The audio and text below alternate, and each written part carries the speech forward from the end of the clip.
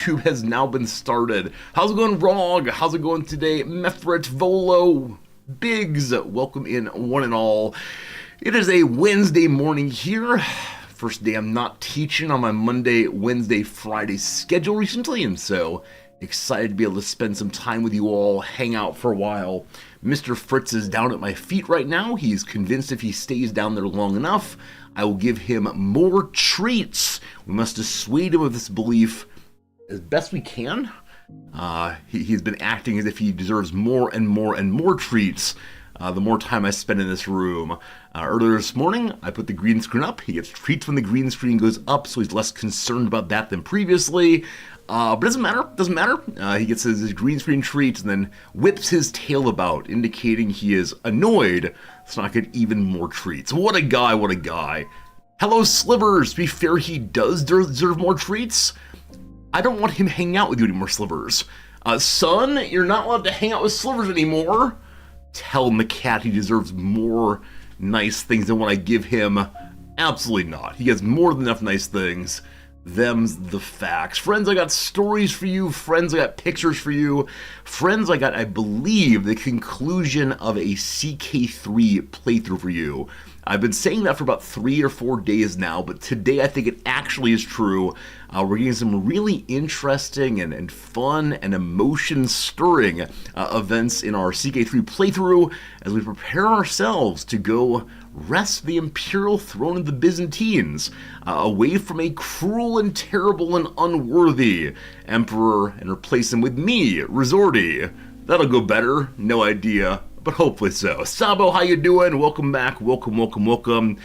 Hello to New Hampshire's. Wait, really? Wait, New Hampshire said your Christmas card has finally arrived that you sent last year? So we're actually collecting addresses right now for this year's New Year's card. Where do you live? Do they have to take mail to you with like some person with a backpack has to climb over mountains in order to get there? Entirely possible. New Hampshire, it's very good to see you. I told you I sent you a card. I do not lie about this kind of thing. But good. I'm glad it got to you. I'm glad it arrived eventually. I think I sent you 2 of them, so it is possible you'll get another one in a few months here. But there you go. I mentioned previously that if I say I'll send you a card, I'll send you a card with no promises of when it will arrive, but the idea of it taking almost a year to arrive at someone's home is truly amazing. That's the facts. Hello, Elsidol. How's it going today? Cyber Oracle, welcome on in. I should go ahead and make a little, what's it called? A little bot command today, or a posted, pinned message, so everyone coming in can see the, the pop-up message and see they can sign up and so on. Like it say, want a card from Japan? I'm saying it that way so people will think it's a Pokemon card and say, heck yes, a Japanese Pokemon card? That must be worth millions. This is smart. Want a card from Japan? Click here. Hopefully that's not too direct, and hopefully when they see it's from me, Resorty, they will understand it is not a scam. Though, you know, cybersecurity. I've been told that I should go into cybersecurity. I've been told don't click on links that say, want something too good to be true. The card is postmarked July 23rd of 2023 out of Japan. Oh, July 24. That's strange. So, presumably your card got lost in a Japanese bureaucracy somewhere, and yeah, I'm sorry for that, but I'm glad it showed up sooner or later. I was actually thinking about you just the other day, New Hampshire. I was thinking, man, you know, as I'm sending out cards again this year, I sure hope everyone gets them. I know that one person who didn't get it instead signed up for delivery online via Discord, I believe, or maybe email. But yeah, remember that you did not get your card and how awful that was. Dragon's Ben, thank you for the generous follow, my friend. No more calling out follows today, just one for today. The first follower always good. Hello to you, Jim, it's good seeing you. Hello, HPG, you returned to the world from the factory, having gotten 600 aluminum on the board. HPG, I'm gonna be honest with you, for a brief moment, I thought you'd driven a truck over to some factory in town, and I saw the word board coming. I was like, wow, is HPG getting into woodworking? Are you one of those guys with a giant woodworking shop in your basement? We had one of those guys living down the hill from us. He was the local band director. He had 4 sons, and my sense is when his sons were really getting on his nerves, being loud, getting bad scores, whatever, he would retreat to the basement and turn out a nice, I don't know, table leg or something.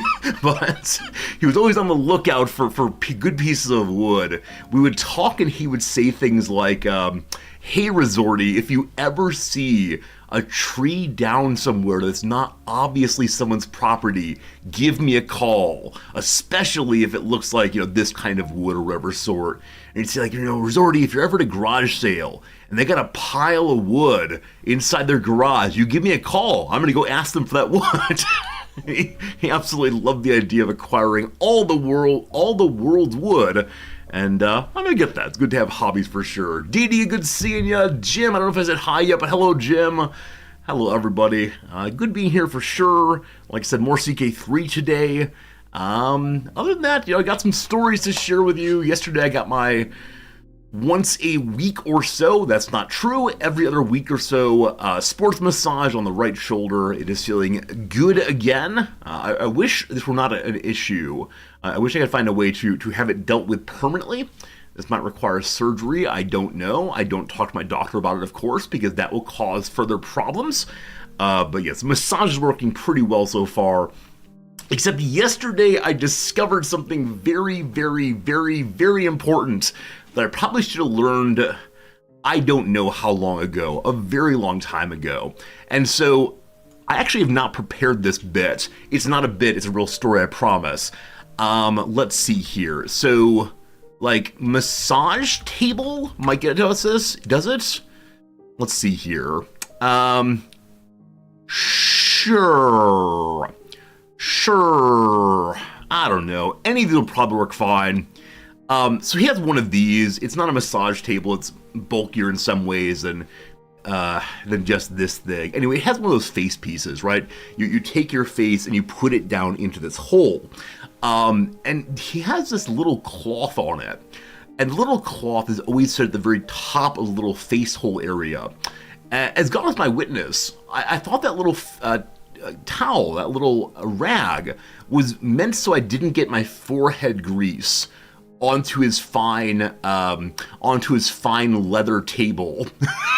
And so yesterday he noticed me moving around somewhat, kind of agitatedly, because for whatever reason, yesterday especially, the massage table's form, I guess, was pushing in against my forehead, against the edge of my orbital bone, I suppose. And it got so painful. I pulled away a little bit a couple times, and he asked, are you okay? And I said, just kind of sore here. And then he said, oh, you can move the cloth, you can move the towel, so it's protecting your eyes. So apparently, when I get on the table, I'm supposed to take the little towel and move it to my eyes so they don't hurt, instead of keeping the leather safe from my forehead grease. There you go. Stories we learn, experiences we have. What a good time. Friends, I got photos for you. I got Fritz photos. I got stories for you. It is of course winter season here. It is now the time for Christmas caroling, the time for Christmas music to be played. Not a big fan of Christmas music, I gotta say. After a while, I've had enough of it, all fine.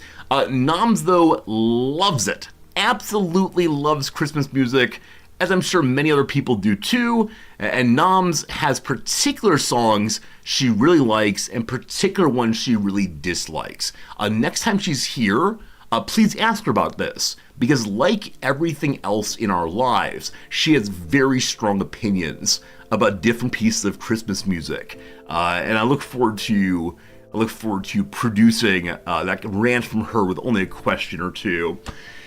Anyway, yesterday she got stuck on one particular song, and she decided to not just sing the song from moment to moment, not just hum it while making dinner, for example, but instead she decided it would become a part of every moment yesterday. And so yesterday we're solving the crossword. The way in which crossword solving tends to go for us is because I have more experience with them. I will read out the clue, and then she always gets a chance to answer it first, and after 10 or so seconds, I go ahead and put the answer in if I know it. That way we have a nice back and forth exchange of ideas being shared on the crossword. So yesterday, for example, one clue was, this shade of purple shares a name with a flower. And of course, you know the answer possibly. But she was going, ba-da-dum-ba-bum-bum-bum-ba-ba-lilac. So the intro riff to This Christmas, she was using to precede every single one of her answers. Ba-da-bum-ba-bum, Crayola crayons, over and over and over again. And it was very, very, very funny. I could not stop laughing as she sang this bit over and over again. Now, if you don't know the song This Christmas, you are definitely missing out, because this joke only works if you know what song I'm singing, if not so much. You like God Rest You Merry Gentlemen by Bare Naked Ladies and Sarah McLachlan. Wait, I actually didn't know this existed. I need to learn more Christmas songs. Maybe my animus against them is unworthy, unjustified. I'm always there for a good round of good King Wenceslas, largely like how the word Wenceslas is said, but other than that, I don't know. The Mariah Carey song is because it's screaming from anyone's worked retail. It is true. Definitely the first day of working retail during the Christmas season is pleasant, right? You're gonna hear new songs. It's different than the normal, pop mix that's always overhead. Like, this is good. But then you realize it's like a 2.5 hour long CD. And when it's done, they put on a new one? Nope, back to the top you go. And so it is for that month. The exact same songs, repeated every 2.5 hours forever and ever and ever. And some of them really get on the nerves a little bit. And I think that's perhaps why I have a little bit of resistance against some Christmas music. I just heard it way too much when working at the old Target store. But yeah, we'll have to, maybe at some point during this holiday season, we should do a Christmas song tier list, deciding which are the greatest songs, which the least so. This is obviously one of the objective questions that we can figure out merely by talking through it, and maybe doing a little polling also. We'll see how it goes. Whamageddon. I love it. The number of Christmas jokes there are that have come from music, so darn good. Resorty Christmas karaoke. We do have a karaoke stream coming up sometime. I don't know when. I guess singing Christmas songs would be a fun way to pass some time, right? Because I've been thinking, whenever we go and do the karaoke stream at local karaoke bar, will we just sing whatever you all tell us to sing? And then you're going to come up with absolutely ridiculous soprano parts for me, and I want no part of that? Or is it better to do Christmas carols? I don't know. I'm still working on convincing noms to come along and take part in the the karaoke stream. So we'll see how that goes. Whamageddon is the objective is to go as long as possible without hearing Wham's Christmas classic, Last Christmas. I did not know that. So you try to avoid one particular Christmas song. Now, do you only have to hear a brief second of it? So for example, if you're walking into a grocery store and you notice, this Wham song is being played, if you turn and run away within, we'll say 5 seconds, are you then Wham free? Or is it instead the case if you hear any bit of it, you've already lost? You're out as soon as you recognize the song. Wow. I was hoping for a 5-second rule, like when you drop your boiled eggs on the floor. You say, oh, all good. Still goes to me, no problems. See, at this point, I have this great desire to sing and or play the Wham song. I'm not going to do it, of course. I'm not that kind of troll. But, I don't know. Feels like maybe we should just get over it, right? Get over the issue of fearing a song. The song can't hurt you, you know? Wouldn't dare do it. Goodbye to you also. Thank you for your subscriptions. Has to be the original. I mean, I'm always ready to violate copyright for a joke. Absolutely all about that. Give me my YouTube and I will make it sing. No, that'd be a bit of cruelty, and we don't do cruelty on this stream. What we do, though, is we attempt to delight you one and all by buying the ties we promised that we would buy. So, you'll recall that one of our fine contributors to charity, a Snoot, requested that we go ahead and buy this crossword-based necktie. And I'm happy to say it is in my cart right now. I'm considering, buying it with some others very, very soon. But some of the other ties on this page that many of you wanted, I've been able to order as well. For example, one person said, Resorty, I want a tie that is maroon and orange. And I thought to myself, why? Do those colors go together? Maroon and orange, I just can't imagine it. So go ahead and type it in. I go ahead and type it, is there a maroon and orange tie? I just don't even know. And then we discover it's doing this. The vast majority of searches are bringing up political ties. This feels bad, man. It even happens with this. Many of you wanted me to get cat ties. So you type cats in and do the search. Okay, this time it's not, was it just cat singular? One second. Yes, the word cat singular gets you the exact same pile of political ties. I don't understand it. It's really bumming me out, though. And so I don't know if it's the case that the tie guys here have some built-in, here are the most recent ties we've put up, here are the ones that are very popular, or if instead the people who make the political ties put in all the possible search words to bring up their favorite word or their favorite tie, whatever it is. I honestly don't know. I discovered earlier, though, that orange and maroon tie is actually referring to, is it Virginia Tech? Is that right? Virginia Tech. Why do you keep doing this? Please stop doing this. The search is not working correctly there. But if you look for a Virginia Tech tie, it is indeed. There you go.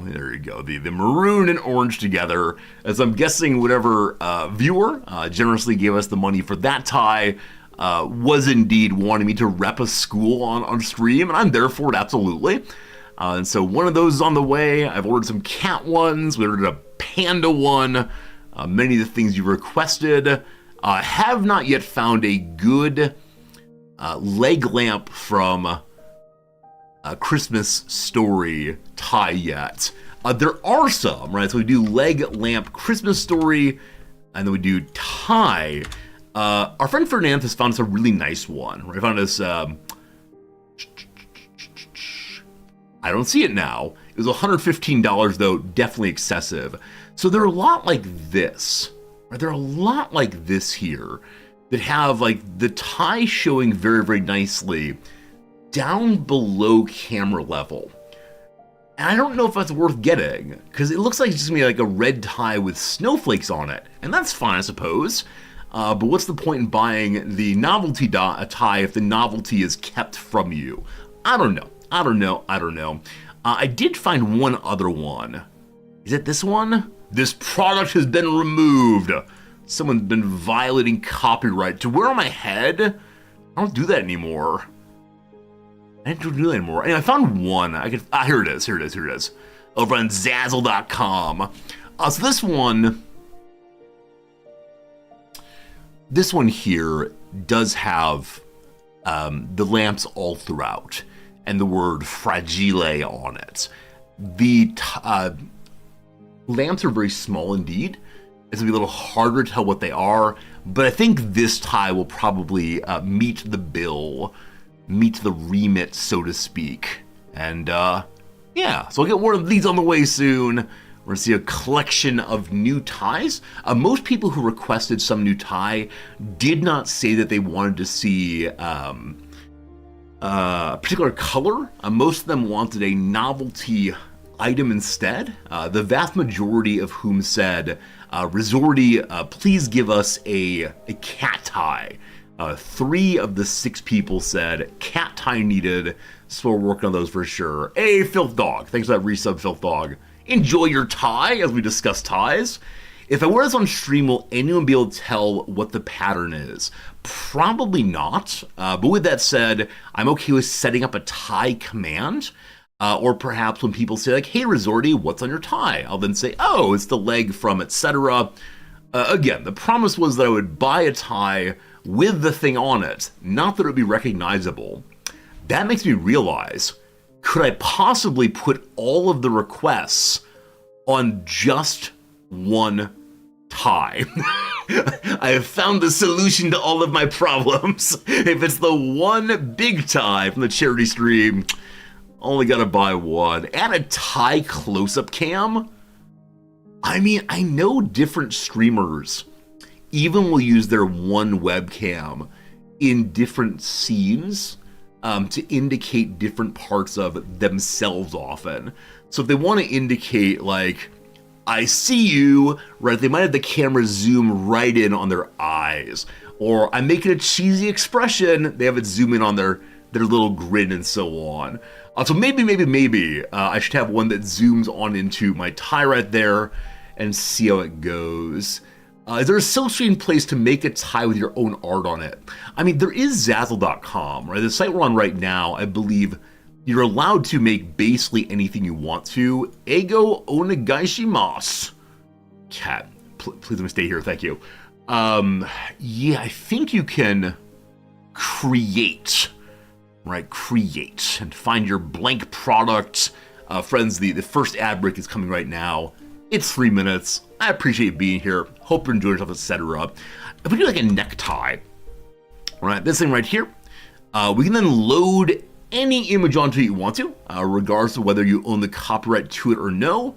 And you get one printed and it'll get sent to you straight away. I believe it's the case that one of our lovely viewers made a tie for us this way one time. But yes, if we want to have some particular tie, we could definitely make them here. That said, I would have to make sure that, you know, the copyright police don't come after me, or else. Can't start up my printing Mickey Mouse tie operation. I guess one Mickey Mouse is now in public domain. I guess I can do that. Anyway, many of you requested a Resorty tie at some point. If we do a Resorty tie, it will not be through Zazzle. It'll be through some other on-demand service, but we'll see. Hello, Van, good seeing you. We had a Hello Friend tie. So the problem as before is like the standard way of printing things is where the big exciting part happens below this line. But yeah, maybe a Hello Friend tie throughout could be good. Things to work on. I don't mind buying the ties I said I would buy for the charity events, but the prices do add up. and though you all have been very generous both with the charity and with me, there is a limit on how much the old stream money bucket has in it, and we don't want to exceed that by too much. So there you go. You can put sponsorship badges on Resorty, so I'm honestly a little surprised that no one said, Resorty, please go ahead and get a tie that has this brand on it, right? Especially some awful brand I don't want to support. I don't know what it would be exactly, but is it like Nestle brand? Yeah, I get a Nestle brand tie, or some tie of the next American president's face on it, right? I open myself up to profound amounts of trolling, And yet, you all didn't do that, and gosh, I appreciate that for sure, for sure. But there'll be updates on the neckties as they begin to arrive. I've also ordered some more country ties, because those are truly my favorite of all the neckties I wear. We'll see. You should have donated to make me wear my tie for Wrexham's biggest rival. Yeah, that would have been awful. I mean, it'd be funny, but it'd also be kind of unpleasant. All right, I got pictures. I got pictures right here. One picture is one I've been meaning to take for you for quite a while. The other picture is one that's, I guess, a photo of opportunity last night. We'll call it that. Photo of opportunity that I think will possibly delight you one and all. All right, we begin with a photo from a walk yesterday. This walk was in a very busy part of town, and that might be why I found this particular thing, which I have seen previously, but I forgot to take a photo of. This is not a good picture, but allows us to discuss the issue nonetheless. So, as I mentioned before, throughout Tokyo, there are various levels of barbershops, right? There's some where you can go spend so much money to get like very, very fancy hair care and all sorts of pomades and so on, and get really stylish, fashionable haircuts. There are other places, and this is one of them, where you get a haircut in 10 minutes and it'll be the most basic haircut possible, but it's very inexpensive and very, very fast. Outside of these areas, especially on busy city streets, they have what you can see in the upper right-hand corner there. They have little traffic lights, and the traffic light goes green and yellow and red, indicating how much of a wait you'll have to get in to see a barber. So you don't need to go inside and say, hey, how long will it be? You don't need to go peering through the window trying to count customers. Instead, just right away at the very top there, the red is 15 minutes or more. The very bottom is, in fact, 0 minutes. Just walk on inside and you'll be served immediately. Now, I'm guessing this is most useful along very busy streets. I can't imagine like looking out of my car, very busy walking streets. I can't imagine looking outside my car and trying to figure it out, but yeah, it's a nice little thing. And I do wonder to what degree it's an attempt to like deal with the Japanese question of how to avoid awkwardness, but also it stops interruptions, right? If someone's doing the hair cutting and some other person walks in, you got to put down the tools and turn to talk to them, and this lowers a kind of efficiency. So very pleased to have seen that. Very, very pleased. Jerry, so they opened a few QB houses in Toronto. Hey, very cool. Are they the same kind of story as here in Japan, the QB house? Where it is, again, the 10-minute, get a haircut, inexpensive, simple cuts, no problem. I've not used one of these yet, but I see the appeal, and it goes in the direction of something that my dissertation advisor would always say to me. Because we'd occasionally meet down in the coffee shop on campus, and before we would meet to talk about ideas, we would have the opportunity to go buy some coffee together. But there's always just one line at the coffee shop, right? You gotta wait in this long, long line for people to say, oh, I'll have my venti mocha frappuccino, no ice, hold the oat milk, 3 sprinkles, and a little heart made in the foam, right? There'd be a long line of people ordering this, where my director and I both just wanted black coffee. Plain black, just pump out of the machine, no problem. And we'd stand in the exact same line. He had the great idea of why not just have different lines? Like one for the people whose orders could be made nigh instantaneously, and then one for people who wanted more complex orders that would take a while. I think QB House is great in that exact same way. They do one and only one thing. They do it very well. They do it very quickly. They do it very efficiently. If you want a much more complicated haircut, if you want something involving pomade and so on, I don't know why I mentioned pomade, it just comes to mind a lot, they go somewhere else.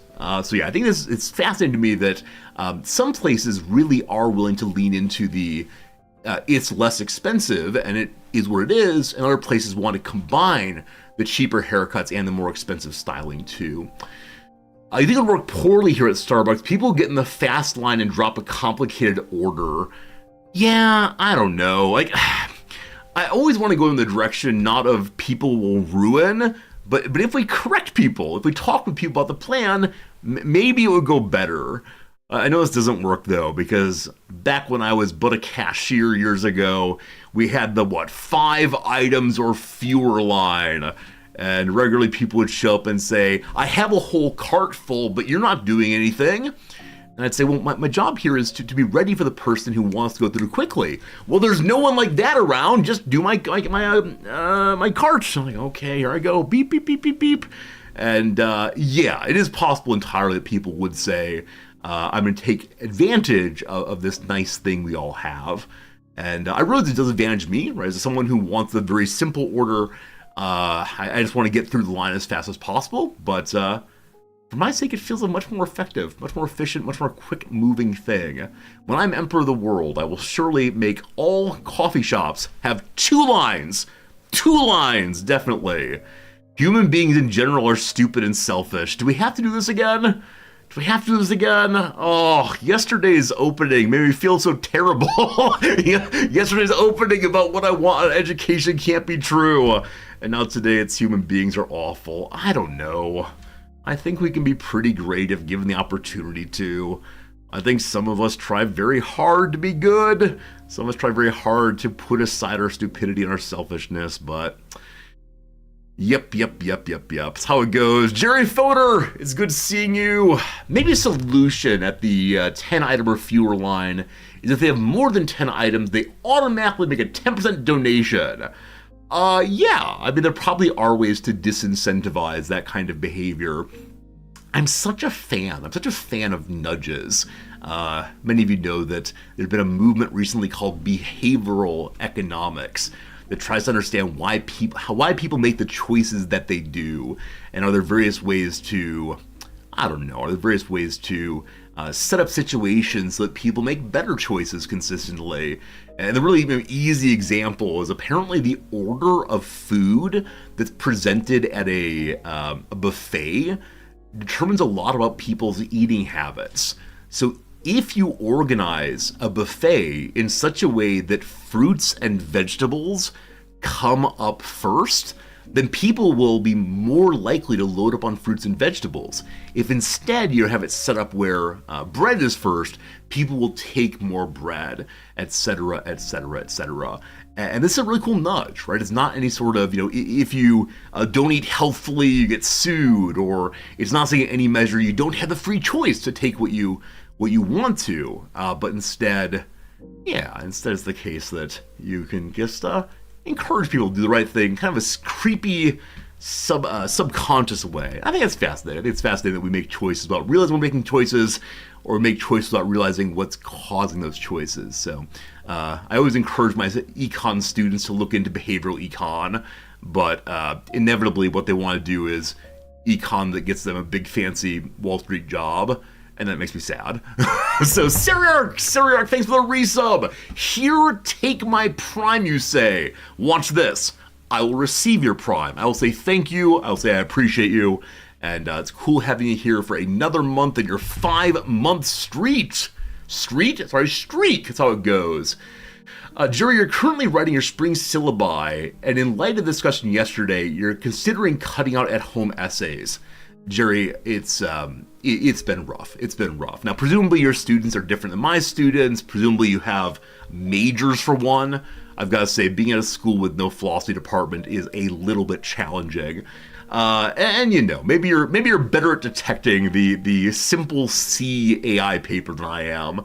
But yeah, I just don't know what to do with the AI thing. It is very challenging. The oral exam thing has worked really, really well for me. But it requires students to trust you. And that when you say oral exam, you do not mean that you will sit there and give them a sheet of paper and say, begin your presentation. Instead, I call them conversational exams or conversational check-ins, in which we instead talk our way through what the thing is going to be, right? So we might have a prompt like, let's discuss Locke's theory of perception, or whatever it is. And we start in a really simple way, like, here's a sheet of paper on the desk. How would Locke talk about that? Right, it's really, really friendly kind of way into it. And that allows me to see that they understand the ideas and can apply the ideas without the possibility of them AIing their way through. It's a different way of evaluating, and it does take more time. But when I've done it, it's been very, very, very effective. Again, though, it does take time. That's different than just the students all writing papers at once. But you might try it. You might try it at some point. It's been hard here, though, especially my students who aren't 100% comfortable or confident in their language skills will really, really, really prefer take-home assignments, which I get. If not that, in-class assignments. If not that, many of them will drop my course before agreeing to conversational exams. So, it's how it goes. Make them comfortable, put them at ease, and then spring a surprise and crush them. So what was so great about the last school at which I did these was at the end of our little time together, I'd ask them directly, how do you think that went? Right? If you had to score your performance on that conversation, where would you put yourself? And almost to a person, they would grade themselves harder than the score I had in mind. And so I was able to encourage them and say, wow, you actually understood that better than you think you did. Partially because helping them to find the connections with what they had stuttered out and the deeper point they were going to. Now, I realized that I may have been doing some of the work to help them find the answers.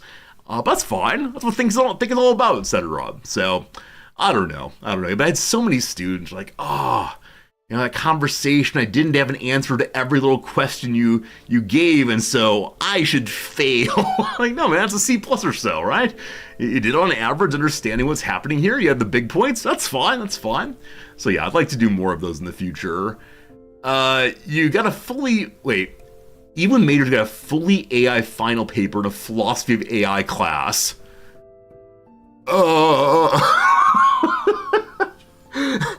This is similar to, I have a colleague who is teaching some ethics class. I think it was business ethics. Incidentally, business students, not my favorite, but a business ethics class. And he said that in the business ethics class, a large number of the final assignments had plagiarism in them. So the standard line, of course, is when the ethics professor comes to visit, make sure you hide the fine china or the fine silverware if you want to. Also, what's the most common kind of book not returned to libraries or as academic libraries? It's ethics texts. So you can make your own generalization on that one. But I don't know, team. Let's not talk about that today. It's rough. Business ethics along the lines of military intelligence. Yeah, at the last school at which I taught, which was, I don't want to be rude, but it was a school. I taught in the business school for a while, and there were two people teaching business ethics. One was your boy Resorti, and he took the ethics part very, very seriously. And so when talking about business ethics, I would ask questions like, what kind of person do you want to be? what kind of mark do you want to make on the world with your business decisions? Do you want to contribute to the various problems of the world we have, or do you want to solve them, right? This kind of thing. The other person was a lawyer, and her understanding of business ethics was 100%, are you breaking the law?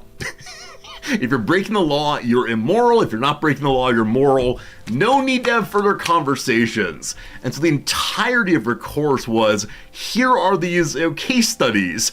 Are these people breaking the law? And there are obvious arguments against this one. She's been teaching there for years and years and years. And so the very first day I was hired into the program, I sat down with her and said, hey, what advice do you have for teaching students here? And she said, you're not an attorney. How do you know the law? And I said, I know some stuff about the law. Why is that important? And she said, because that's what morality is. And I felt very, very, very bad about the world at that point. And yeah, it's a weird moment when you recognize what people mean when they say ethics is not just radically different in terms of consequences, but also radically different in how you get there or even what the conversation's about. The law has nothing to do with morality. I hope it's not true. I hope the law eventually mirrors some ethical considerations. I don't think it can be an absolute determinant of ethics. I think it also, occasionally fails in major ways, but I'm okay with saying like the general moral prohibition on murder is also codified in the law, right? These things might overlap correctly. It's not breaking the law if you don't get caught. That's not true. That's not true. That's not true. I don't want to go into why it's not true, but it's not true. So, for example, I'm currently holding a number of fingers underneath the table. I then pop out of existence. None of you know how many fingers were under the table. Did I hold up a number of fingers underneath the table? But of course I did. But of course I did. I never existed if I popped out of existence. Prove it. Prove my existence was non-existent. What? Anyway, team. There's a question earlier about how is Japan responding to the business in South Korea. I don't know, but man, I don't know enough about this topic to say anything interesting, but that's a thing, isn't it? If you missed it, at like 11 p.m. last night, the president of South Korea said, hey, the army's mine now, please go take over the Congress. And they did. And so for a period of 4 or so hours, maybe 5 or so hours, South Korea was under martial law. And that sure is something, because South Korea is seeing one of those, or seen as, and indeed has been, one of those like big democracy in Asia countries. And then quite suddenly it wasn't. And now it's back to it. And like I said, I have literally no idea what to make of it. I don't know where it started from, other than the president's desire to hold on to political power. But man, what a weird situation. Attempted coup, then like psych. Yeah, I don't know.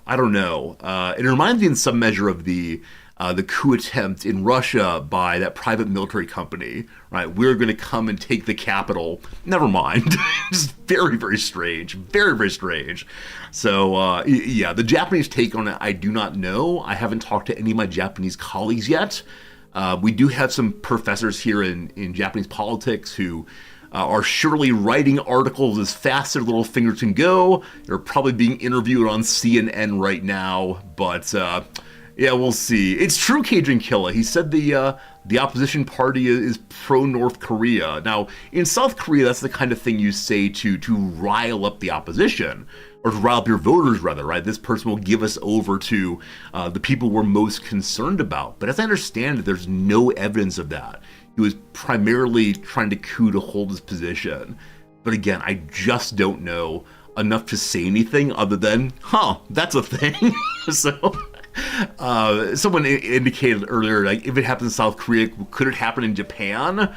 I don't think so. I mean, I don't think the U.S. would let it happen, for one. But yeah, weird times, and I'm sure we'll learn more as we read in the news over the coming months. I'm sure historians will figure out all the ins and outs of it in 5 years from now. But for right now, just very, very strange. Hey, thanks for that follow, Superius. Welcome in. Hope you're doing well today. I swear we'll play CK3 sooner or later. Don't you worry. We play video games on this channel, no doubt at all. I can talk about Korean politics without endangering my visa. It's true. Just no Japanese politics. Thank you very much. But, yeah. The relationship between Korea and Japan is fascinating to me. Traditionally speaking, the Japanese have had this narrative that says, we have always been here, right? The Japanese population is autochthonous to Japan, right? And there have never been other people here. Stop asking questions. The historical record seems to show pretty well that the people now called Japanese came from the place now called Korea. But to the Japanese national or ethnic mythos, that will not stand. And so instead, the Japanese say, oh, the people now called Korean must have come from Japan. Now, my younger students do not care about this at all. But yeah, that's how you get a certain kind of story of, like, we're the best and most important people in the world. We were here first. And so clearly everything good from this part of the world sprung out from us. which is a narrative a lot of cultures tell about themselves, and it's, of course, a very dangerous one through and through. Anyway, enough about that cheery topic. I got cat pictures. I got cat pictures for you.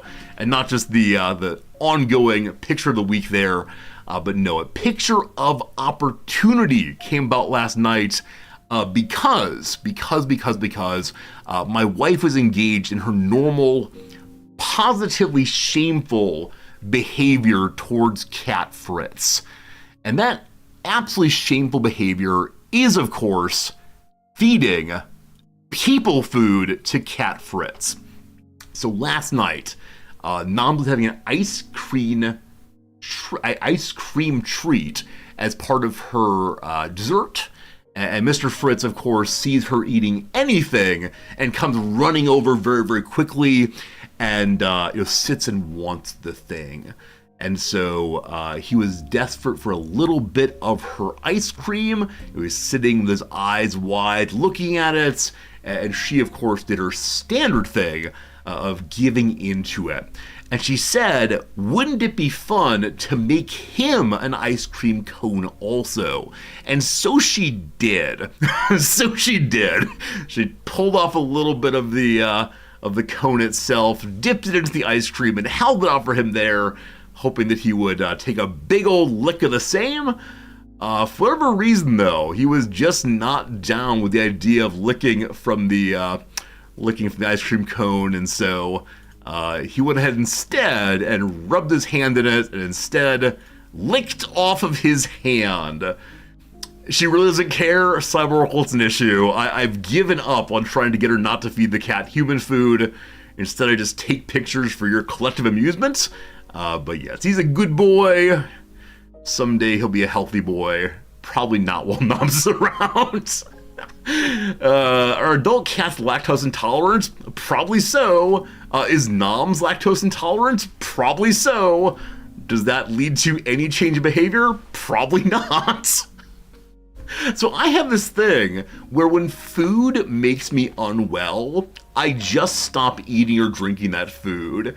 For Noms, though, if food makes her unwell, but she really likes it still, she will suffer through whatever kind of unpleasant symptoms there will be because she likes the thing. It's a very different way of approaching the world.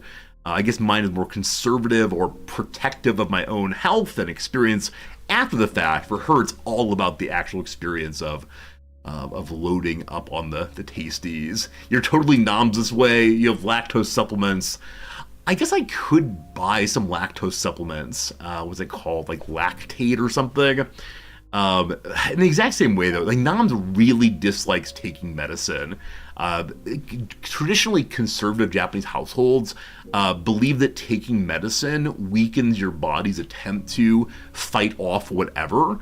And so she grew up in a household in which you just don't get medicine unless you've had a surgery or something else major is happening to you. And so she regularly gets car sick. Like on the train, in vehicles, she gets car sick all the time. And so I said, hey, sweetie, there's this stuff called Dramamine. And I went and bought some for her. And she decided she would not try it. And so she continues to get car sick. In fact, back in the US, I was not allowed to drive because anytime I drove, she would get car sick. And so this meant that she would do all the driving. And I kind of appreciate it. I don't like driving. But at the same time, this could be solved very easily with the thing called Dramamine. Wouldn't that be amazing? But on Saturday when she's here, you can ask her whether these stories are all true. I swear they are.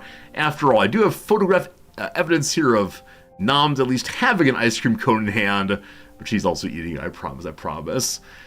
How about the rest of you all? If you eat something that you know is going to cause problems later, or let's say you have like a very spicy dish, you say, delicious spiciness. This is you eating, apparently, 2 hands, 2 forks. And like afterwards you have a tummy ache, right? After you have a tummy ache and say, that kind of spicy food gives me a tummy ache. Will you continue to eat the spicy food in the future? For me, no. Like for me, definitely no. I will step down the spice if I can. I will try to have a little bit less wild food in the future. Like many of you know, like I used to like drinking alcohol quite a bit. I'd have a beer with dinner every night. But then it made me sick to my stomach 2 or 3 times.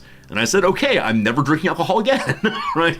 And I've had friends who have tried to talk me into various things. My friends say, Resorti, you should definitely, try this particular kind of wine. Or Resorti, have you tried the red booze yet? Or whatever else.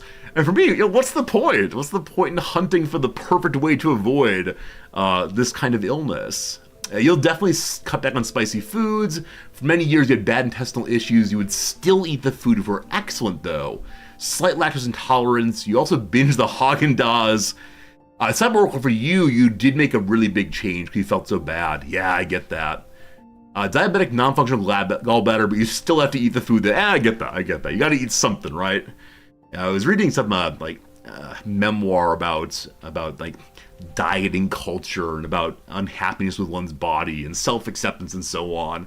And it was talking about how, for the author, Roxane Gay, food eating is a kind of comfort. Food eating is a kind of addiction. And, you can go cold turkey on so many other addictions, but you can't go cold turkey on food, right? No matter what, you're going to have to keep engaging in your addictive substance. And, man, it's such a powerful thing to recognize. And so I think for me, I'm able to go, all or nothing on alcohol because I just felt so terrible so often. But when it came to like something like, I don't know, bread or something, much harder for me to do so because I eat it so regularly. Exists, you have no problem with anything that makes you sick in particular. You'll tend to overeat if you don't watch out. Right there with you. Can't imagine. Do I eat to live or live to eat? I mean, why not both? Why not both? Back when I was running regularly, I had my dissertation director with whom I ran regularly would always say, the food's the fuel that makes your engine go. And he really encouraged me to think about food that way, as being primarily about, like, fuel for the machine. But it tastes too good to just be fuel. That said, do you like the smell of gasoline? I know I shouldn't. Like, don't worry, I'm not, like, actively huffing gasoline, nothing like that. But anytime I'd fill up my car back in the US, I wouldn't get back into the car. Instead, I would stand out there and pretend I was, I don't know, getting some fresh air. But I was actually just enjoying the smell. I suspect this might be bad for me. I suspect this may not have been my smartest choice. There are probably some brain parts in there that used to work and don't anymore. But yeah. Your grandmother used to tell you how, as a kid, they'd run behind the bus to sniff the fumes. I wonder why this is. Like, why does gasoline smell good? And is there no way they can make it not smell good? Right, the same way that like antifreeze tastes sweet, I think? And so that occasionally tricks people into having a sip? I don't know. Huffing gasoline's an amazing image. Thank you. That's how it goes, I suppose. Shocking that humanity's still wrong given this stuff. I mean, you're not wrong. You're not wrong, absolutely. With the lead paint and all the rest. I mean, the number of chemicals, I know everything's a chemical, etc., but the number of strange chemicals that do harm to us that we create and then spend time with. Brutal.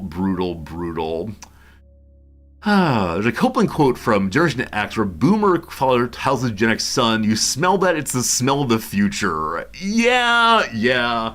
I mean, I recognize, like, in the same way, what's that line from Ferris Bueller's Day Off about plastics? You got to get into plastics. I know these things make us have the world we have. I realize this is the kind of thing that is necessary for our world. I know I should not be trying to smell gasoline, but I don't know. It's largely an open and well-ventilated space. Why wouldn't you? Yeah, that's how it goes. Many chemicals have a small amount of the most bitter chemical of all time added to make them taste bad. Interesting. So what is the most bitter chemical of all time? I definitely understand, especially things that are used around children or children might get into, it's really important that there's something that gives them that instantaneous, no, don't eat that. Because if it's a sweet taste, who knows what might happen. Obviously, I'm not saying to go store your chemicals around your children. I've been told that's a bad way of parenting, but yeah, kind of how it goes. How it goes. Okay. I think those are my opening stories. I think those are my opening pictures. I hope you enjoyed the opening story time. We're entering into the part of the year where I'm not going to school, and so I won't be leaving my house very much. So I fully expect that the intros will have fewer and fewer of my stories, and hopefully more and more of your stories. Which to say, though this channel is my job, you're gonna have to do the work for a while. All good, all good. Denatonium benzoate is a typical, very bitter chemical. I want to read about this. I've never heard this before. I wish to learn with you right now. Go Wayfrits. What is denatonium benzoate? Sounds like something you'd put into your warp drive. Denatonium. Sold under names like Bitterant B, Bitter Plus, Bitrex, and Aversion. What a great name that is the most bitter chemical compound known. Huh. So what are they used for? Prevent inappropriate ingestion, like denatured alcohol, antifreeze, preventing nail biting. Yeah. I'm definitely a nail biter even now. I know it's dirty. I know it's disgusting. I know we own a nail clipper, but it's probably anxiety related. I'm not quite sure. And yeah, maybe one of these days, maybe next year for the charity stream, we'll have an incentive. I don't chew my nails for a very, very long time. And then maybe I'll get over it finally. Not known to pose long-term health risks. That seems great. That seems like a great way to go to keep kids especially from swallowing things. I'm sorry, what? It's used on Nintendo Switch game cards? Wow. So I don't know what age of kiddos use the Nintendo Switch. I think by the time...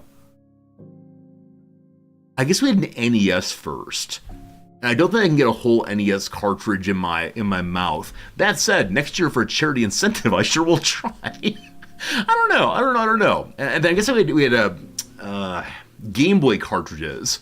Those are pretty small also. I guess if I were sufficiently young, I'd get it in my mouth at least.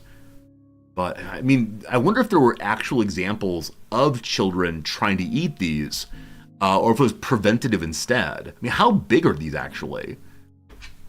Now, I'm not meaning to say, like, kids can't eat these. I'm just curious, how large are you? Game card, they're called. Might need a banana for scale here. Oh, wow, they're really small. Okay, I didn't realize that. I thought they were chunkier things. Assuming this person does not have the smallest hands ever, that could be good. Why don't they put it in rubber encasing so pets don't chew it? Oh, I see. Because, yeah, pets will chew Ethernet cables regularly if you haven't trained them quite right. Maybe it's too expensive or too difficult to coat an entire wire. I don't know. You eat them all the time, bit crunchy but fine. Hey, if you want to buy, I mean, how expensive is an average Nintendo Switch card? Let's see here. Here's one. Like $20 for a meal. That's pretty good for a night out if you want to. Wash it down with a little bit of your favorite Cabernet. Red goes with red, I suppose.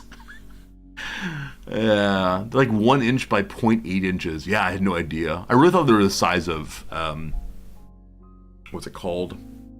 Game Boy carts, which are substantially larger. They have one with a hand nearby. Looking for anything of useful scale here. I mean, remember how big the Game Boy was? Does that help? Hey, here we go. Yeah, so significantly larger there, where I think, I could definitely get one of these in my mouth, but I wonder if a little kid could. On average, how large is a child's mouth? Okay. What's the largest thing a child can swallow? Most common objects. No, no, no, no, no. 1 inch or larger. Quarters. Quarters. Can you imagine? Can you imagine?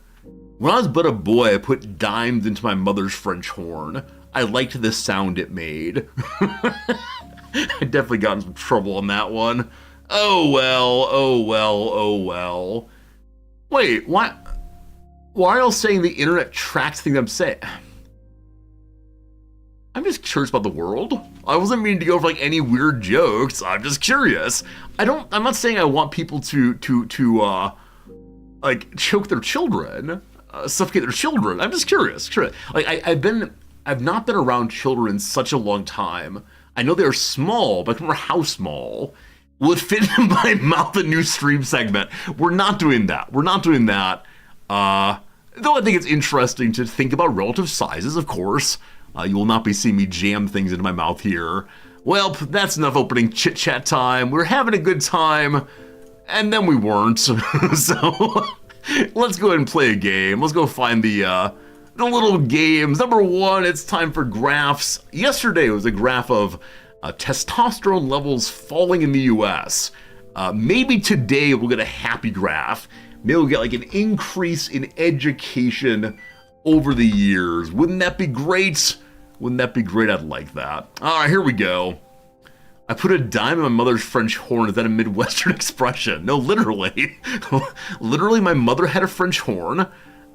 I believe she left it, or she did leave it with us, and we were with a babysitter probably, and the sitter did not keep a close enough watch on us, and we took out my mother's French horn, and instead of playing it like one would, we were delighted by the shape of it, and I think wanted to find out, how far down the bell could it go, right? Because they have these fun looping bells, and dimes are, I believe, the smallest US coin, and so we threw it in the bell, and then got turning, which is a terrible, terrible thing to do.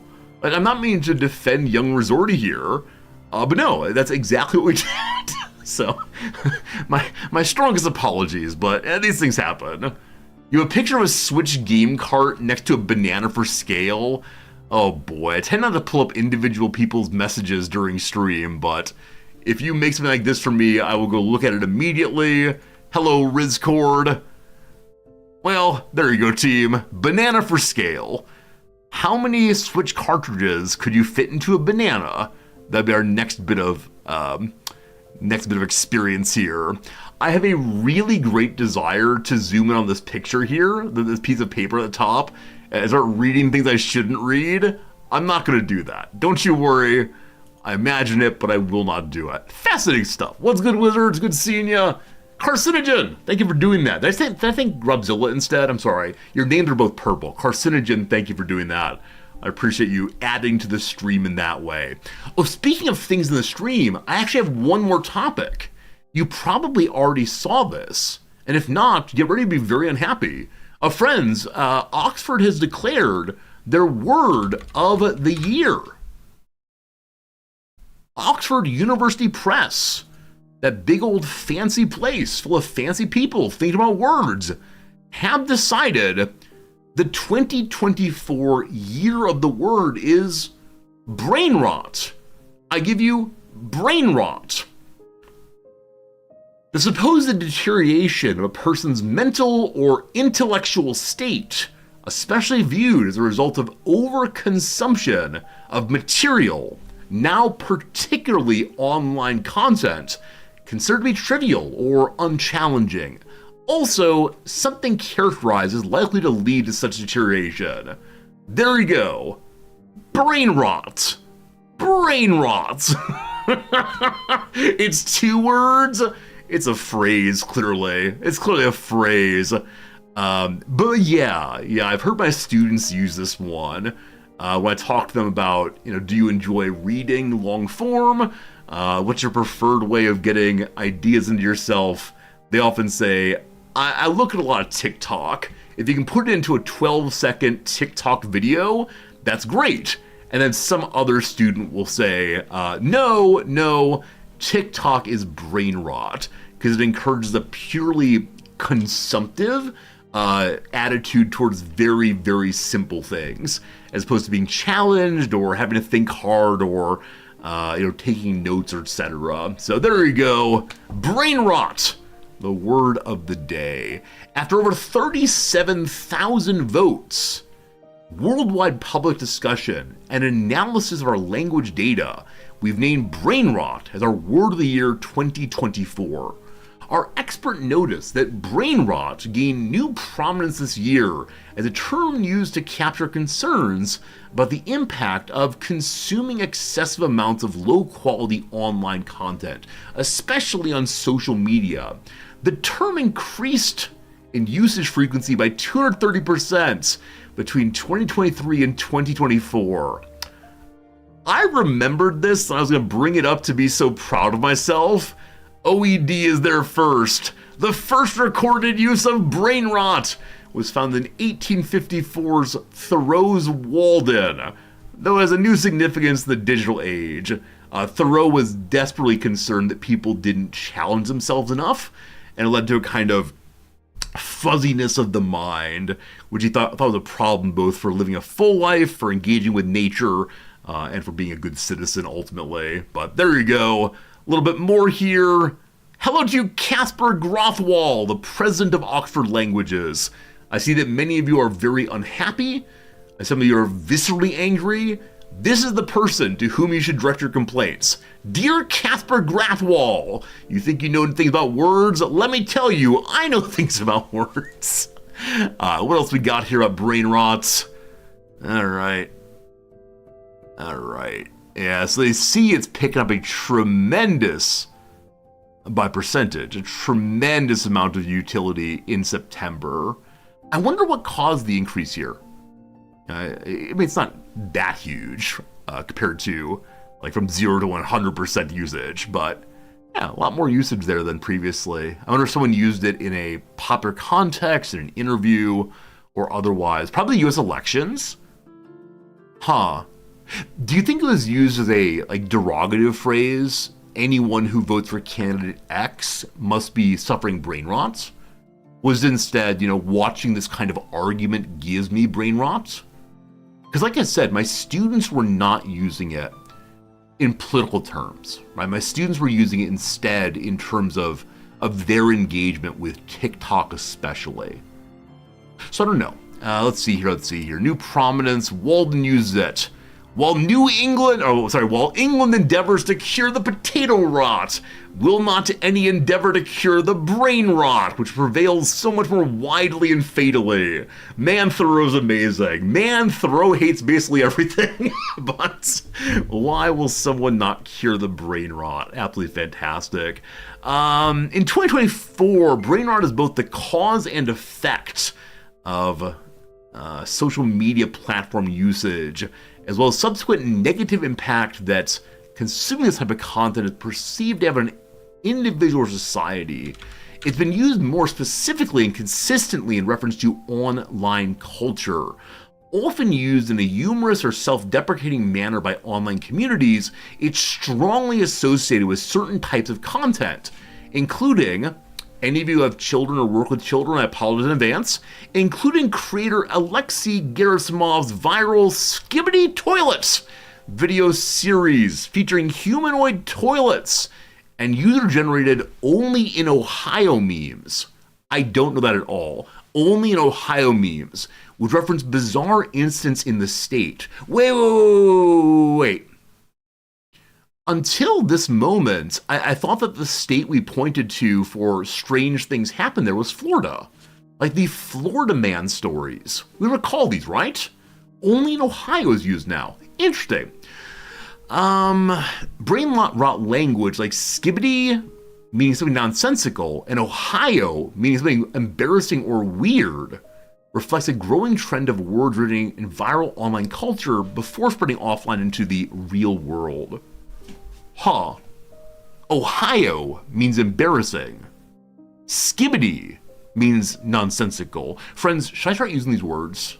Do you think this would connect me to the cultural moment? I think that if I begin to weave these words into my ordinary speech, Initially, you'd think it'd be skibbity and perhaps a little bit Ohio even, but instead, it's we totally fly. My words will be on fleek. I'll be showing that riz. A mental health center in the US published advice online about how to recognize and avoid brain rot. There you go. Last year's winning word, riz, was an interesting example of how language is formed, shaped, and shared in online communities. Yeah, I realize that many of us are uncomfortable with these kinds of words. Right? I think many of us recognize that at some level they're not for us. Certainly it's not for me. I'm not part of the community that produces these words. I can only look on in confusion. But I kind of wonder, like, what was the word of the year back when I was 18 or 19? Was it be equally embarrassing and strange to my parents? I assume so. Also, I do appreciate that Oxford here is saying, like, online culture is very much part of culture. It is a culture. It is infusing the rest of our lives. After all, see this medium right here. And so there's been a movement away from the sense of worthwhile words are those used in elite culture exclusively. I think once we say the moment of like lower culture, culture is not the opera and the classical music, it's culture too, like we accept this as well, right? So if we previously said you have to include the working man's language, you also have to include the YouTube language. I guess. I do want to see a list of words of the year. If I just do words of the year, what, show me? If I do Oxford historical, or history maybe. Okay, the past 20 years. Hopefully this shows what we're looking for.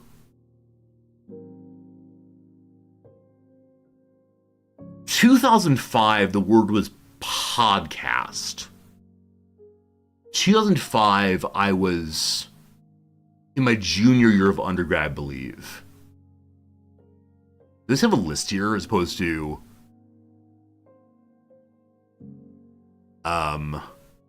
This is not useful for my purposes. I don't want to read the whole thing. Just give me a list, thank you. Or maybe the word of the year has... Okay, so the ADS chooses word of the year. Oh man, see, this is as bad as the thing we're talking about. Bush lips from 1990. Read my lips, no new taxes. Apparently people were saying bush lips in terms of engaging with a promise, I'm guessing? Mother of all. Mother of all. Apparently it was in 1991. 1992, I remember this. The Borat show makes a fine example of this. For a while, a lot of us were shouting things out, like, you know what? You're so cool. Not. Right? Like, this passed for humor. Chat, I'm really good at video games. Not? I don't know. I sometimes wonder, did I talk this way back then? Right? If there were Twitch VODs from way back when, how embarrassed would I be? My goodness. Information superhighway. Yeah, we used to talk that way. Cyber. The prefix morph. Refer to a special effect in motion pictures that change one image into another to transition. Wow. World Wide Web and Newt. Is that Gingrich? Yeah, some reference to Newt Gingrich. Mom is a kind of voting block. Soccer moms. Wasn't it also like a minivan moms, people who vote together. E is a prefix of the Millennium Bug. The whole world would end when Y2K came. Chad, a reference to election problems, 9/11 obviously. WMD, the metrosexual. I don't recall ever saying this, to be Plutoed. You'll recall that, you will recall that Pluto used to be a planet, and then some hoity-toity elite, one of those scientists with their big words and their lack of understanding of the real world, said Pluto wasn't a planet anymore. If Pluto can be destroyed, you can also. Exactly right, Drek. I think that's exactly what I'm thinking here, 100%. Blue collar speech has traditionally been a place left out of these conversations. Who is it? Kurt Vonnegut has a really beautiful letter in which he writes to a principal who has not just banned his books, but instead had his students throw their books into the school's furnace, to burn them. And Vonnegut writes this letter in which he says something on the word of, though my writing includes coarse words, this is how people talk. We need to include the words that people use, right? And I think that's absolutely true, right? To imagine that every person, every character should speak in ways that are only to be understood in the halls of academia is a profound mistake, right? And so, I think often it's the case that the ew, gross moment of speech that comes from working class speech is something we're hopefully getting over, but I'm not sure. We see more common ones here. That said, oh, good God. Okay, we're not talking about this one. I know what's happening in these. That said, some of these, like Y2K, was not just youth speak. In fact, it seemed like a wide variety of these, from 93 up through 2002, are very much politically minded, very much mass culture minded. That's just this list, though. I'm going to Vuvuzela. Do you remember the Vuvuzela? How do you get people talking about other cultures? You hold a World Cup in Brazil, I believe, and you make the most terrible possible sounds throughout every single football match. It was South Africa. I'm sorry, South Africa, not Brazil. Did Brazil win that year? I don't know. Is there a sound of it here? All right, here we go, team. The B-flat notes. I believe the B-flat is the note at which a lot of refrigerators hum also. You ready?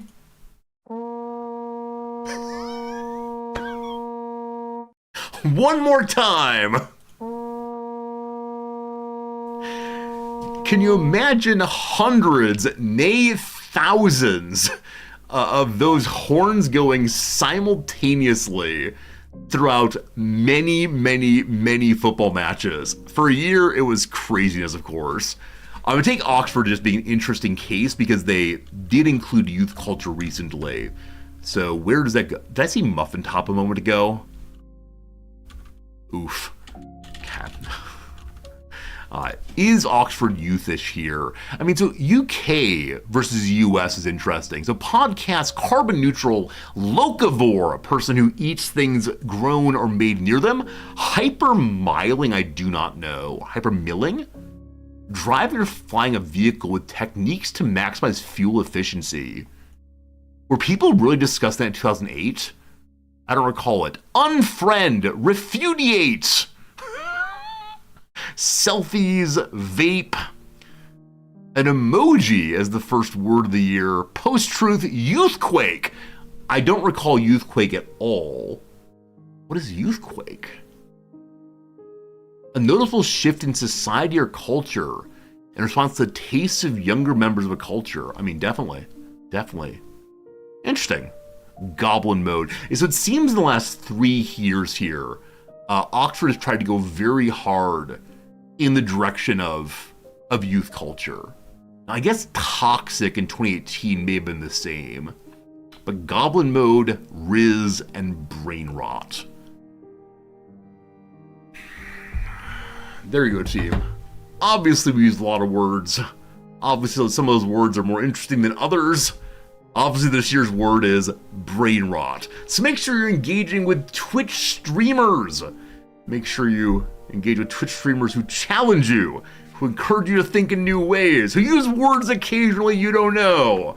that'll help you avoid the brain rot that comes from watching, I don't know, literally any other streamer on this street or on this website. Only one you need right here. Hypermilling was big around 2008 because gas was so expensive. Back in 08, I didn't really drive at all. I mostly just walked around my college town or university town, so I probably just missed that discourse entirely. We should make a sentence using all the words of the year. Maybe that'll be a project for tomorrow. For today, though, it is time to look into this graph here. 1892 through 2013 or so. A move from 5 million to 41 million. 1892 through 2013 or so.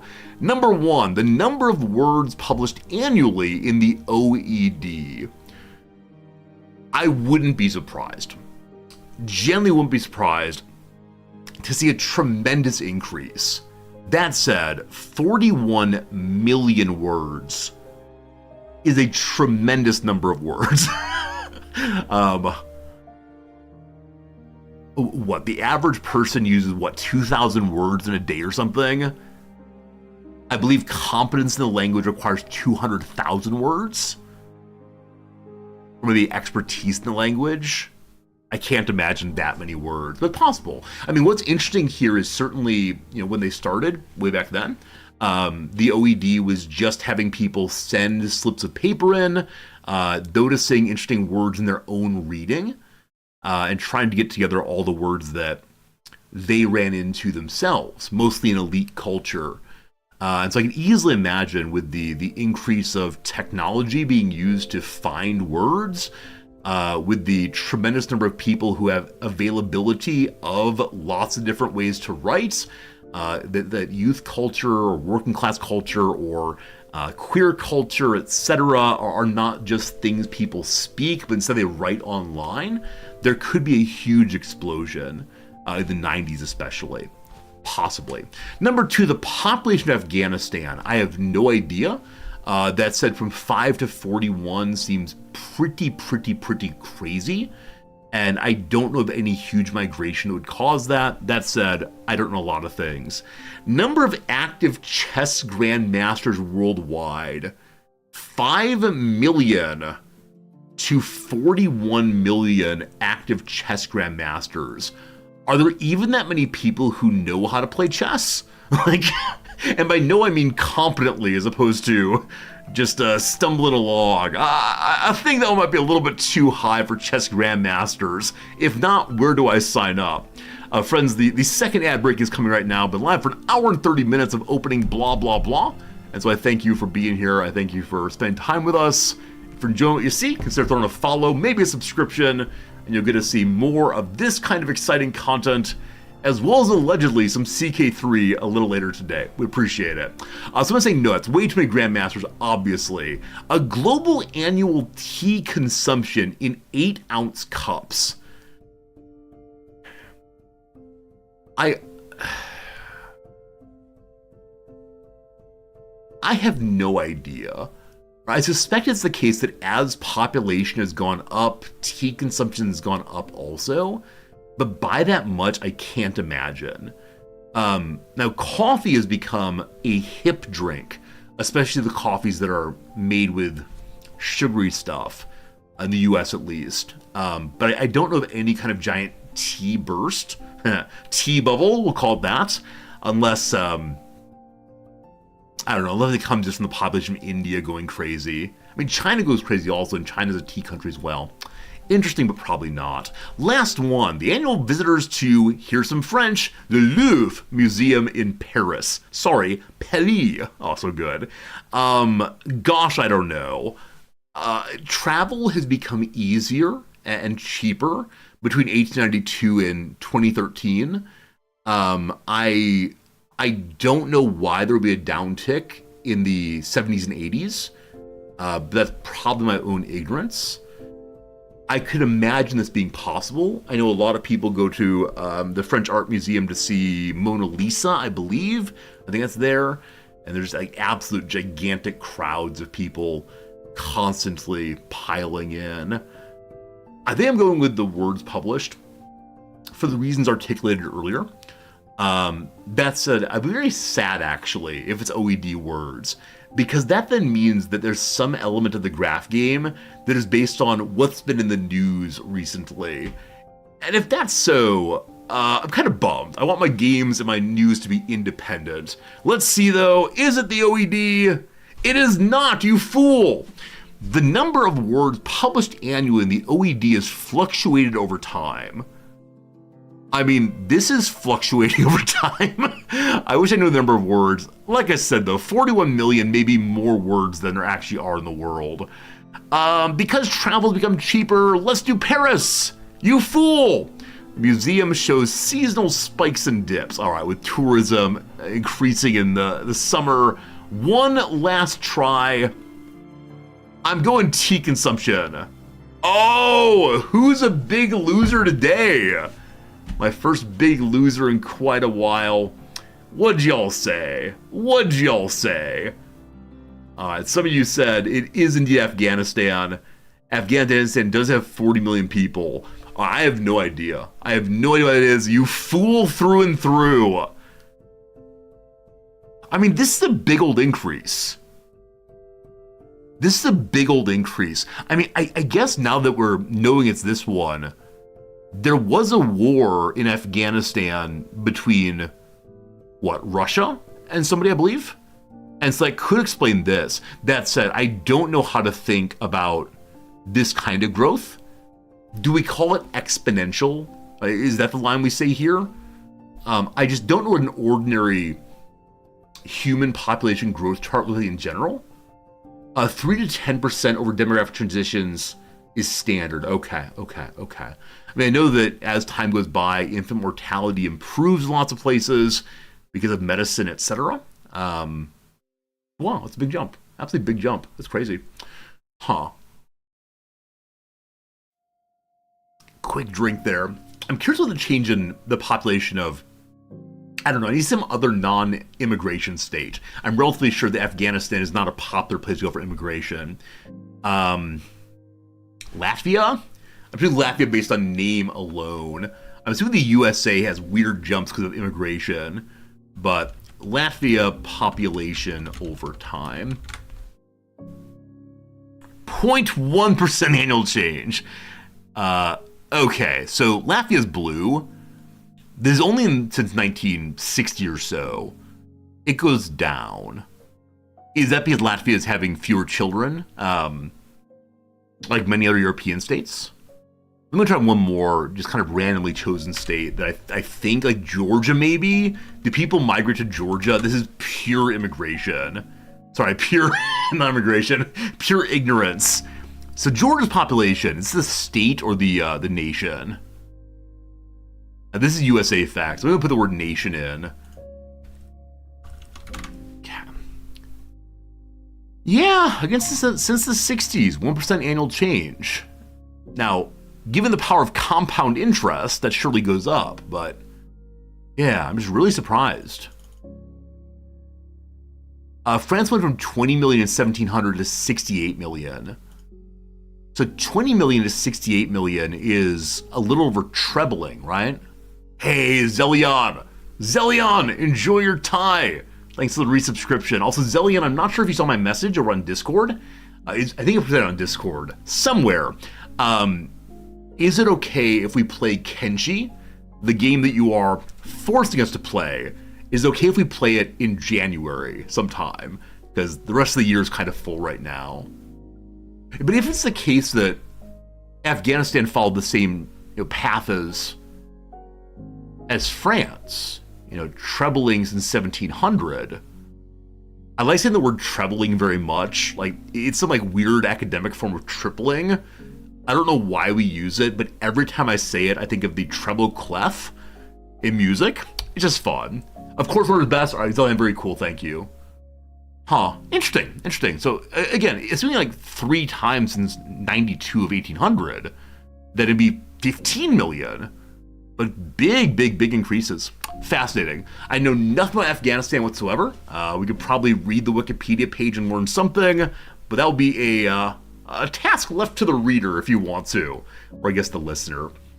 Next up, Let's identify a nation of the world. Yesterday was tough for old Resorty. Yesterday, Resorty started in South America, and then philosophy professor struggles with empirical data. Or look here, you. As some of you might know, I mentioned previously, back in the, I don't know, like 2010 or so, certain philosophers had this strong reaction against pure rationalist thought, this strong reaction against intuitions, and then thinking from one's basic intuitions. Now, I think there's a good reason to do this, but they probably swung a bit too far. They suggested the only worthwhile way of doing philosophy was to begin with empirical data, and then only work off of that. And to show their commitment to be against rationalist thought, they burned armchairs. The armchair being the symbol of thinking and considering. No, we burn those and then show how committed to empirical work we are. Fascinating stuff. Anyway, yesterday was a rough day for old Resorty, and because I didn't know the Maldives here. Again, islands are always my absolute trouble. This time, though, I'm going to start with an island. I'm starting with Cuba. It's going to be a Caribbean island country. It's got to be. Cuba's 4,000 kilometers away. It's got to be South America. Yeah, we believe this, right? It's got to be the nation of Argentina.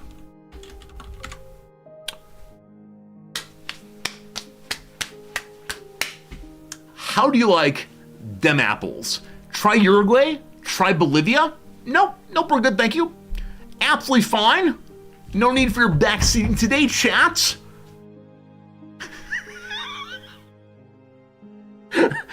Occasionally the absolutely wild guessing game works out. This happened with Georgia the other day. I have no idea. Absolutely no idea what happened there. But sure, we now know that there's, 4,000 kilometers between Cuba and Argentina. Sounds good. Friends, let's find a country in the world. Let's engage in a little bit of economic knowledge. See if we know the particular trade exports of a nation that's 8.2 billion in exports. Small, medium. And it's gold. There's gold and then there are hills. Cotton, oily seeds. Gold is number one, though. I'll tell you right away, I don't know. I'll tell you right away, I'm going to start guessing random African countries. I feel bad about that. I'm trying to remember where gold comes from in Victoria 3. Only problem with that is it comes from basically everywhere. Because yes, as many of you have suggested before, my knowledge of trade patterns is based on like the 1300s and then a little bit in the 1800s. That's all I got. So let's go with Zaire, I suppose. That one exists anymore. It's, of course, I always do Zaire and it always does not exist at all. So let's go ahead and try instead the Central African Republic. Do you all have gold down there? You, not too far away. So it's to the west, 2,500 kilometers. Liberia is on the African coast. No fish, though. I always struggle with coastal nations that don't have fish going out. Let's see. 95%. So northeast. Okay, I resisted one thing I wanted to do, which is, as you all know, I know from Crusader Kings III that Mali has gold. I nearly picked Mali first, but then I said, they're going to make fun of me. They're going to say you only know CK3 trade. It is not Mali. We're so close, though. What is southeast of Mali? It is likely an immediately adjacent country.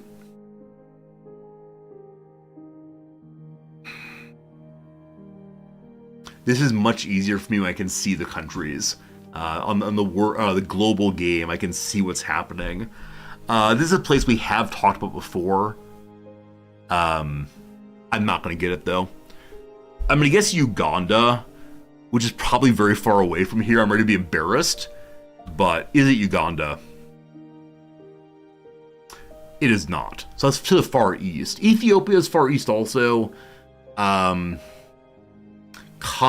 is southwestish, I believe.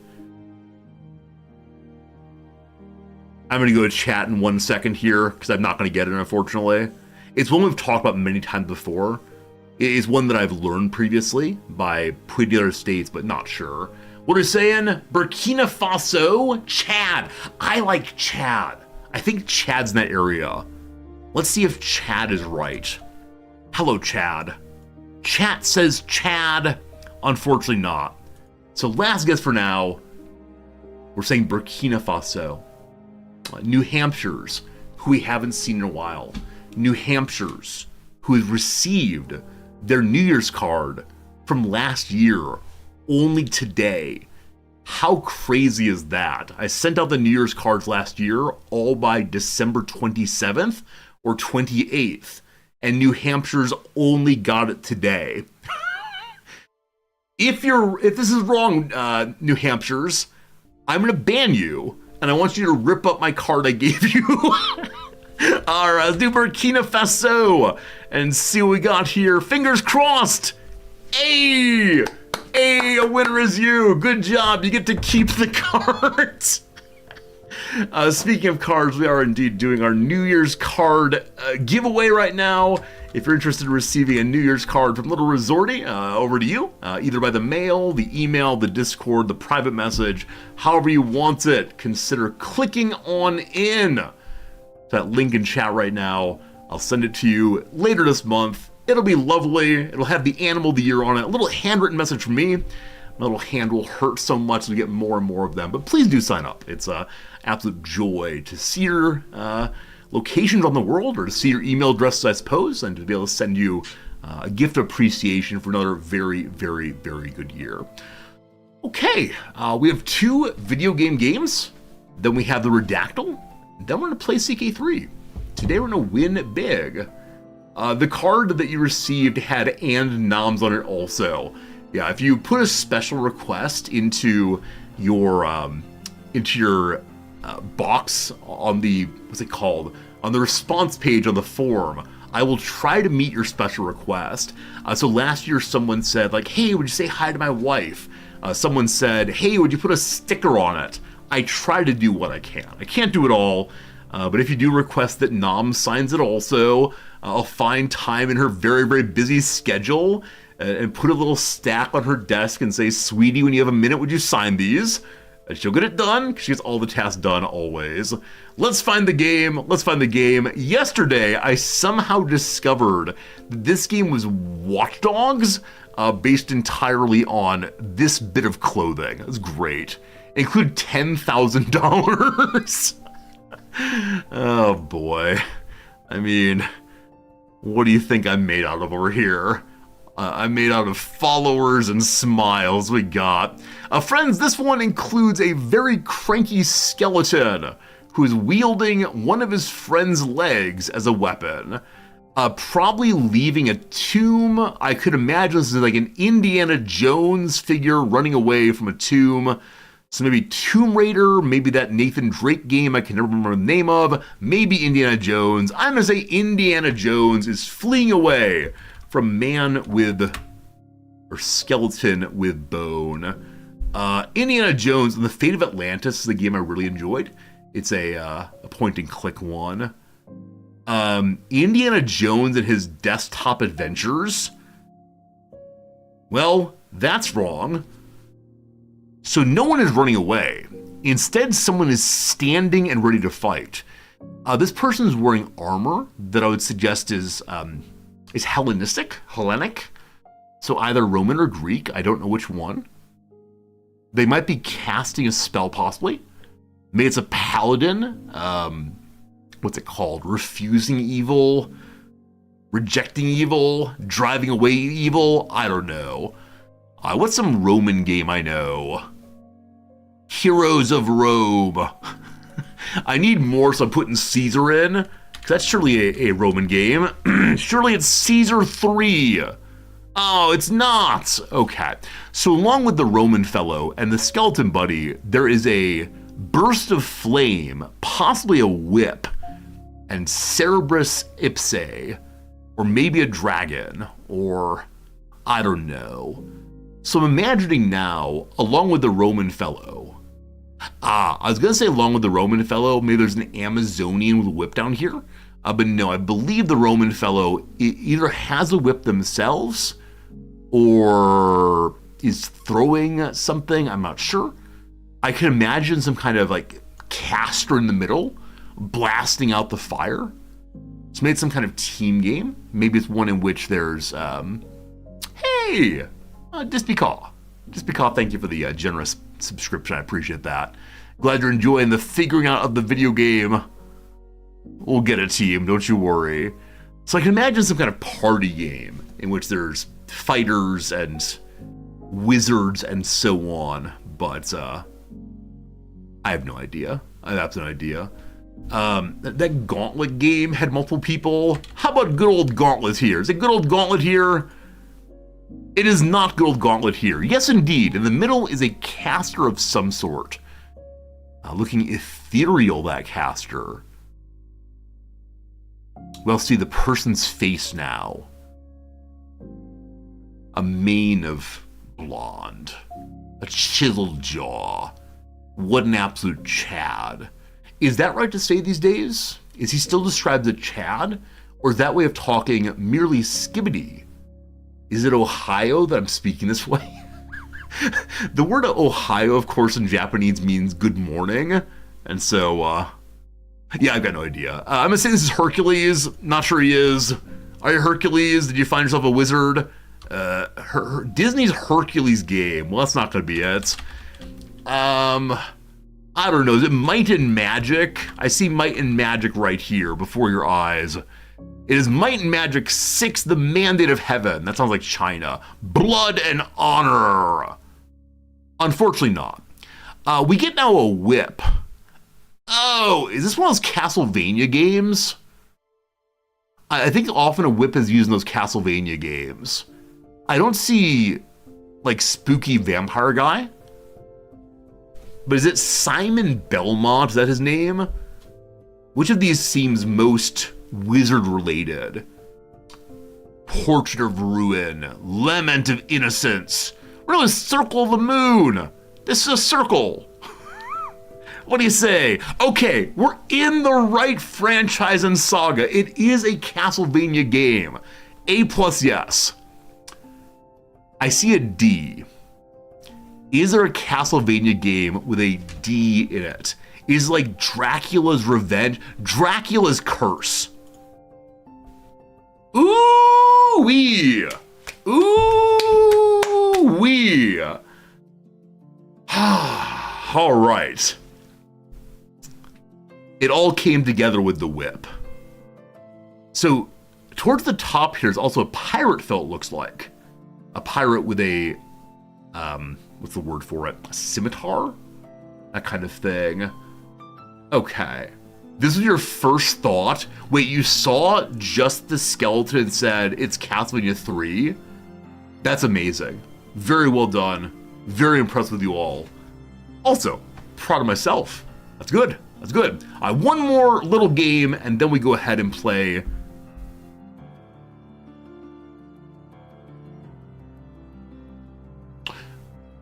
I know what this game is.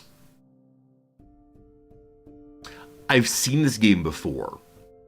Is there any possible way I remember what it's called? I believe this is a game in which your little block there goes from left to right.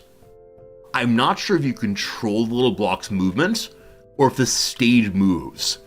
It's a rhythm game in some sense, in which you have to jump over things. Slide. Is it called Geometry Dash? I think it's called Geometry Dash.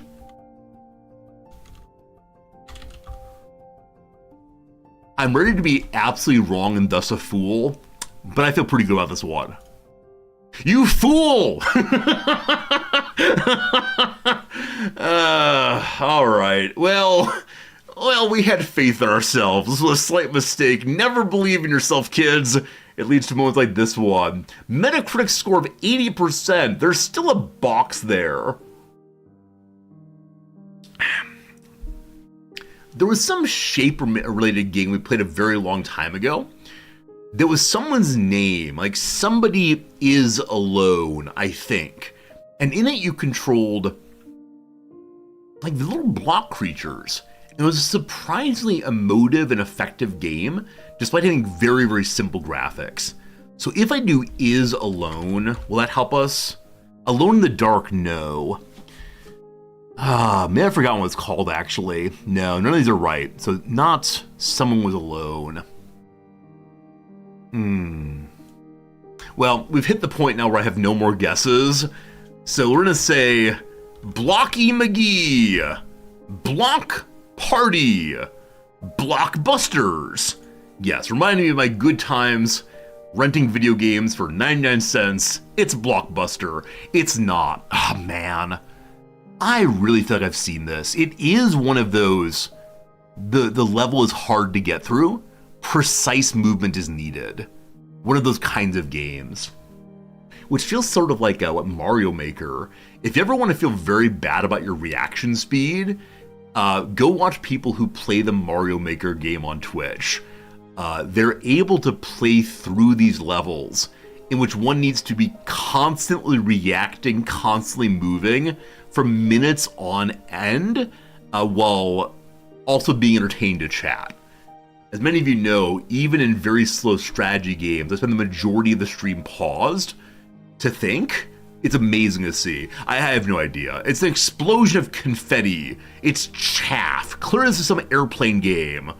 So like Chaff Simulator 2023. What's the airplane game? Like Skywolf, is that a game? Sky World, sounds good. Boom Chaff. 3.8. Yeah.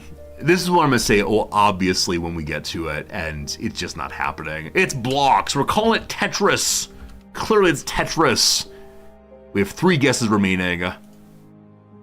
I pushed skip, actually.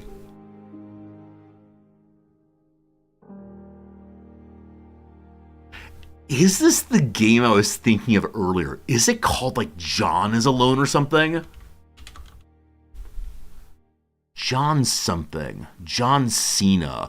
Oh, incidentally, Nams and I went to a Japanese Mexican restaurant yesterday, and on the bag of tortilla chips we got, there's an image of John Cena, the wrestler.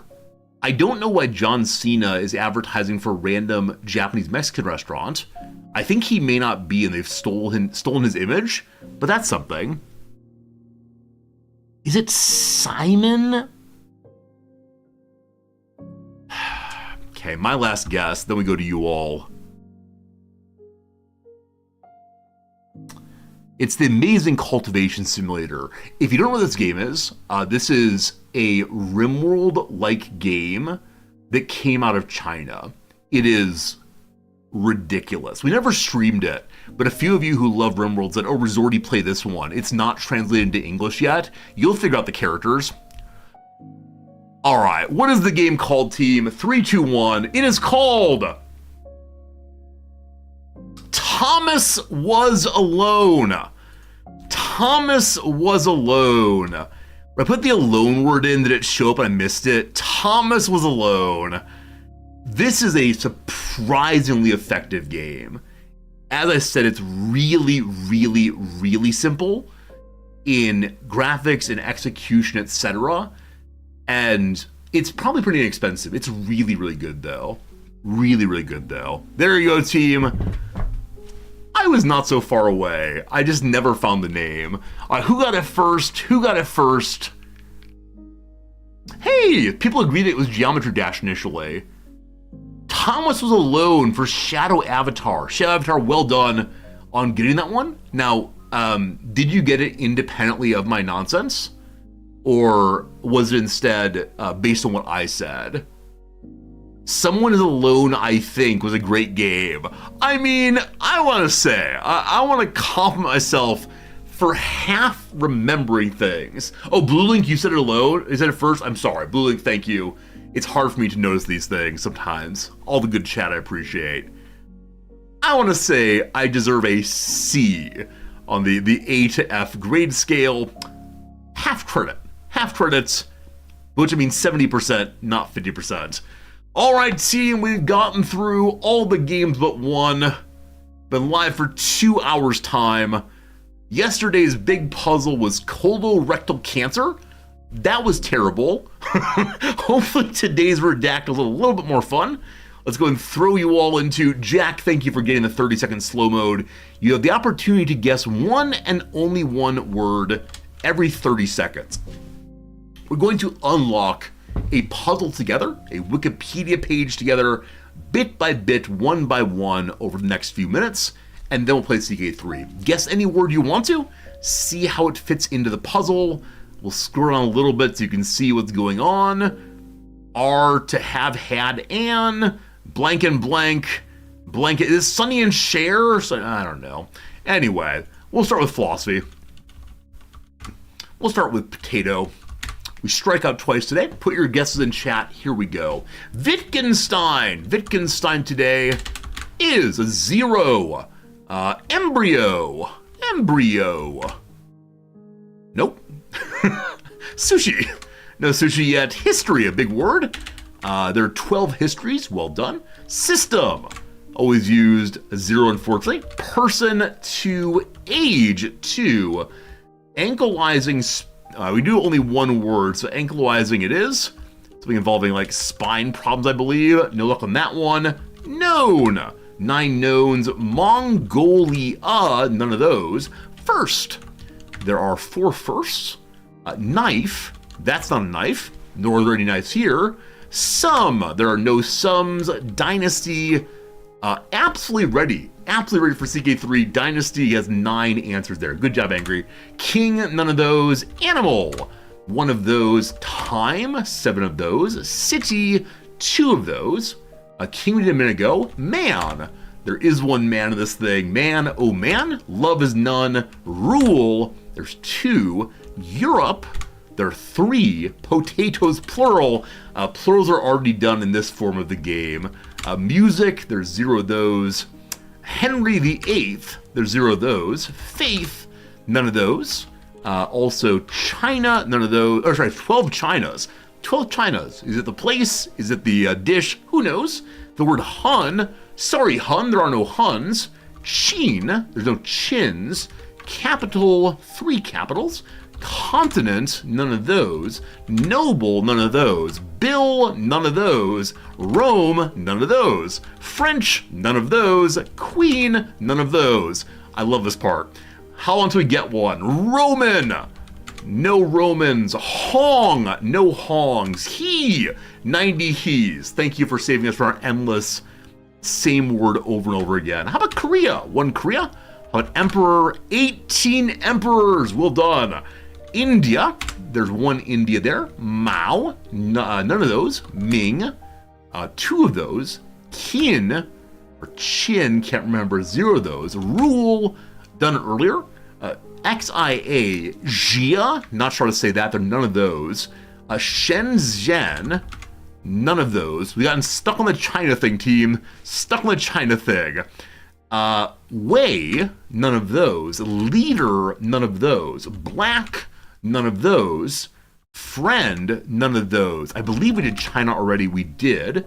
Korea, I believe we did. Vietnam, none of those. Han, 8 of those. Province,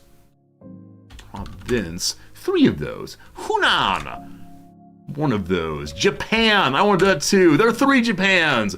You, there's 1 of those. President here. None of those, unfortunately. Sun, there are 0 of those. Ito, none of those. Tibet, how about Tibet there? No Tibets this time. Zhu, none of those. Mongol, none of those. Invention, we have 5 of those. How about the word sea? No C's today. Polynesian, none of those. Wool, none of those. We did Mongolia earlier. How about medicine? None of those. All right, team, time for a quick break and see what is what. So it's somebody was a blank blank of the blank Han Dynasty. He is blank blank as the blank of blank and the blank blank blank blank blank. I have a suspicion. We'll see. Something about Emperor Ming. Despite Emperor Hay's, I assume it's Hay, not he. Blank, blank, blank against the blank, blank, and blank, blank. Blank was blank, blank by, etc. We'll see how this goes. All right, back to you all once more. How about battle? We're thinking of fighting, one of those. How about the word late? 9 of those. Early, 12 of those. Good work. How about technology? 0 of those. How about Liu? 5 of those. Nice or niece? None of those. How about born? We got 3 borns. Well done. How about best? There are 5 bests. How about general? 0 of those. Turban? None of those. War we did a moment ago, but thank you. Second, there's 1 second. Sun or soon, we did it earlier. There's 0 of those. Century, 8 centuries, well done. Writing, there are 8 writings also, 8 back to back. How about Sima? No Sima Lu for you, unfortunately. Overthrew, there's 1 overthrew, well done. How about agriculture? No agricultural today, unfortunately. No were, unfortunately. It's a form of is. The is's are all done initially, but thank you. How about language? None of those. Counselor, 2 counselors. Well done. Keen, we did before. North, sure thing. There are no norths. We did first earlier. How about eunuch? 8 eunuchs. Clan, 0 of those. Yang or yang, 1 of those. Chinese, 11 Chinese, so there you get China and Chinas. You don't get Chinese on the autocorrector here, unfortunately. How about wife? There's 4 wives. Q-U-I-N-G, there are 3 of those. Fifth, 0 of those. Music, we did that earlier. There are 0 musics, unfortunately. Oh boy, team, how about half accuracy so far? We'll have to look again in a moment here and see what's what. Commander, there are 0 commanders. How about Chow?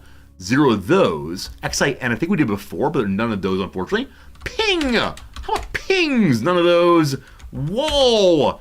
There are 0 walls. All right, team. We have 1 more guess, and then you're allowed to cheat just a little bit. You can't go to Wikipedia. You can begin to Google the things we have here and get some help. But no going to Wikipedia and cheating it. We'll see, we'll see. How about the word prince? There are 3 princes. Zhang, there are 3 Zhangs. How about 10th? 1/10, well done. Cow, C-A-O, no. Ling, 3 lings. So somebody ling, maybe. You don't know the Chinese eunuchs? Get to looking, friends. Who are the Chinese eunuchs? There's 1 Li. Any forbiddenins? There's 0 forbiddenins. Liu. There's Liu is earlier with 5. I'm gonna go ahead and scroll through. There is a Council of the Emperor. There's some eunuchs around. I think I've read about this person before. I'm trying to remember their name at all. I remember there's like some relatively important eunuch who may have helped someone ascend or maintain the throne. I can't remember exactly though. Since blank blank Liu King with Prince Blank is blank. Writing had a blank history in China. Put the word long in, probably a long history. What do you say, team? A is a long history. Very good, very good. All right, back to the top then. You all were saying, how about forbidden? There are 0 forbiddens, unfortunately. Already did that one, actually. Zhao, there are 2 Zhaos. Kai, 94 Kais. We're getting there. Well done. Maine, there's 1 of those. Revolt, there's 0 of those. Jiang, there's 0 of those. How about Canton? 0 cantons here. Rule, some of those. Add. Wait, George, we said AD. I didn't think you meant Anno Domini. I thought you meant an ads running. It's not right now. AD, Anno Domini, none of those. See, exists as God, but we keep pretending he doesn't. Lu, none of those. T, none of those. Poets, none of those. Death, 10 of those. Court, 10 of those. Poem, 0 of those. Now we get to exist. It's Loon. Kai Loon, my friends. There you go. Don't you know about Kai Loon? So I'm actually unsure that I know about this character. Actually unsure entirely. I think I may have read of this person. Let's see. Is this right? I'm saying it right with Kailoon? I do not know these characters. The first one looks vaguely familiar. I'm not sure. Anyway, from 50 to 62, or circa 50 to 62, 121 Common Era, formerly romanized as Kailoon. Oh, it's Sai? Sai, not Kai, I apologize. A Chinese eunuch court official of the Eastern Han Dynasty. He's traditionally regarded as the inventor of paper. I have heard this person. Inventor of paper and the modern paper-making process. Although early forms of paper had existed since the 3rd century BCE, he occupies a pivotal place in the history of paper due to the addition of pulp via tree bark and hemp ends, which resulted in the large-scale manufacture and worldwide spread of paper. This is an important person. Apparently these are the 10,000 most important entries in Wikipedia. Inventor of paper, there you go. You can read more if you want to.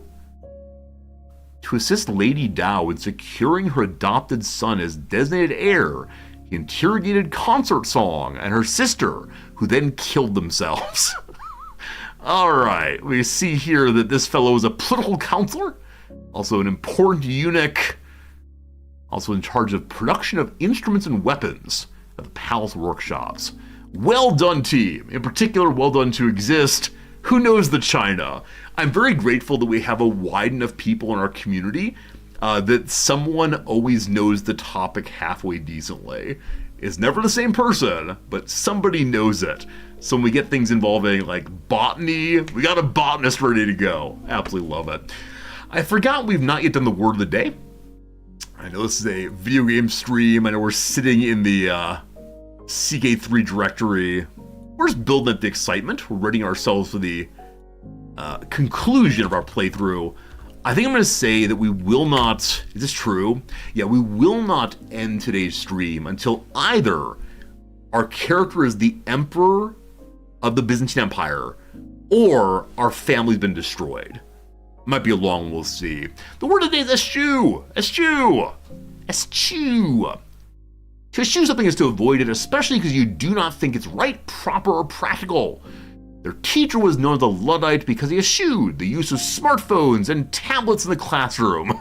Bless you, thank you, it doesn't sound like sneezing. Scheduled work shifts at Burning Man were delayed and continually rearranged, causing confusion among campers as how and when to contribute. While some of us found ways to help, others took it as an opportunity to eschew their responsibilities. However, those of us who did show up and handled business did so with aplomb. Did you know there's something to chew on? No etymological relationship between the verbs chew and eschew. While the former comes from the Old English word, there's a word, eschew comes instead from the Anglo-French verb eschever and shares roots with the Old High German verb situen. That's wrong, mean to frighten off. In his famous dictionary of 1755, Samuel Johnson characterized the word as almost obsolete. History has proven the great lexicographer was wrong on that call, however. Today, following a boom in the word's usage during the 19th and 20th centuries, English speakers and writers use eschew when something is avoided less for temperamental reasons than instead for moral or practical ones, even if misguidedly so. As when Barry Lopez wrote in his 2019 book Horizon of the ill-fated explorer Robert Falcon Scott, quote, with an attitude of cultural superiority, eschewing sled dogs for Manchurian ponies. Wait, really? An Antarctic explorer used horses? I mean, I know nothing about polar exploration, but that feels potentially kind of dumb. Anyway, last bit for now. Here are some words, or here's some letters that form something meaning to evade or the performance of an obligation. You know it, I know it. 5, 4, 3, 2, 1. It's... Wait, I was gonna say it's skirt. There's not a T, there's an H. It's, oh boy. That was too much confidence. Shirk! It's Shirk! It's Shirk! It's Shirk, no worries. We must never show confidence on stream again. Confidence is a slow and insidious killer. Not only overconfidence, but confidence too. Anyway, I'm confident you're having a good time hanging out with me. I'm confident we're gonna have a good time playing CK3. Friends, we've been talking now for 2 hours and 12 minutes. Perhaps the longest recent opening blather, but I hope it was okay. I hope it was okay for you. It was at least okay for me. Alright, we continue our playthrough. We're at the point in our playthrough where our adventurer has marched all the way from Sweden, all the way down and through this territory, building up a family, getting more and more money, becoming friends with the Byzantine emperor 20-some years ago, and now being a landed duke of an emperor who hates him. An emperor who is his nemesis. They might say resorty. Why on earth does the emperor hate you so much? There are two things. Number one, we may have blackmailed him to violate the imperial monopoly on silkworm production. It's now a duopoly. We are also allowed to make silk in our family estate. This is the path to great fame, to great money, etc. Number two, he may have possibly found out that we're trying to raise an army against him. I don't know how that happened. I don't know what mistakes we've made. That said, we're preparing for an eventual war against him. He's currently busy over in Dalmatia, trying to take a bit of Croatia there and bring it under his control. But yeah, it is the case right now. We're getting more and more and more pop-ups indicating an army is being built. So we're very excited for that. As of right now, our number one son and heir and not a giant is unmarried. I was thinking of trying to keep him unmarried to find either a big alliance or someone else in the empire of medium strength, just to remove some troops from the side of the emperor. The best possible alliance we can get here is with Nicoletta Filiatis of the Theme of Bolikuran, but they already have an alliance with us through one of our daughters. So next up is the County of Doodleby. Where on earth is Doodleby or Doodleby? It is over there in Bohemia. I'm sorry, Czech friends, I should not make fun of your pronunciations or country names or county names, but I may have done so a little bit. Alright, one thing we can do to get a better marriage, and possibly even a marriage that will allow us to really weaken the emperor, is to work on making other rulers like us more, so we can then convince them to let our children marry their children. The other thing we can do is, due to decades of spying, we know so much about the other people in our vassalage, other people in our equivalent vassalage, those who are under the control of the emperor. And so we can bribe people into letting our family marry to their family. Unfortunately, our ruler's a compassionate fellow. He feels very, very, very, very bad when he does this. And so we gotta find a way to lower his stress overall. I believe we've recently used all of his stress removers except for eating the old cheese. We're to continue not eating the old cheese. I think what we want to do is throw a hunt. Have we done that recently? We have already, only a month or so ago, and our stress is already up a little bit more. Alright. A feast might help also, but it's way too expensive. As of right now, I'm going to throw someone into Court Jester, my evil zealot knight. I think he'll like it okay, actually. So hopefully our Jester will amuse us. We haven't had the hunt yet, we're going to it. Oh, you hero! Thank you for noticing that. I was so confused about why we had high stress and the hunt was on cooldown. because we were actually doing it at the end of stream last time. We arrive ready for recreating, arrive ready for smelling the fresh air, maybe inhaling some gasoline fumes. If you're not here on time, if you're not here when the stream starts, you really miss out on the top tier intellectual content this stream can bring to you. Notably, whether inhaling gasoline is a pleasant experience in your life. It's soon and very soon we'll get hunting, that'll be good. Got a message here from the governess Atakarine. Our daughter wants an alliance with us. Now she is very, very weak. She controls only one very minor province, but any kind of additional army on our side is to be accepted. We can use hooks later to force people into the war on our side. That'd be a really, really great thing. I'm looking forward to hopefully the big war winning for us. Very rarely have I launched a major war against an emperor. I have done it once before, but you know, it's one of these things you do only with a bit of hesitation, possibly. We noticed that one of the baronesses, someone of our family, has been excommunicated. Definitely not great. She is the one who holds the barony. She is currently getting very drunk. She's currently making a fool of everyone. We're not going to try to forgive her or get her back in the church. Whatever happens to her, and that is just that. I can personally pardon her for whatever she did. Really? Really? Okay, 1 second.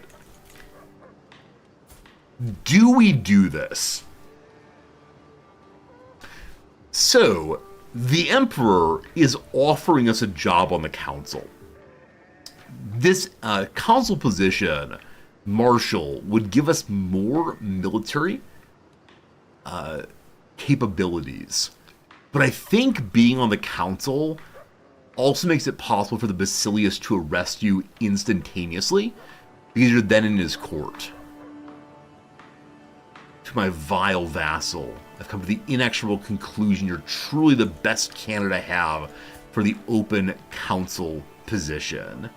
I mean, we're not half bad at that. We're also 56 in martial. We've yet to hit old age. Not martial, prowess rather. That's absurd. So strong. Is it trick he wants to imprison me? I think you're right about that. I think I need to stay away from the court. I'm sorry to say I will not be helping you this day. You know. Alright, a couple things. Get that in a moment. Message from this fellow right here, the King of Serbia. He knows that I have a secret. My secret here is surely that I'm plotting a coup. I gotta keep that secret, and so we accept that he has a strong hook against us. Now, we can develop a strong hook against him also. I don't think these cancel out, but I cannot have it publicly known that we're currently trying to plot a coup. So, I accept. Blackmail, blackmail, blackmail. Once again, we go to the Patriarch. Once again, we ask him whether he's willing to crown us as the new emperor. We could ask nicely. Unfortunately, our learning and intrigue are hot trash, so we're likely to fail. Or, I can give him 1,170 money. If I do that, which I do not have, he might come along. No guarantees. We gotta continue saying we'll come back later and try to save up as much money as possible as fast as possible. 3 things on that. Number 1, we've built up our army quite a bit in the past little bits, knowing full well that if we're going to fight the Emperor, we just need a ton of money. Now, for the moment, our Varangian veterans are filling, and so eventually, they're going to end up not costing as much money. One of these days, they will be full. Yeah, 120 per month. So a lower money on both of these. We want to continue pushing them larger, especially the armored horsemen. It is the case that Constantinople is a flat territory. I don't know if when I rise up against the Emperor, if he steals my Imperial men-at-arms, If so, we'll have no siege weapons. That will feel very, very bad. Also, we just took a county. I completely forgot. This county here was just taken, I believe. What kind of holdings do you have here? Wait, I don't personally own this. I own this one. There we go.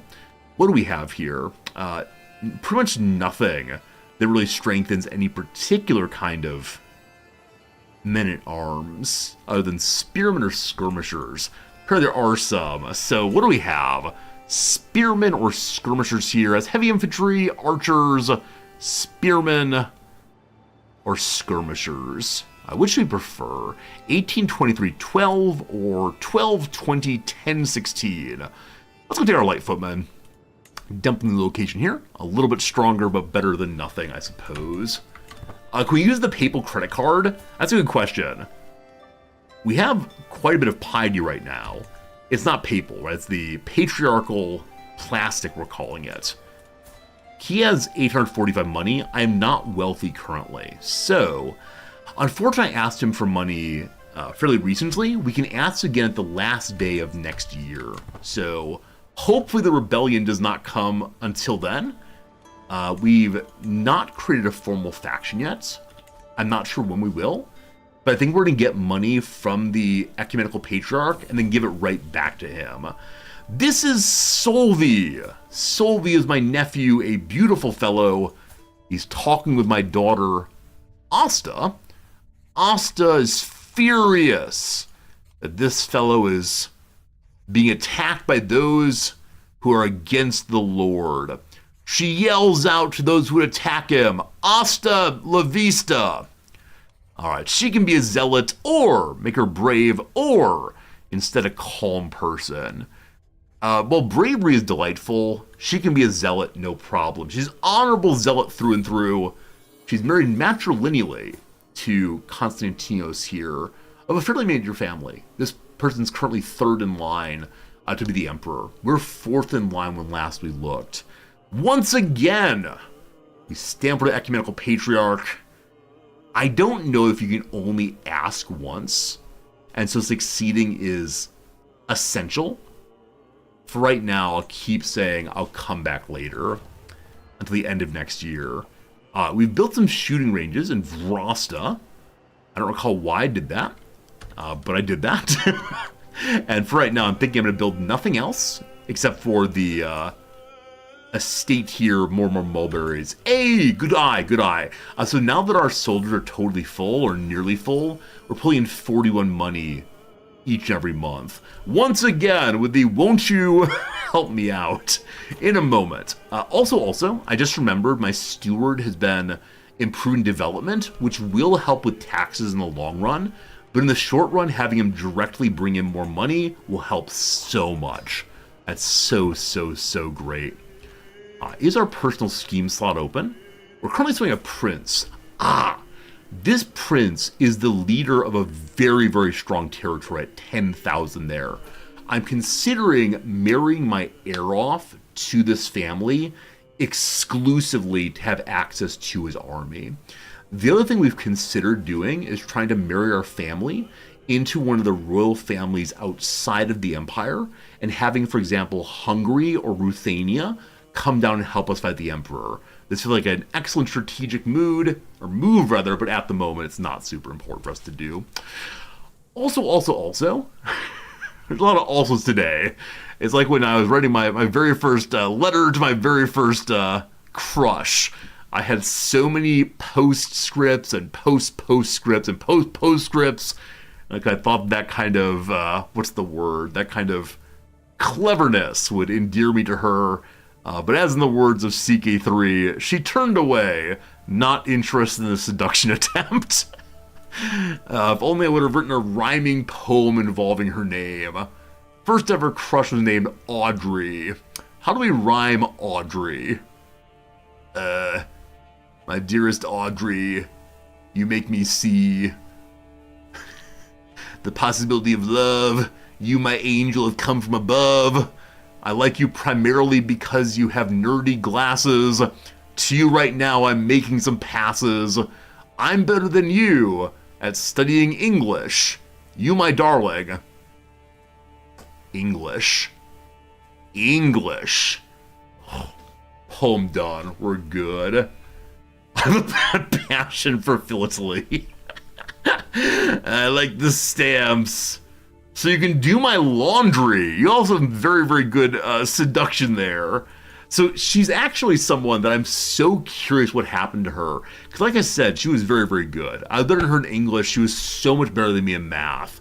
And I have no idea what happened to her. I don't know if she went to college somewhere, if she stayed in her hometown, if she joined the military or what.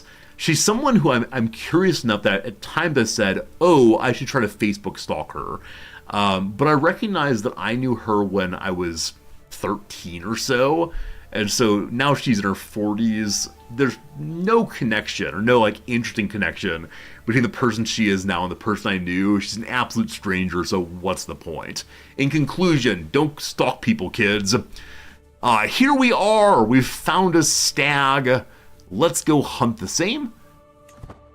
Neat. 50 days until we finish swaying Prince Bogaritz. Once again, do we want to ask the Patriarch to help us? Give me another year or so. Oh my goodness, oh my goodness, oh my goodness. My dog trots behind me, enjoying his time outside. Suddenly he freezes and starts barking. A couple seconds later, something can be heard moving through the undergrowth. Something big. His bark turned to growls. A wolf bursts into our path. Do we think that our dog can take on a wolf? I mean, obviously, we have absolute confidence in our dog in all ways. I recognize, though, that if the dog were to die, for some of you, that'd be unforgivable. You'd immediately unsubscribe. But can you imagine if the dog would win? A 57% chance of the dog taking down the wolf. However, a 42% chance of the dog just dies. I will do it myself. Haha! That lowered our stress, number one. Number two, we got an improved prowess. Is that +6? Only +1, sorry. We're at 57 prowess now. We're going 60, I do believe. Is my dog just named Big Dog in Swedish? Agelia said is correct, yes. I gave away the name, the naming rights to our dog, and one of our longtime viewers, who knows that once upon a time, chat decided that my nickname should be Big Dog, decided to suggest that we name our dog Big Dog. I don't know why people decided the best nickname for a guy like me is Big Dog, but it's a good time anyway. My huntsman has suggested that we should form a bowline and sneak up on the stag. Unfortunately, as an arrogant person, we want to charge it directly. It is perilous, we might die, but don't worry. It's not so perilous for a peerless fighter like us. Another hour gone, a little CK3 played. We'll take a 3-minute break. At the end of the 3-minute break, we will be returning to the CK3 playthrough for 57 minutes. And another break, etc. That's the routine. Yesterday on the Twitch subreddit, there's a bunch of discussion about will viewers tolerate a 3-minute ad break, or should one instead do an ad break every 20 minutes of 1 minute? And I have no idea what the answer is, but the idea of trying to do a crossword for only 1 minute at a time would be absolutely terrible. Also, I think other people have said, well, just play through the ad breaks, because that way your subscribers have something worth subscribing for. I don't know. Anyway, here we go. A plot of land. Plot of verb also meaning to plot an area. Plot of land could be like a ploy also. A starless one. Thanks for Prime Sub. A once an hour is your favorite, but maybe you've been conditioned by the crosswords. I thank you for that. I'm glad we have good conditioning. The Twitch subreddit also had a discussion of what's the best way to fill these 3 minutes if you're taking 3 minutes an hour. And some people said, well, you should go take a break, right? Tell your viewers every hour or so, stretch a little bit, get some water, maybe use the restroom, etc. See you in 3 minutes. Other people said, oh, you could just chat with your subscribers. Like, hey person, how's it going? I'm happy to say that in the Twitch subreddit discussion, literally no one said you should play crosswords during the ad break. Which to say, it is a unique trait of our stream. Only we play crosswords in the ad breaks. It makes it sound like y'all don't subscribe for the crosswords. I understand. Being able to watch the crosswords is the most important thing. It is surely the reason why anyone subscribes. I've noted the plot of land is, it could be like a manse, I believe, but I'm not sure. Whoops. Number 2 there is Blank Day, a multivitamin brand. It's 1 a day. A fruit with an astringent taste. Stringent. Maybe a lime? I'm not sure on that, though. A technology used in self-driving cars. They have cameras. I think they might use lasers also in order to point at this and that. You subscribe for the emotes. Fair enough, I'm so sorry I moved your favorite emotes to tier 2. I still feel bad about that. Every single time I see your name, like, oh, Fairnanthus loves the tier 2 emotes, and I stole them from tier 1.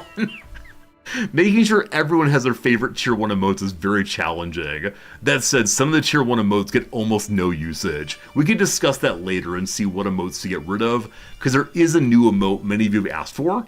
A new emote of me frowning mightily in great confusion. Game Merchant's true! Placeholder is surely the greatest of all the emotes. I think lasers may be used in self-driving car.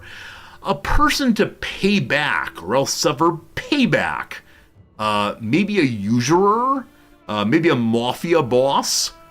What's the down here? Seniority. Seniority. With an O.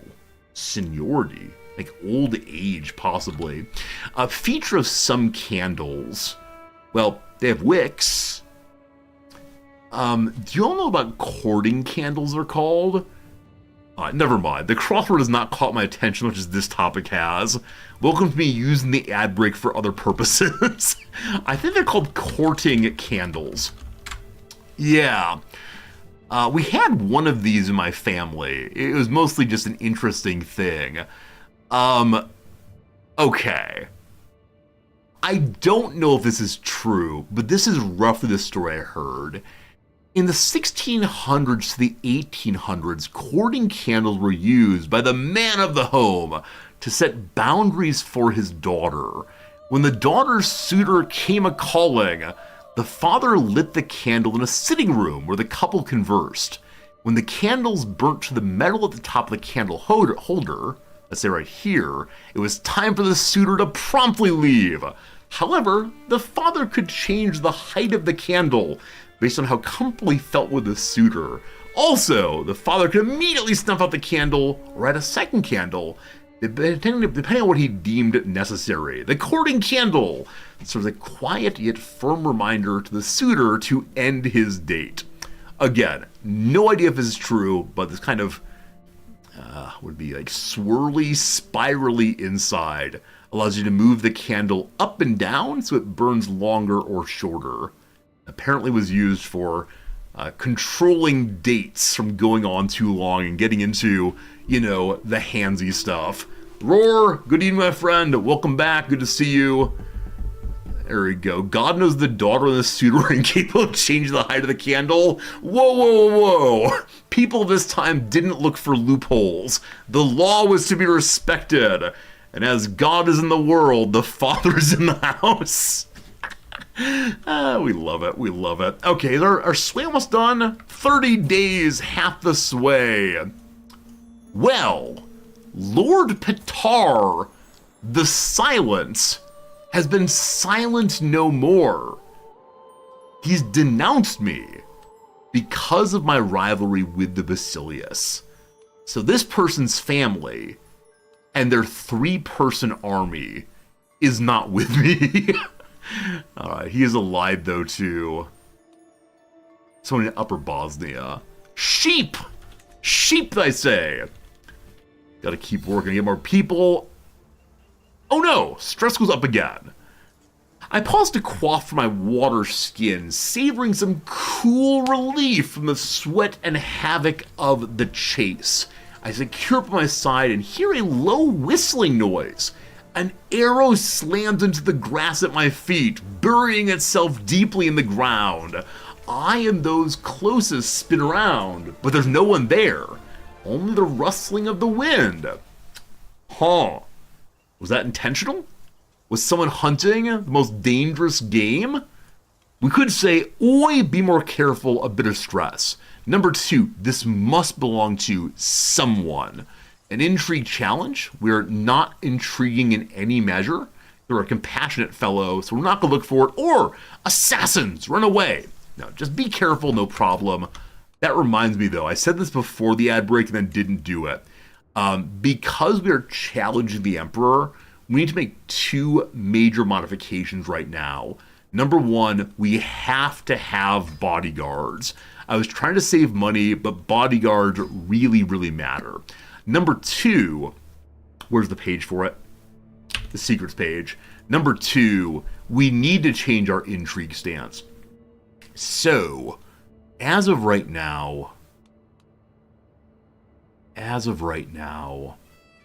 yeah, we're doubling the guards to ensure that we do not get murdered.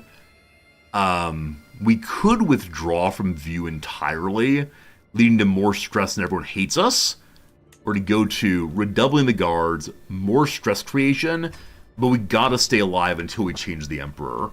Having this still be assassin would be very, very, very bad. Okay, Callipolis has given rise of peasant rabbles against the Emperor. Earlier, we tried to fire up the peasants against the Emperor here, and it is working. It is working right now. Ideally, we want the peasants to attack at roughly the same time we attack, so the Basilius is absolutely confused about what to do. I followed the beast tracks into the slopes as though in a trance, an almost unnatural silence hanging heavy. Governor, there you are! The sudden shout startles me. Procopius and the rest of the party have caught up. Allegedly, we're hunting the white wolf. Apparently, we spotted a legendary animal. I didn't see this happening. But okay. We're hunting a random wolf. It was the white wolf, in fact. I'll never rest again. No sleep. So we either get the white wolf, or we manage to become the Emperor. Had a pure joy, burned a lot of recreation, down to only 10% stress. We leave the adventure behind. Maybe we'll spot the white again. Spot the wolf again fairly soon. We got more hunter experience as well. Getting us all the way up to, well, level 1 Venator still, not much beyond. But then, we managed to sway the Prince Botrick. And so the question is, will this furious, crazy person be willing to let me marry my son to his daughter? Even matrilineally, he would not with number 1. With number 2, he still will not. We picked up another alliance recently, and so now he's really, really, really opposed. So if it were the case that we hadn't taken that further alliance, it would only be -60, I believe. And so we would then have still a bit of trouble. Still a bit of trouble there. Probably not going to happen. He probably would. No, he actually won't matrilineally with a second daughter here. And I really don't want to matrilineally my heir rather. That'd be pretty bad. So I think we're going to try to stop making nice with him because there are too many other issues. Let's go ahead and look at the vassals of the Emperor and see who else we can pull off from this thing. So the King of Serbia we looked at previously. Unfortunately, all of his daughters are fairly old, and so not going to work there. Next one below is the Duke of Upper Bosnia. He is actually a feudal ruler. That's one issue. So the Emperor has a number of feudal vassals who really don't want to get involved in the administrative politics. That said, I see a 1-year-old here. Any possibilities? There are possibilities. This does not give an alliance, though. Why not? Ah, because this child is of the wrong character. I clicked on the wrong thing here. Okay. So this child, though it's the child of the Duke... Wait, I'm confused. No, we're fine. Though it's the child of the Duke, isn't living with the Duke. Instead is living over with the Duke of Crane. Must be a hostage situation. Okay, that's not going to work then, unfortunately. The ruler's kind of old here. His heir has no children, fine. Down we go. Hey, I'm the third strongest now. Very cool.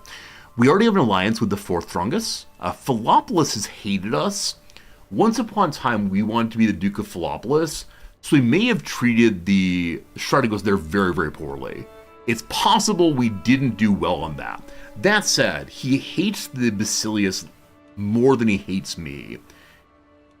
And he has no daughters. They're all sons.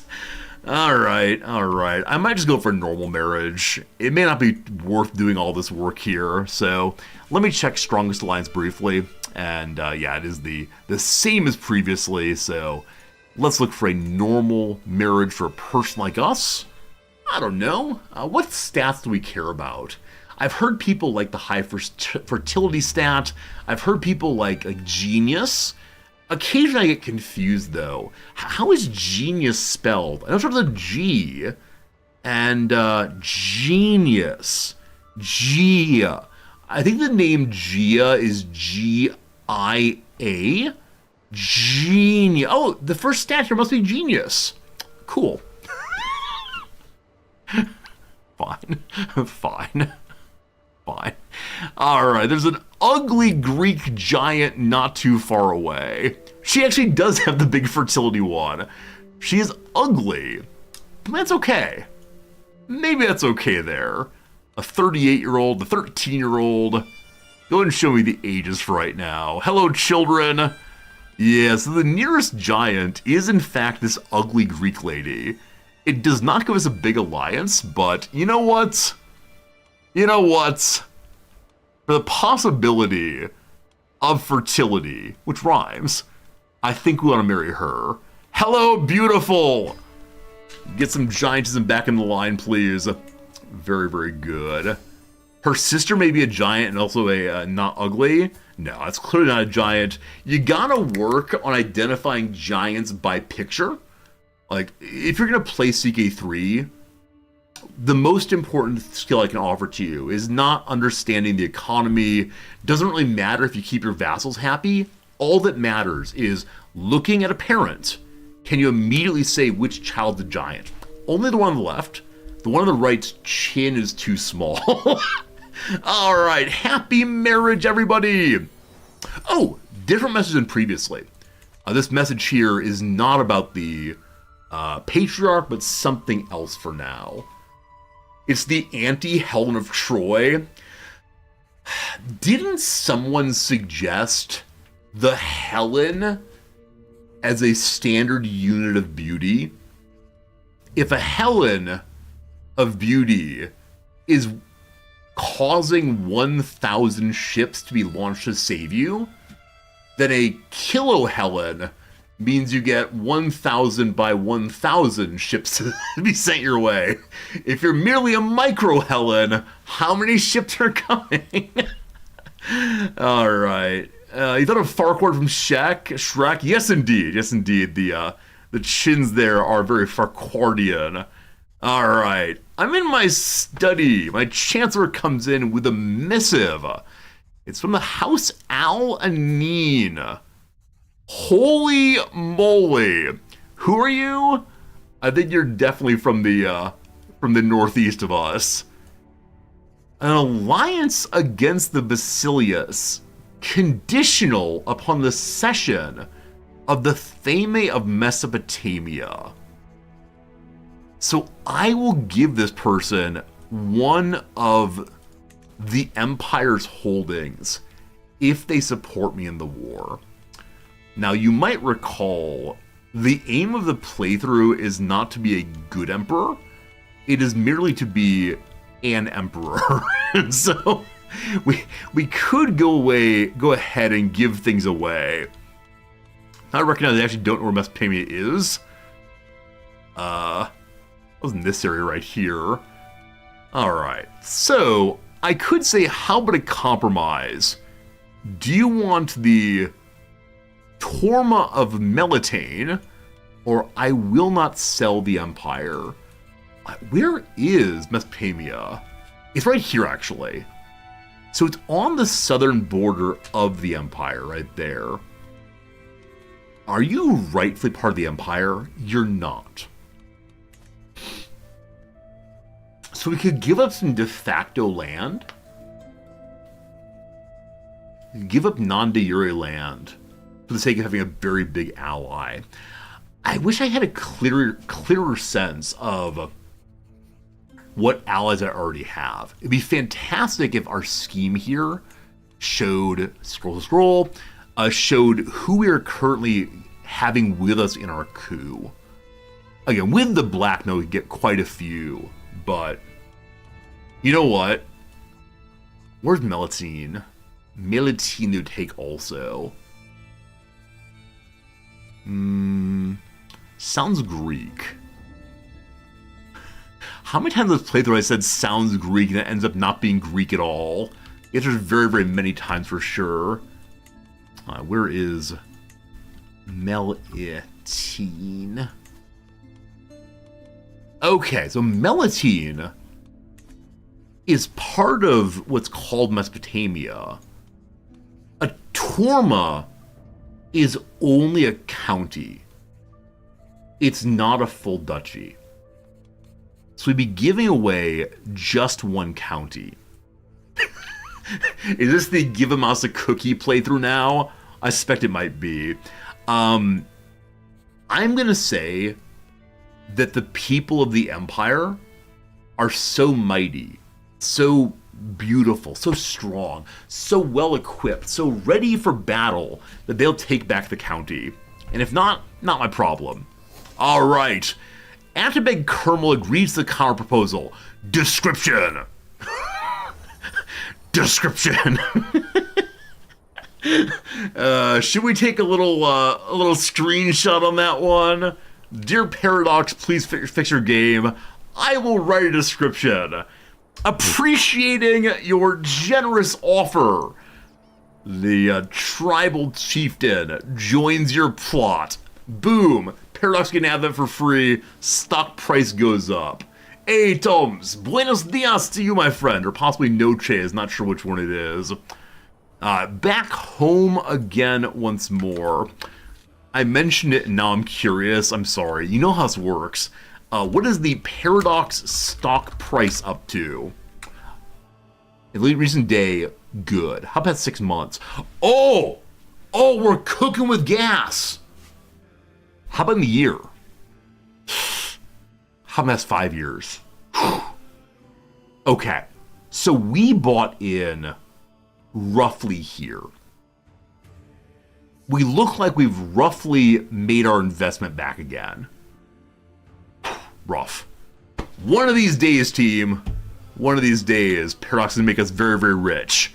And not just in playing these games for you all. A question for you. You want to buy CK3 but with no expansions. Can you install mods on the base game CK3? Yes, you can. Absolutely. You can play base game CK3. I think it's really fun. And base game CK3 does allow mods also. I believe. Very good, though. Very good, very good. Hoping Bloodlines 2 will be good. It's true. If you've not seen the, what is this? The Paradox disclaimer. And make sure you look at this. Is that, no, it's PDX. Oh, shoot. What's the block command? There you go. Be disclaimed. If you haven't seen this yet, it's important to show. I don't want to be deceptive. You watch me play the video games. You decide to go and buy yourself a video game. My Paradox stock goes up. I become filthy rich. I buy my psych medications, and those help me to continue streaming for you. Look, chat, this is you. You're watching our somebody stream. I've shown this thing so many times. It delights me every time I look at it. It's absolutely wonderful. Absolutely wonderful. Please buy Paradox games. Thank you. Oh my goodness. My blind Tora Marcus has become a sodomite. Bum, bum, bum.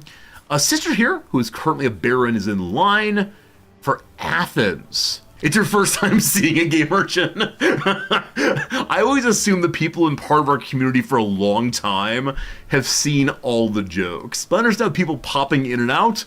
Maybe not. Alright, somehow our sister has gotten to first in line for Athens, despite being A, a woman, and B, excommunicated. Show me Athens, if you please. Whoops. Why is she first place? Has someone else invested in her? Yeah. So our nephew? No, that's me. Our me has invested in her. And then also some random other vassals helped out. That's great. Just below that is someone who's been slandered. So I'm guessing it's the case that the slander against the number one is what allowed her to go number one instead. Fantastic. The ruler, though, is very young. All things considered, and so we'll be around for a while as we get stabbing. 52 money a month. We are, I believe, 1 month away. 1 month away from asking for the papal credit card. When I say 1 month, I mean 1 year and 1 month. Almost no time has gone past in our playthrough today. Also, he's impoverished. Okay.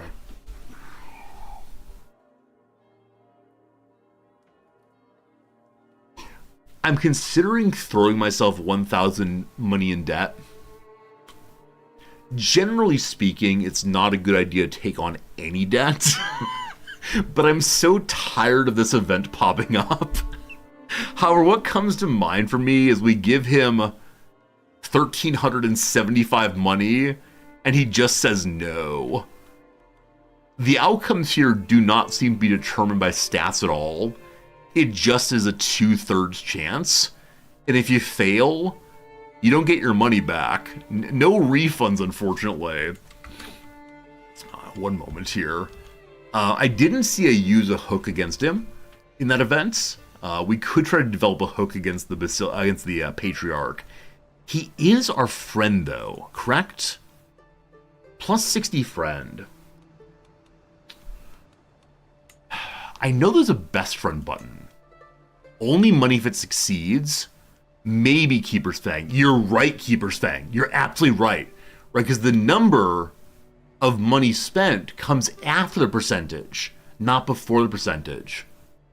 You're absolutely correct. We will not lose the money if it fails. He'll be offended that we tried to bribe him. You want to play a board game? Not a poem? I don't know. Legacy, strife, incompetence. I don't feel like mocking him, at least not right now. So I don't know.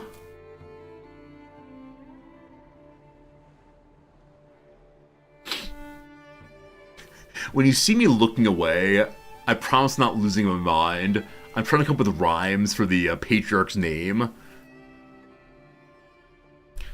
His name is Giannis. Giannis. Nis. So maybe any Ness word will work. Ioannis. I'll come with panis, which is a part of the body. It means apron. Never mind. Here's the word called legacy. You who runs the mighty church will all remember your fine works.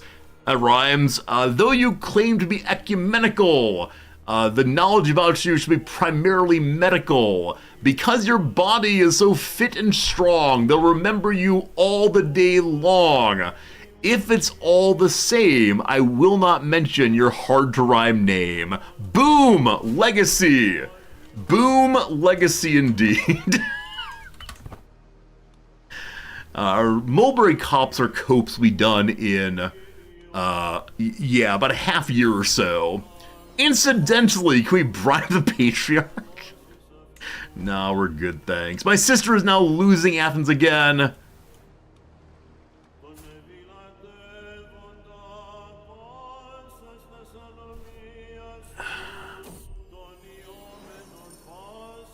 Okay, team. I have a confusion. I normally understand this game. So the Basilius knows that we're currently plotting a coup, and he offers me to keep that quiet if I give him a hook. The person we're hiding that secret from is the Basilius. I believe that strong hooks force us to stay out of factions. I don't know if the coup counts as a faction, or if it's a special event instead. What's the coup say down here? Just plotting a coup, but it's not in the faction page. I have absolutely no idea. You want my fan community add you on Discord? Hey Pepper, good band, thank you. Pepper, you get your bonus this month. You get an extra 5% money, 5% pay raise this month only because of your fine banding work. Always strange when people come into the stream and like, follow me on Discord, I'll help become a big streamer. Of course, one of these days, we'll ban the person who actually would have helped become a big streamer. If only. I gotta try everyone, obviously. I'm back with you in a moment. I'm gonna accept the strong hook from the Basilius. I don't recall what else he can do with it, but it's better that than he exposes our coup. That's weird. My dog comes to the council meeting with begging eyes. We invite the dog to join us at the council. He votes on every single policy. Arf, arf, arf. My wife speaks ill of my plans. The dog growls at him. Our dogged insistence gets the rule to pass through. Prestige for our ruler. Incidentally, one of my vassals has yet another secret. Looking at the vassal page, do the largest vassals... Okay, so Stefan here, Stefanik here has a hook on us. We also have a hook on them.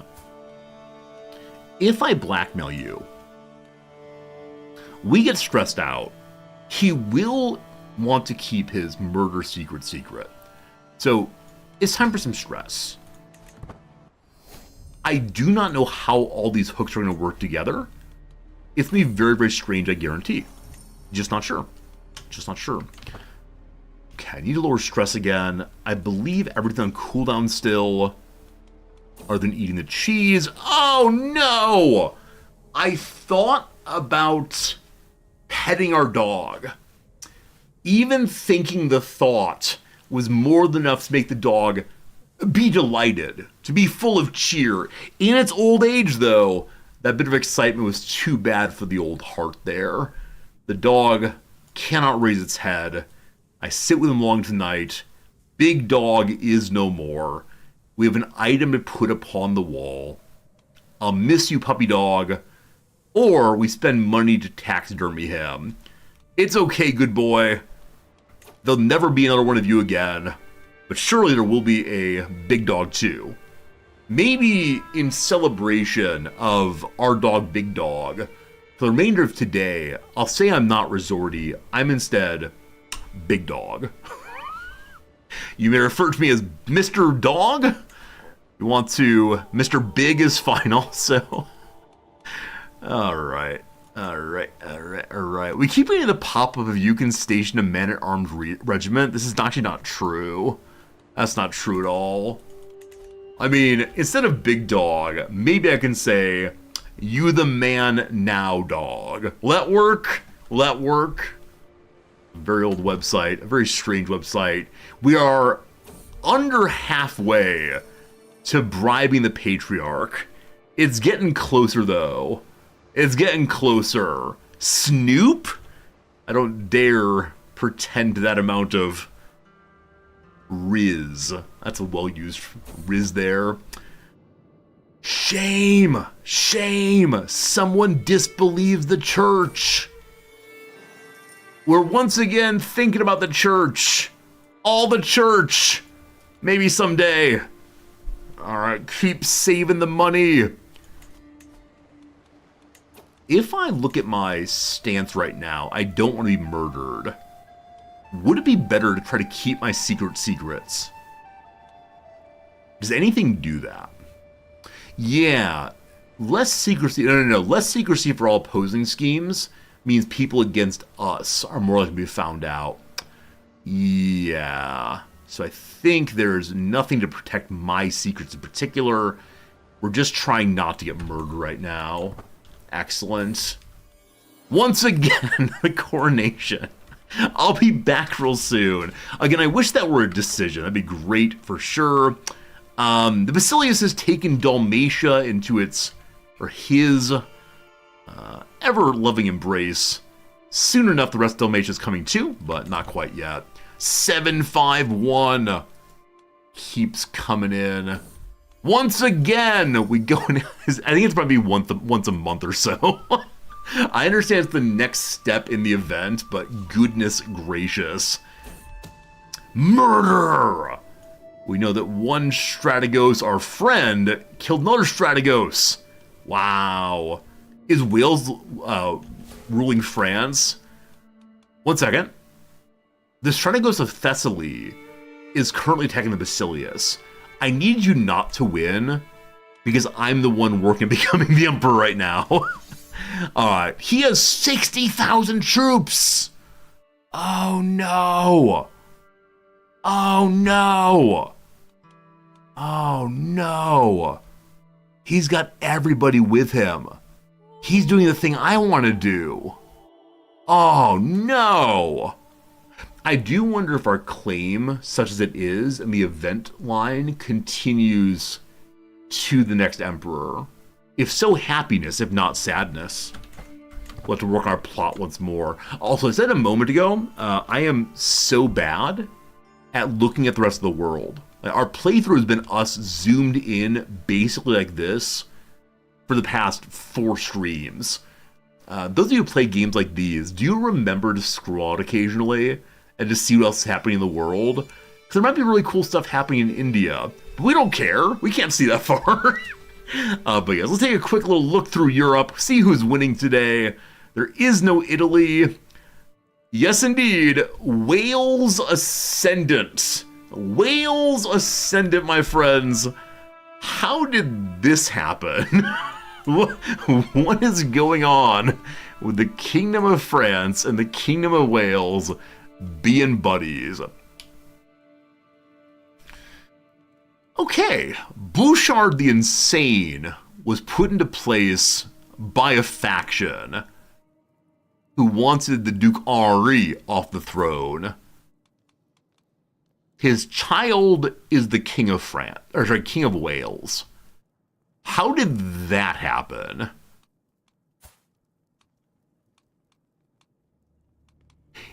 Interesting. Do we call this a personal union then? So the King of France and the Queen of Wales married up. And so he ended up with what, an implicit claim on Wales? Oh, she was the actual factual Queen of Wales. She was married to 2 kings of France. Is that true? Bouchard the Insane and Bouchard the Insane.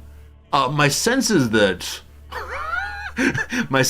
Bouchard thought of himself as 2 people. This is the exact same character. I don't know why I showed up twice. Maybe they married and divorced. I have no idea. Nonetheless, how cool is that? The actual factual Queen of France ended up... Let's see here. I wonder why it didn't go to her. She's out at 43. The current ruler's 40. Man, this part of the game I absolutely love. Figuring out what on earth happened. The big answer, though, is that the King of France and the Queen of Wales got married. And so their eldest child ended up inheriting both titles. Because we're in the age of primogeniture. Fascinating. And they decided that Wales is his main title. So, good luck, Wales. Your strength is 37,000. Will you drive out those English? You could do so. The family Alcignon, Hereford. There's a football club there. They're the sheep or something. Anything else interesting happening? Vladimir. Mongolia still exists. Mongolia is a lovely place. They managed to drive themselves all the way to the border of the empire earlier. Punjab Ascendant, you are still around. Look, chat, it's you. I actually don't know how to pronounce this. Anyone know how one would say that character with the umlaut equivalent? Can I say you? Because I think it's funny, obviously. But there you are. There you are, chat. Also, next door. There you are, too. You're there twice. Oh, you always show up for me, chat. I suspect this is a joke that every single CK3 streamer makes. Doesn't matter. Absolutely delightful. We love it. We love it. Back to the only part of the world that matters. Once again, you want to give money here?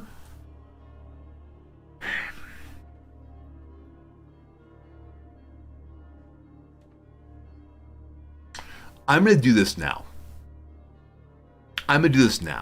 I think. I wish I knew how much of an army I would raise, because if I'm plus 60,000, then I could potentially defeat the Byzantines and the Pretender army. I'm calling them Pretenders. They probably have a legitimate claim. The people who are attacking, do they have any event troops? Because I don't know if going down this line gives event troops. 600 special soldiers. I can't imagine that's it. I'll have it in 6 months.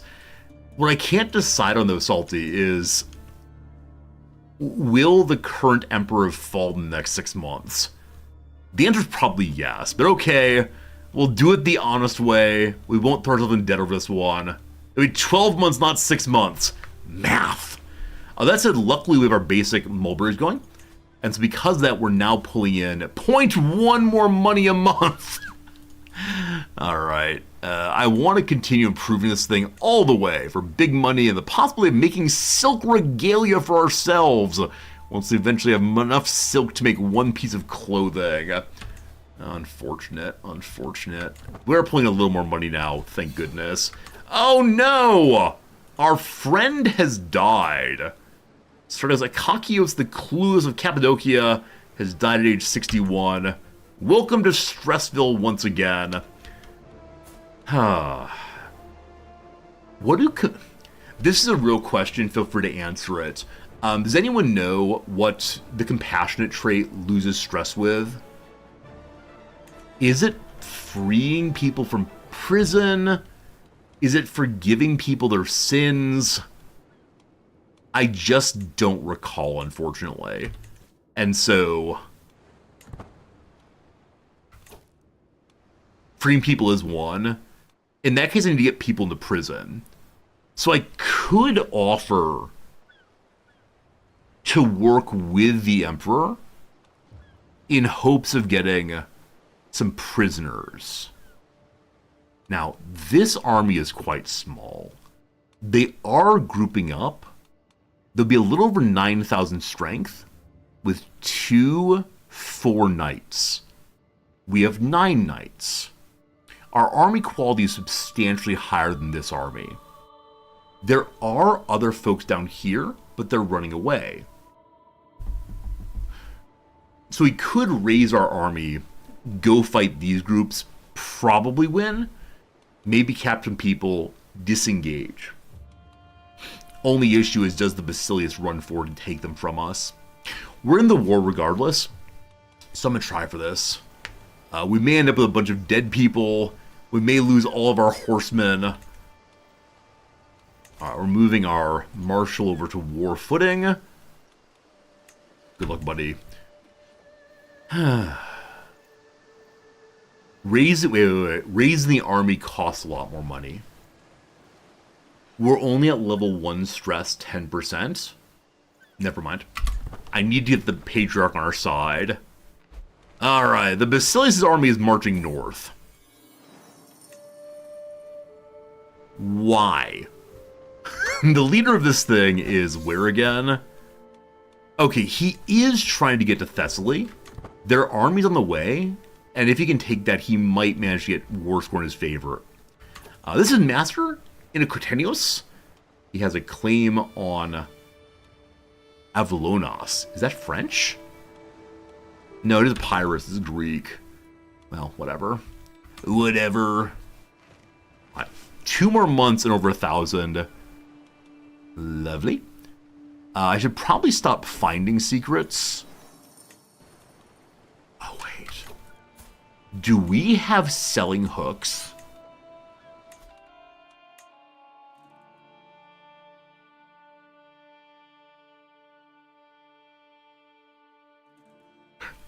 The past 45 minutes of your life have been used entirely incorrectly. I forgot I had this.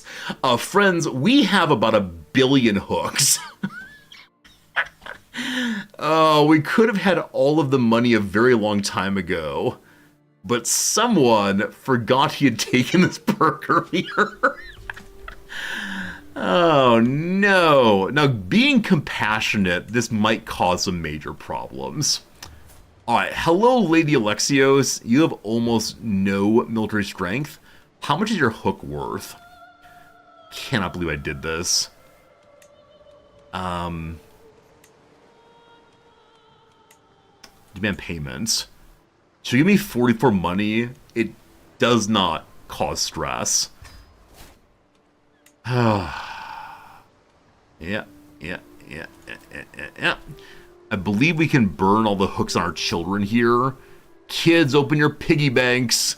Who's got money? So none of the kiddos have money right now, unfortunately. The King of Serbia has quite a bit. So, please give me money. Hey, thanks. Alright, we need like 1 more, then we're good to go. The hook I have against the Emperor, I can use again in 4 or 5 years. Great. We can develop more hooks if we want to. Murder ones would be most useful. So this fellow has 175 money. If we blackmail him, we gain 50 stress. He's only 60% likely to want it hidden. So, other murders here. 275. 80% chance. I really want that 100. Here's a 100 on a witch being a witch. No money, though. No money, though. Another murder, 100%. No money. These poor people. Okay. We found the big money. The Strategos of Athens. Will you hide your witchcraft? More than anything. Here comes our stress. Okay. Like I said... Come on. There we go. Like I said, I could have done this a very long time ago. Now, I couldn't have done it right when we got our mission to get the money, because our stress was quite high then. But we now have the money we need. Only $100. Huh. I thought strongholds were more than that. Maybe only on kings. In 2 months, we have the money we need. Do we have any other items that we can destroy? The Aged Cheese gives 37 money. Of course not. I believe we've given away now all of our other items, unfortunately. If we kill our wife, we can take her items and sell them. Hey, how's it going, Onion Plug? Where's the free spaghetti?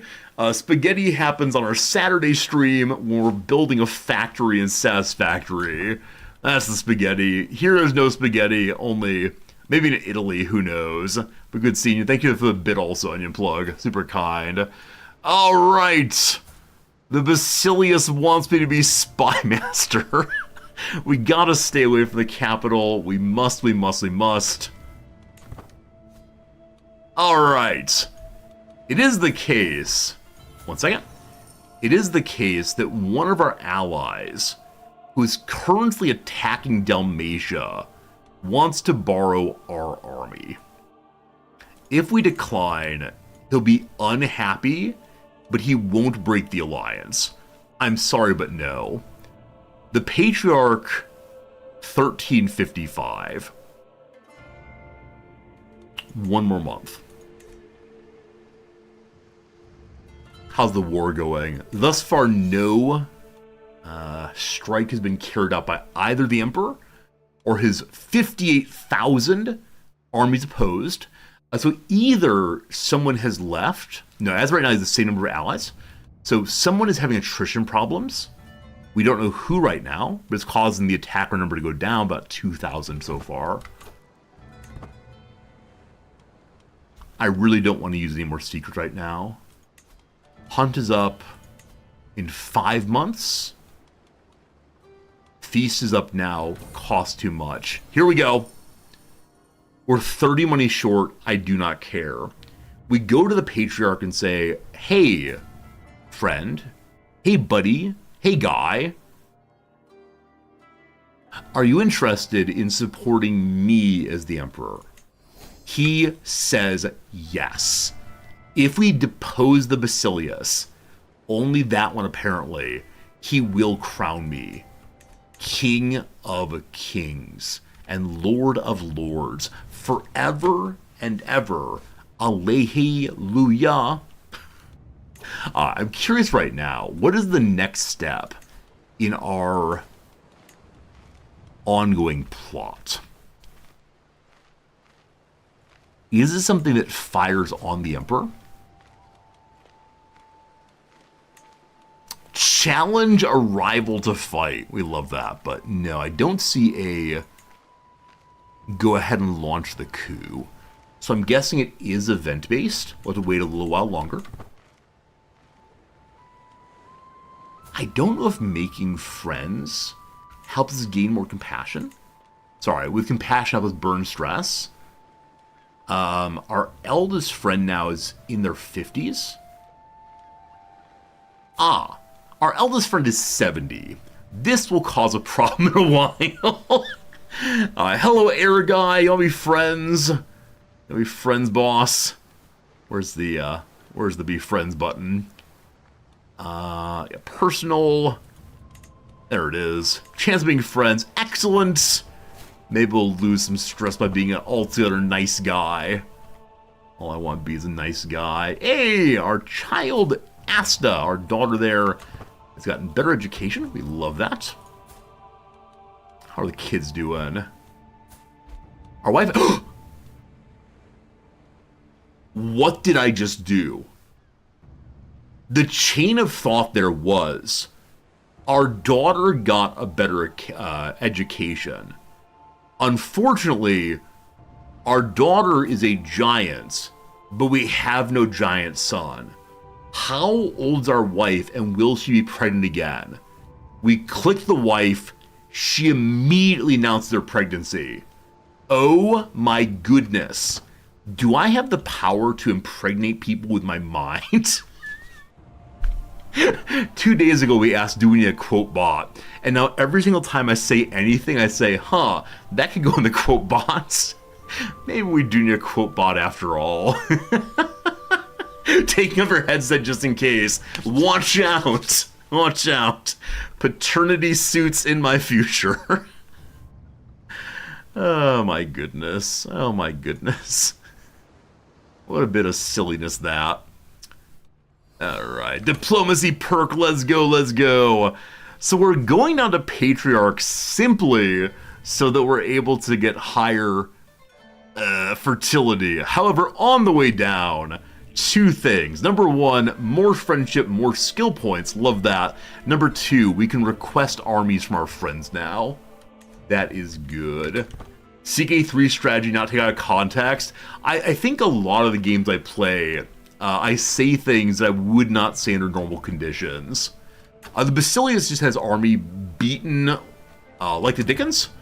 So he's going to lose. There's no doubt about it. He was actually stack wiped there. That's pretty bad. So the Emperor's at 32,000 troops now. We can hunt. I need to burn stress. I hate to waste money this way, but we really need to do this. We had a legendary sighting a bit ago. We haven't gotten any missions to potentially sight it again. What looks greenest here? I mean, next door is -3, +2. Over is +2, -3. They all look pretty darn green all the way through. And there's no special sightings anywhere. I don't care that much about succeeding, so I'm just going to hunt my capital, I guess. It's 240, which is 5 money more if I want a higher chance of success. Okay, we'll wait for 1 more month then. Though again, going for the Basilius while we have no money's a problem. I do kind of wonder if the events to attack the Basilius only pop up when he's not at war. And given he's at war, you know... Oh no! Lady Eudokia the Proud sabotaged my prospect of gaining an honorable posting. She slandered me and I found out. Oh no, she's a murderer. So we have a nemesis. Oh. So Lady Eudokia's lover is against us also. And she did oppose our becoming the emperor. So one of our rivals... Wait. This is her page. One of her rivals is me. Her other rival is her lover? I mean, I understand that love and animus are not so far away. But, what a weird situationship. What's the Facebook status? It's complicated, I'm afraid. For us personally, though, we do have a nemesis with the Basilius and a rival with Eudokia here. I suspect we'll be very pleased if the Basilius loses his crown. Any bad things to the Emperor makes us very, very happy. We got our additional money. Let's go hunting. Again, right next door to our home. Level 2, level 1. Let's go. All we need to do is lower stress. We do not care about success even a little bit. A plague called the Hills Fever has begun. What kind of hills? Beverly Hills? That's where I want to be. Real quick, the fever has come into our home immediately. So, oh, you know what? Where do we live? Okay, we actually do live up here now. So our estate is being rampaged. But I don't know who actually lives on the estate. No idea.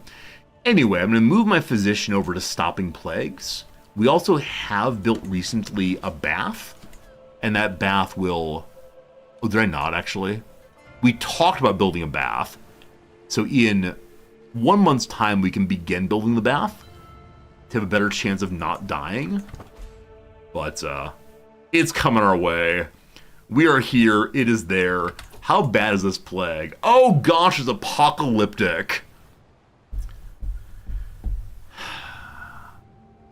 Well.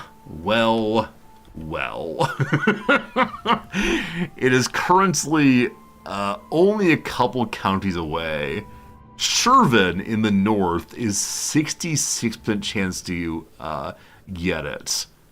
We don't yet know the chance of our getting it here. That is unfortunate. So we could run away, long hike elsewhere. In my capital, I do have level 4 hospices. So we'll have halfway decent resistance. We may end up running away in a big way. We'll watch and see how it expands, if it expands, fingers crossed, etc. Looking for pop-ups as always. Hey, my children are not dying. Instead, Asta stopped someone from beating up and yelling at Hermanos there. Hermanos, you are my hermano. Calm is the way to go. Can you ask, I said the capital, if it's next door, I believe. I think it has to be one county away. Is that not true? I don't see it here. It may be a pop-up somewhere else. I know it's up here, but I can't remember past that. Who knows? Did I do anti-plague? Yes. Managed to remember to put the doctor on anti-plague. It'll help a little bit. Maybe. Can you not isolate the capital of duchy? You definitely can. Oh boy. Sebastianos, my chancellor, who's in the capital for some reason.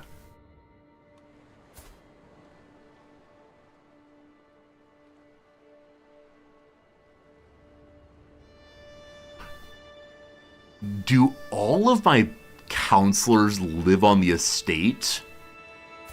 And I live in the capital? And we write letters back and forth? Oh no. Okay. Actually, factually, almost everyone's showing that they are in our capital. Oh, is it because the chancellor's on domestic affairs? Does he go to the capital of one's liege to spread the good news? Anyway, boss, good luck. Don't come home. Message right here. Interest here to have a daughter of the king of Galicia Volhynia marry our nephew. She's a bit of a bleeder. And this is not an alliance. Okay. Boy howdy, do I have a daughter for you. Do I have a daughter for you? Wait 1 second. I may have married off my daughters entirely. I could break an alliance to try to get an alliance with him instead, or break a betrothal. For the moment, though, I will not do that. For the moment, we will...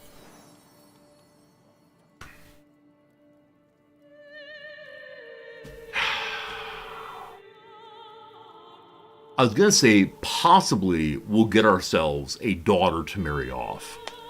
That said, is this the culmination of the playthrough? Is this everything we've worked for? Those days and nights slaving away in the baby factory?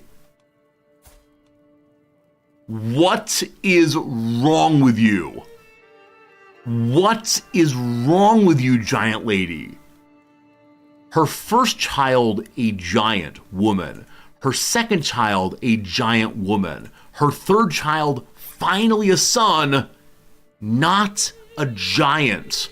So I know nothing about like Punnett squares and genetics.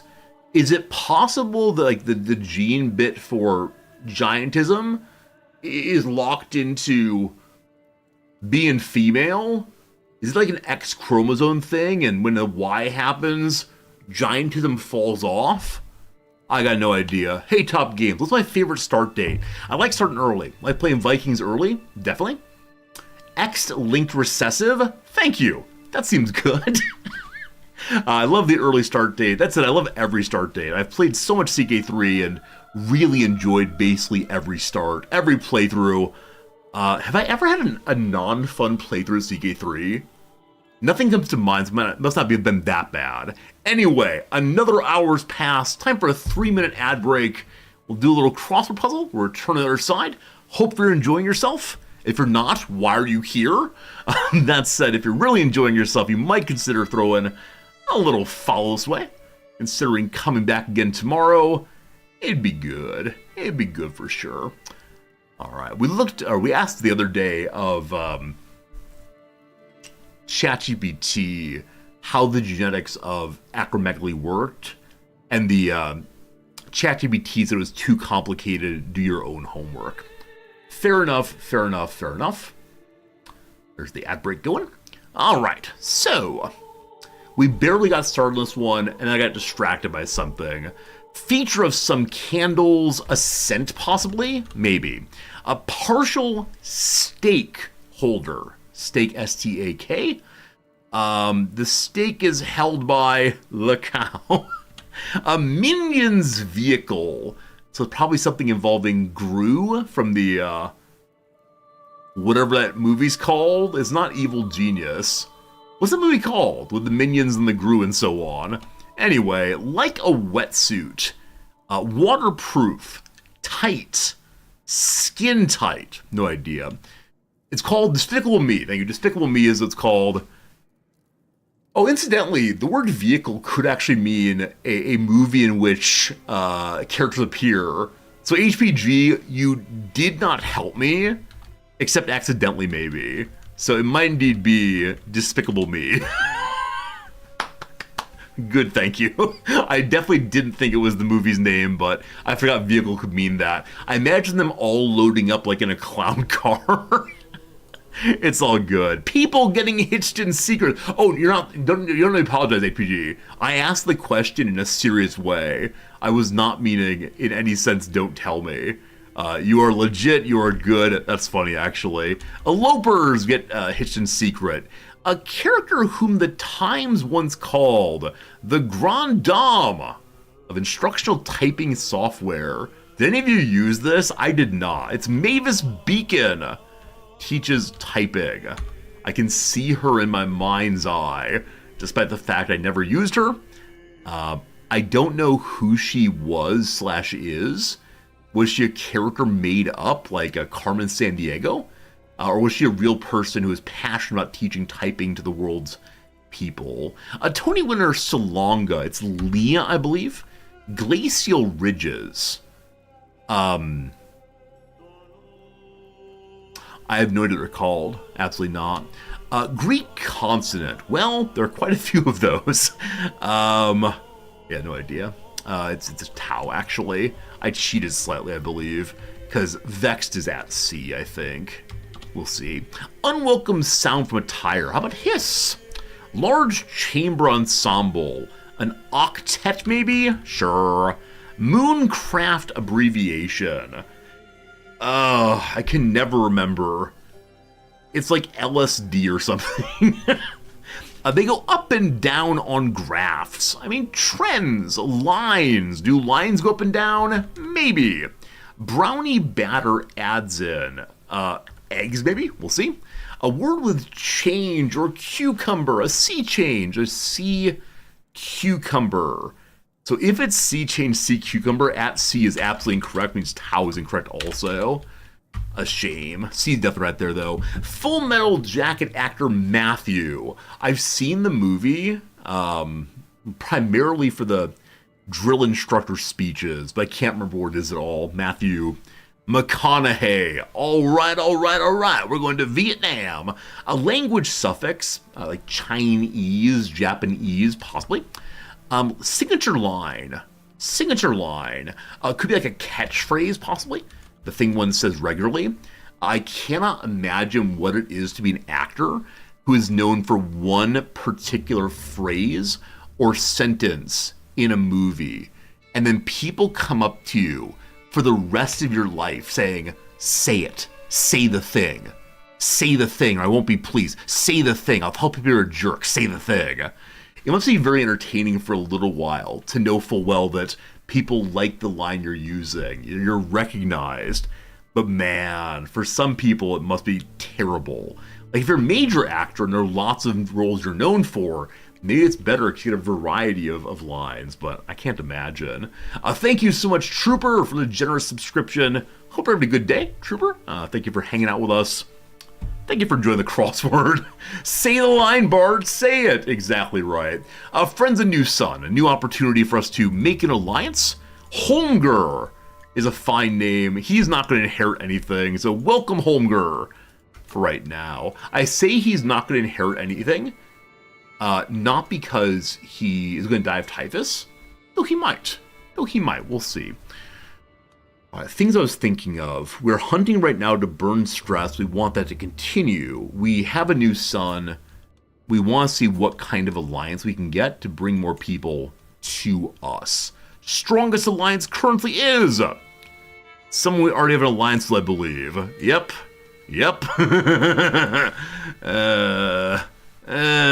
Unfortunate. Earlier we're trying Serbia and other people outside. Hungary is Catholic. Ruthenia is like us. Unfortunately, the king of Ruthenia is but a boy. We do not have a daughter, correct? It's only the son? Yeah, only the son. And he has no sisters or brothers. So were you to die... She's already married, unfortunately. She does have children. He has cancer.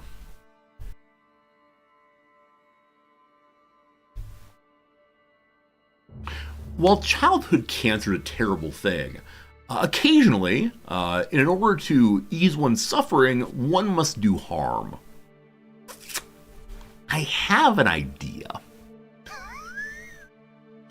The idea begins and ends with the same phrase. You know it, you love it. We may have to kill a child. So, if we can marry our son off to this twin daughter, and then the Princess Lyubva becomes the ruler of Ruthenia, we get an alliance with a very large territory.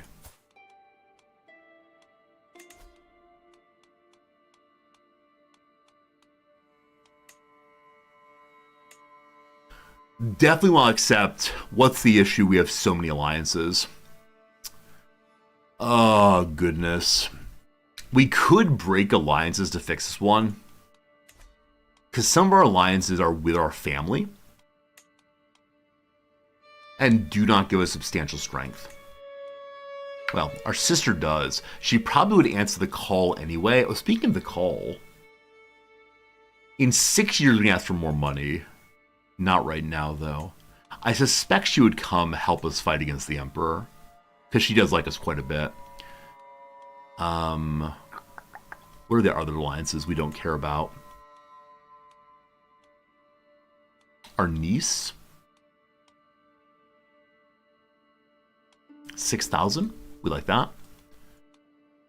We have an alliance with a mayor. That's because we married her sister? Wait, how does the alliance here? Wait, why? Our son married her daughter to produce giants. Right. And the last one, at the bottom here, is with our daughter. So, she has no army. She likes us a lot. She has almost no points in hatred. We saved her from the streets. We're very powerful.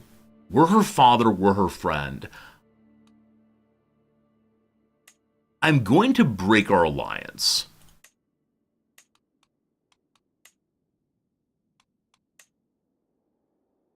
Where's the button to break our alliance? Isn't there a button to say let's not be friends anymore? Maybe there's not. Maybe I missed it. I mean, I can ask for money from her. She has 126, to be great. Request divorce, no. Huh. Is there not a break alliance button? I really thought there was. Well, unfortunate. Unfortunate. Mavis Beacon was a fictional character. Thank you, Gellius. So it is the case that the Mavis Beacon, who taught many of us how to type, did not actually exist, and yet we remember her name well. That's good.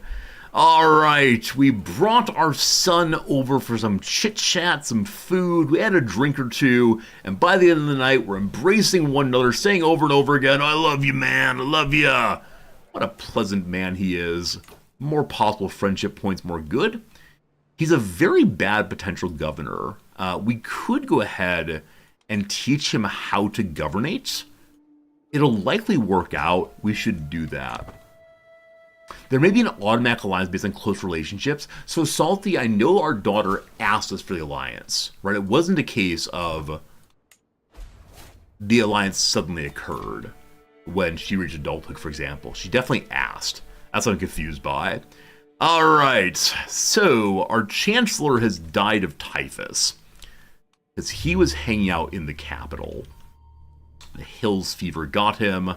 It hasn't yet gotten to our territory. It's very, very close, though. Maybe it will go away before running apocalyptically through our territory. We will see. New Chancellor needed. A mayor wants to be a Chancellor. I think not. Our court jester wants to make some big ha-ha-has on the council. You know what? We love it. All right. We go to foreign affairs. Got to convince our vassals to like us more. We'll see. You can break if you decline a call to war. We wish you're absolutely right. Absolutely right. One way to break the alliance is they say, hey, we need help. And we say, nah, fam, we good. Procopius here has summoned us to go fight. He wants to fight a stag. That seems fine. Our stress is still pretty high. All we gotta do is win the fight.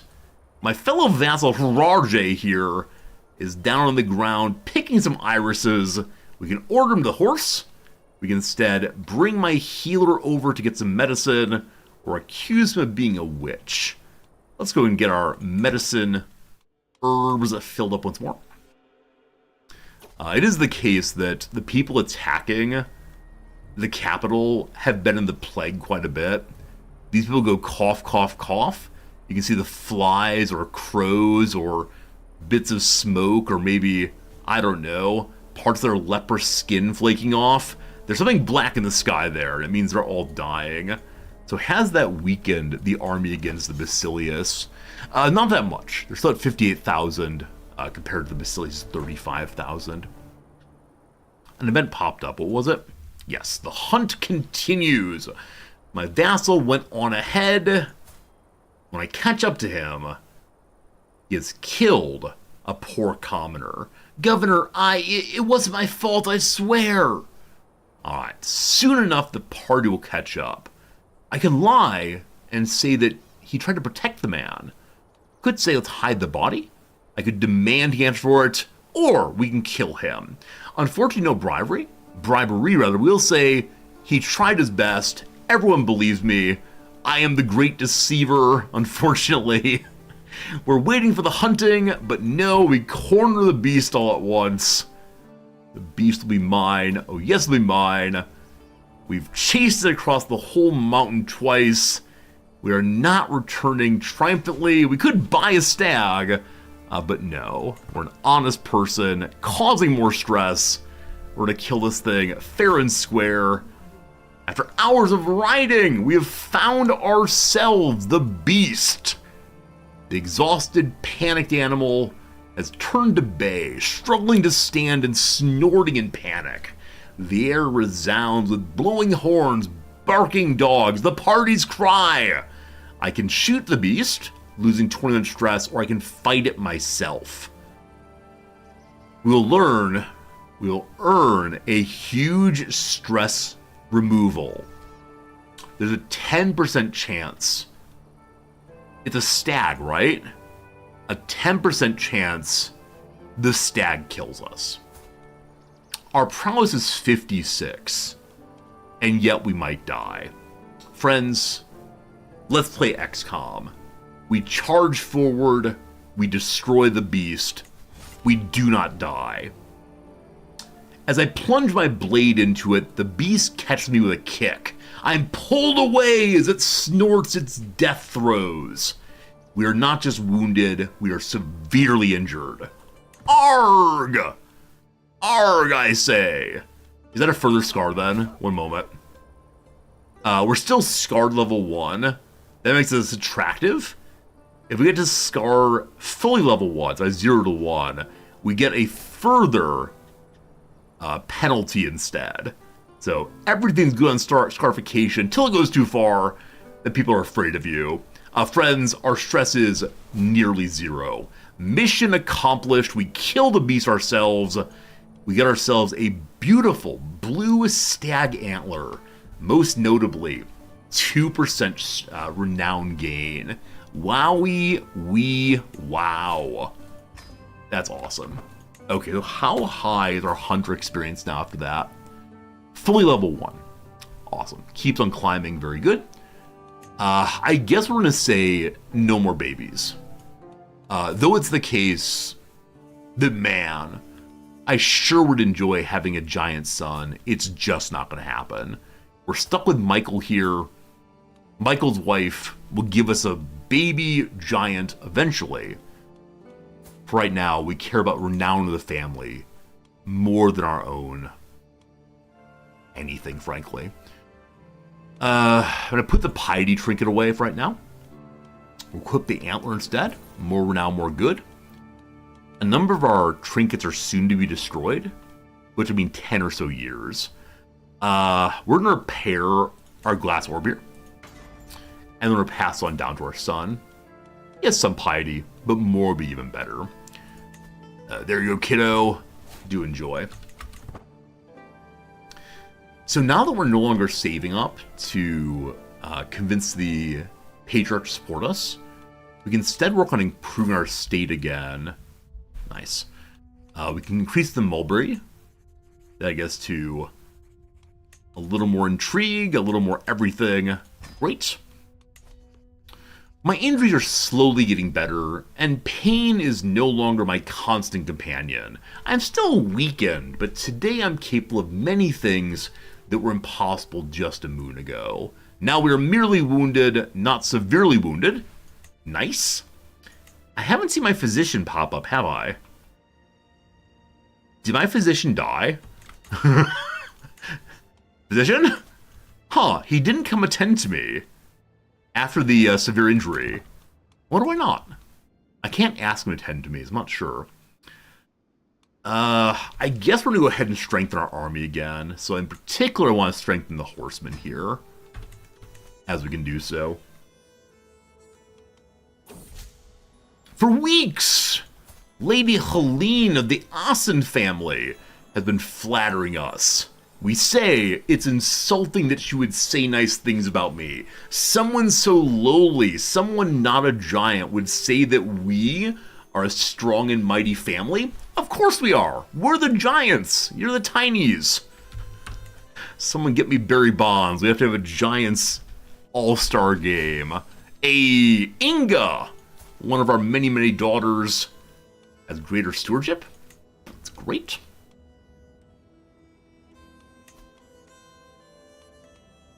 I really do wonder how I launched the coup.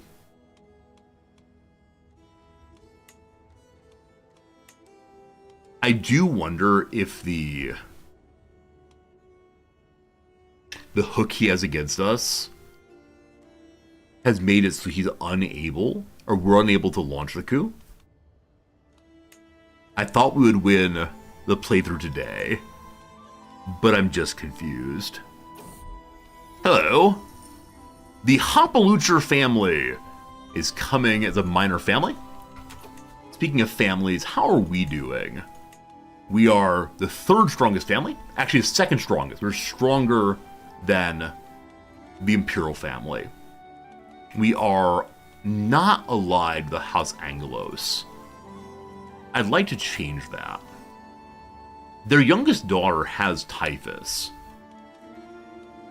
I suspect they will not want this alliance because we have too many alliances. Relative close family ties? Wait, what's that mean? Sorry, relative close family tiers, rather. Relative close family tiers. The land equivalent of title rank. The tier determines the position of title in the hierarchy of the game.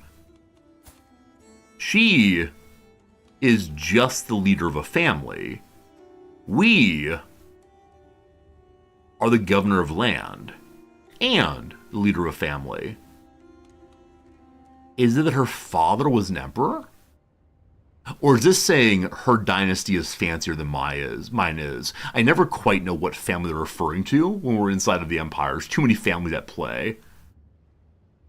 So, Yeah, close family tiers. What is that even saying? It may be that we are noteworthy and they're famous. I'm just not sure right now. Just not sure. Tooltips that are confusing break my heart, but...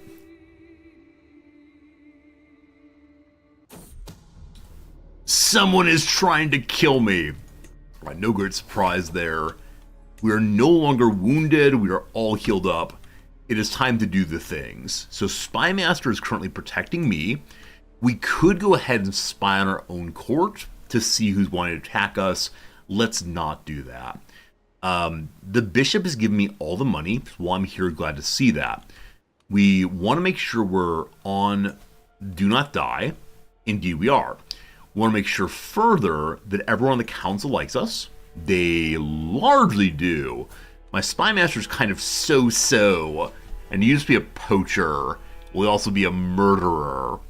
Our personal slot is currently taken by mentoring our son. While I love doing that, my sense that it's a more better idea. 1 second. The chance of murdering us is negative 133%. With a 1% secrecy. I'm nearly certain we'll figure out what's going on here. Its top level is 74, so 8.7 per phase. 133 divided by 9 is number here. We have a very long time for this to get to 74%. I can't guarantee, but I do suspect we'll figure out what's going on here fairly soon. That said, who's in my court that does not like me? If anybody. Alright. David of the family of the Basilius is in my court. He's a rapacious opportunist. Out you go. Bye. Alright, who else is with me that should not be with me? Everyone else has positive opinion. This fellow is of a minor family. He's the leader of it. That's okay. Look at just 2 or 3 more people. We got some knights here. Acclaimed through and through. Do we have an acclamation I didn't recognize? Oh. When did this happen? I don't think I made this title intentionally. He's an archer and a skirmisher. So he makes our archers more better. We only have Vigmen. We could instead get the retinue archers. They're very good at 5532 compared to 1922. I completely missed this. Unfortunately, because we're at 5 out of 4, if I destroy the Vigmen, we will then not be able to refill with retinue knights. What a shame. There's some trait somewhere that will allow us to have more men at arms. But we need +2. I believe it's in the middle tree of Marshall, possibly. Let's see if that's true. I'm saying it's false now. Feeling it's false. It is false. So Gallant gives you more knights. I know that for sure. I don't think it's strategist. Maybe there is nothing that gives you more men at arms other than like increases technology. Also, I'm wondering if the top level of prestige may do so. There's nothing here, unfortunately. Okay. Higher levels of prestige. Yeah, they just give more knights. So this is the pile up on knights way. I don't know how to get more men at arms. Well, that's annoying. It's annoying enough, in fact, that I'm considering changing the main knight title to be something that helps our horsemen or our Varangians. There is tech, yeah. Unfortunately, I'm not the leader of Swedish culture. Our good Queen of Sweden continues doing that one.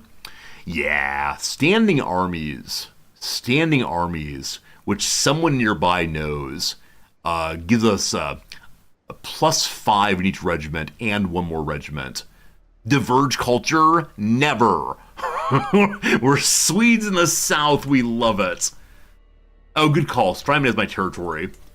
I think it's a hostile scheme I'm not using right now. Thank you for reminding me on that.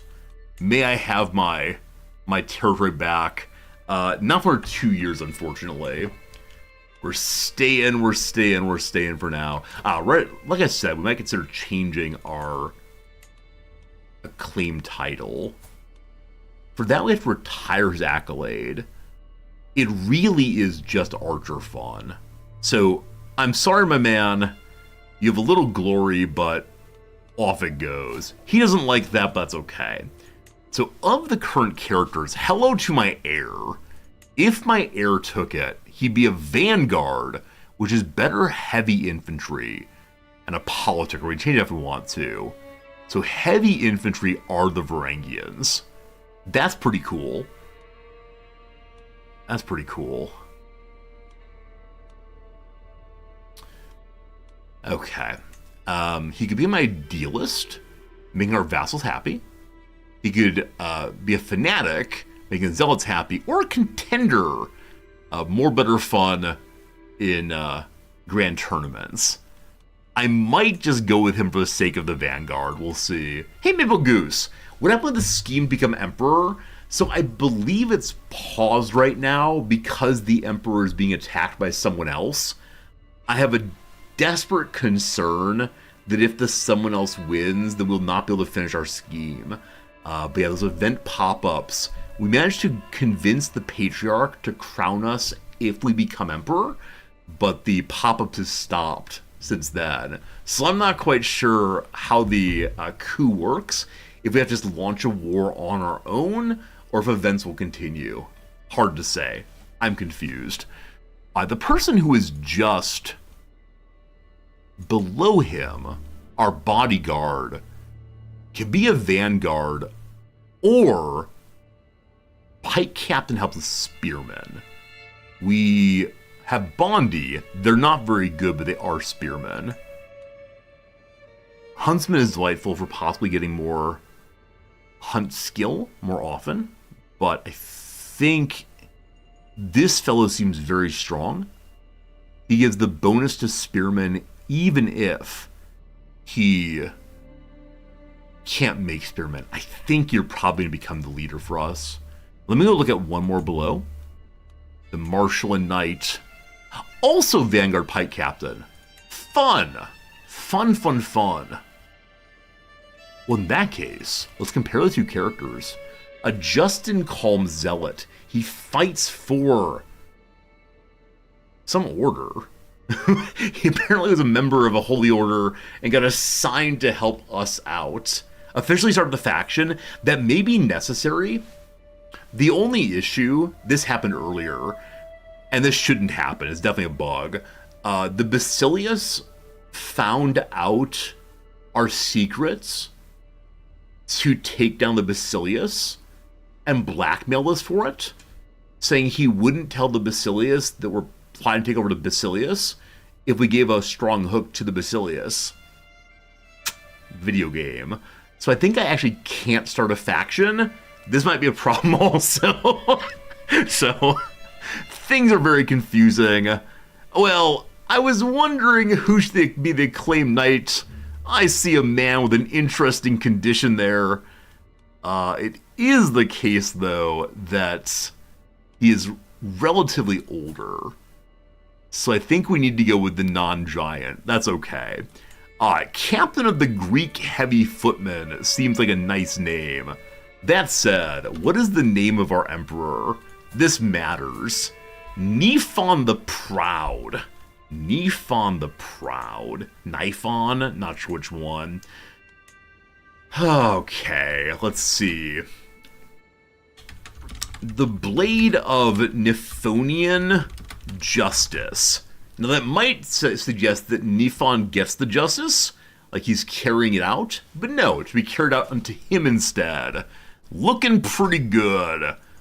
Alright, we gotta give him some glory. I believe we can get him glory by going to tournaments and such. Past that, I'm not quite sure how to get glory. I think the highest level knight I've ever had is 3 or so. It's just not clear how you gain more and more. Let's see. Yeah, winning battles in the grand tournaments, attending activities. It's do stuff in the tours and tournaments line. But it's also expensive. As an adventurer, we could have found a way to spam grand tournaments by helping people out with their missions and so on, but for right now, less so. The rebels continue to take major territory.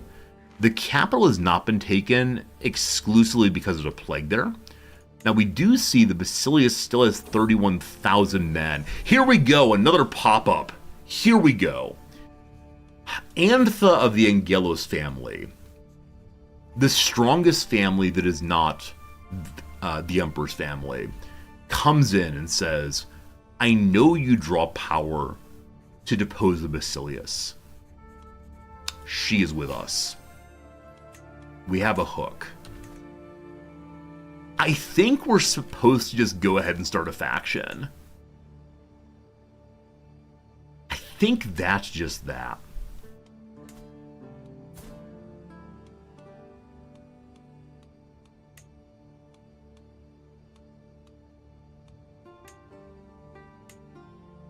Okay, start claimant faction.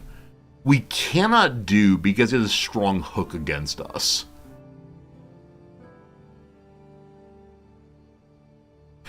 How do I get rid of his strong hook on us, other than just by murdering him? I think, unfortunately, strong hooks are very, very sticky. He can use it against us to get money, etc., but I think until he chooses to use it, there's nothing to do. I believe there's an event where you can offer to trade a hook to him, and he'll give up his hook on us. Other than that, I think we have a slight problem. Now, he is infirm, so he is gonna die. But like I said, I don't know if my willingness to depose the ruler carries over to Pancratios. We could try to do the honest way. We're up to 319 points. We could try to invite other people to be with us. Also, we do have negative 40 because we're not Greek. We actually have the highest skills of anyone with that 174. We are also... some of them have strong claims. We do not, though. Can I just declare war? I don't believe so. Let me see if I can. If I can just declare war, that'd be huge. No, because he has a strong hook against me, I just can't attack him.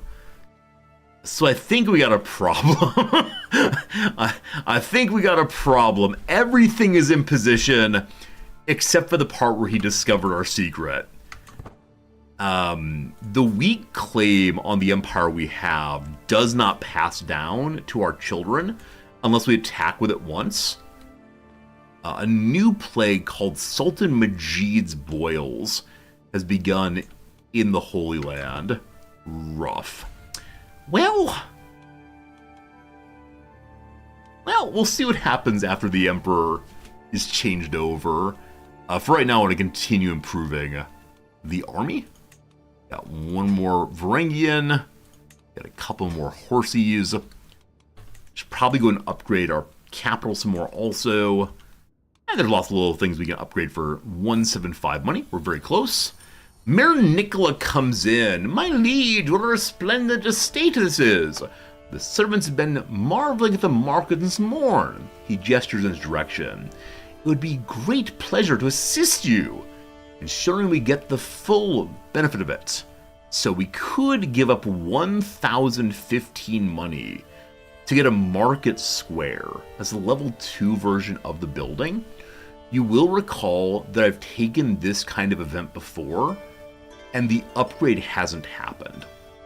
I'm not sure if the bug, it was based on the wine press, not the market, but because of that I tend not to accept this event. Instead, We'll take the money he offers us. It's 510 money, and we'll use that to increase the level of our tax assessors in particular. So from tax assessors, it's every peasant's duty to pay the crown a proportionate tax in coin or in produce. Our tax assessors ensure that what they pay is sufficiently proportionate for our needs. And fortunately for us, the peasants are illiterate. Wow, I'm an exploiter. First the commons, now the taxes. We can increase by 5% to a bailiff's office instead. An excellent way to make sure the peasants pay their taxes is the threat of being thrown into the dungeon should they not. It's the job of the bailiff, ever on our side. I'm probably going to take this upgrade, but give me just 1 second to check. The cost of the estate upgrade, the final one, is 1026. 1 second. So previously, we needed to have learned cranes to do that upgrade. Did the Swedes learn of cranes? Do we understand how pulleys work finally? We do not. So this last upgrade actually cannot be done. Even though it says just money's needed, it would also say you need cranes, certainly. So because of that, we will go ahead and upgrade our taxes to get more money throughout the duchy. So much money forever. The big reason we need this money is because when we raise our army, it's going to be very, very expensive. My son has been passed in line for Oltania. He's first in line still for our capital, so we're fine with that. We don't mind his not getting a position that is not our capital. A message here. Do we go to a feast? It's a 4-month-away feast. It's held by a vassal who likes us okay. The vassal's not part of the initial war against the Basilius. Hey, Fanta! You just bought the game the other day. Seems like there's so much to learn. Number 1, yes there is. Number 2, congratulations on buying the game. It is such a fun one if you can get over that initial hump of playing. There are a lot of buttons. There's a lot going on. There are a lot of ways you can go. When you have a question like what's the best way to do X, the answer unfortunately is always it depends. And so my standard advice is after you've done the tutorial, just choose basically anything you want to do. Set a very, very small goal for yourself. If you achieve it, celebrate. If you don't, try to figure out what went wrong. If, for example, you run out of money, then think, okay, how do I make more money next time? If, for example, your character dies due to being stabbed, then find the button to stop being stabbed, etc. If you have any questions, people in this channel know a lot about the game, and we're happy to help. But for now, I wish I were you. I wish I could play the game completely anew, because there's a really beautiful moment that's coming for you. The beautiful moment is, at a certain point, you will understand how to play the game without having the moment of being an expert. And that first feeling of, oh, I can ride the bicycle feels so good. So enjoy. Super cool. Always glad to welcome someone to the ranks of Paradox players.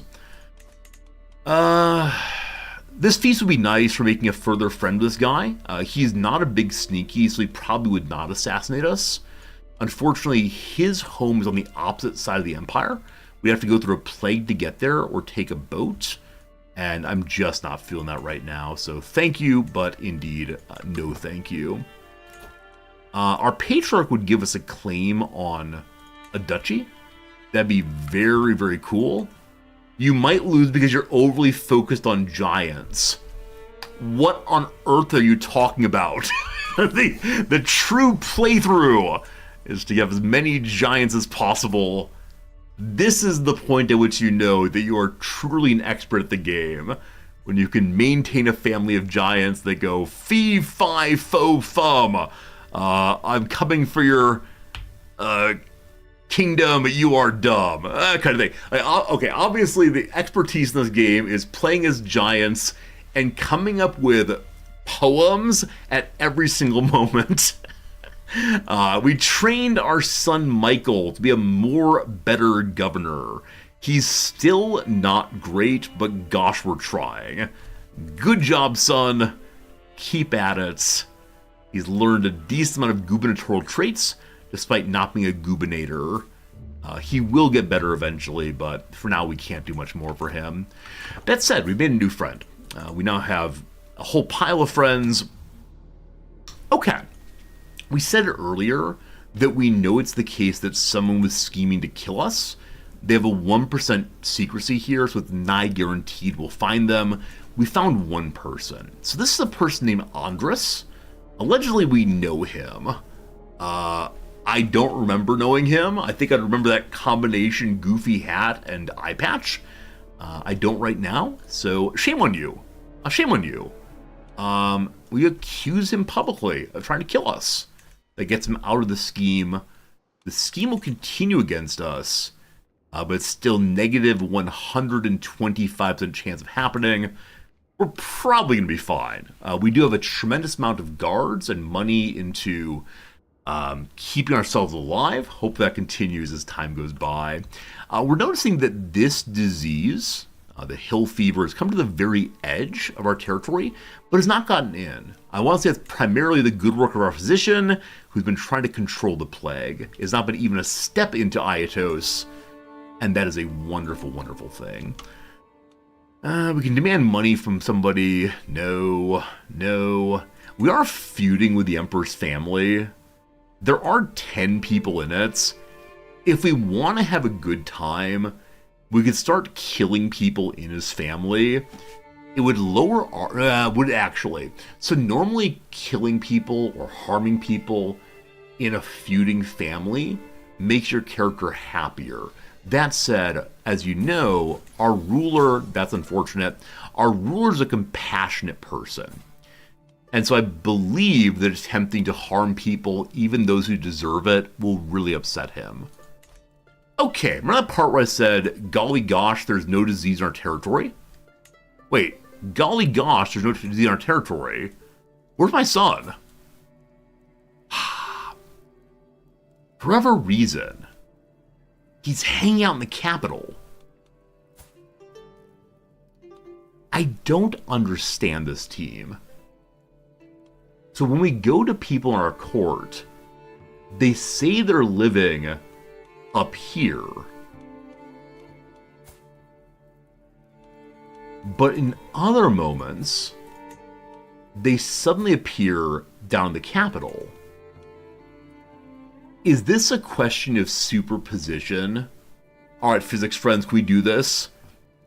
Are they simultaneously in the state of living in the capital and living in Byzantium, and only when the game observes them and says, hey, who gets typhus, do they suddenly pop into the place we don't want them to be? I think so. I think so. The waveform has collapsed. Alright, my son has fallen ill. The future's uncertain. Death comes for us all. My physician, who is, a bit of a wise man, has read one book one time and has no actual physician trait, comes forward and says, what do? Can make so the family doesn't leave the manor.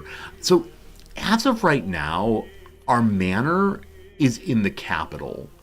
So I understand the reasons why the game is saying that characters are getting typhus there.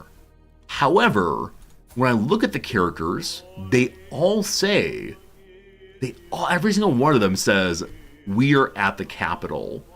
So moving the manor would help, potentially. I just want the game to be honest.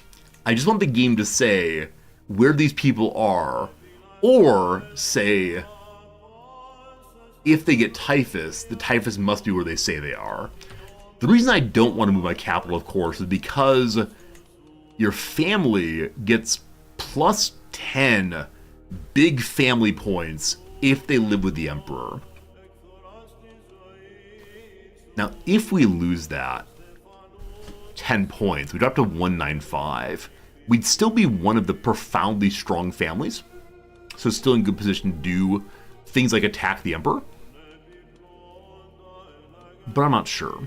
Also, we're currently focused on politics, getting more influence. I have a giant pile of influence I need to use for something. Or we could change over to martiality and have a stronger army overall. That said, can't change for another 11 years. It's been 14 years since we became a strong family. It's been a while, hoping to use the power. Anyway, our son is very sickly with a typhus. He's also beating himself in hopes of curing the plague. Either God will save him or the typhus, what do we think? The typhus bad blood will get out of him. So we could say, treat him safely. We could say drastic measures, start cutting. We have a good pray, maybe have a miraculous ritual, no treatment, or up to the boy. As always, caution. A successful treatment, the doctor does not gain any doctor points, but what a happy day. What a good day. The best day ever. What is this day? We didn't intentionally kill her, but our rival, Eudokia, who rivaled us for really no good reason, I think she rivaled us because she didn't want us to be emperor, has suddenly died. Fate has smiled upon me. The rattling oaf has gone unto her grave. We now lean back and cackle wildly, etc. Not one day too soon. We lose 14 stress because of her poor typhoid body, we'll call it. Come on, buddy. Hey, we found another person. Good old Lutepold. I don't know who you are. Lutepold was sent forward to scheme against me. Out you go. He gets stressed out for working against me. And, that's fine. Still negative 116% of us being murdered. We'll keep an eye on that still. Hey, we made a friend. We made a friend, my friends. We managed to convince our daughter Asta, 1 year away from adulthood, to be our friend. Now, she is married into the family Iconian in order to give us an alliance.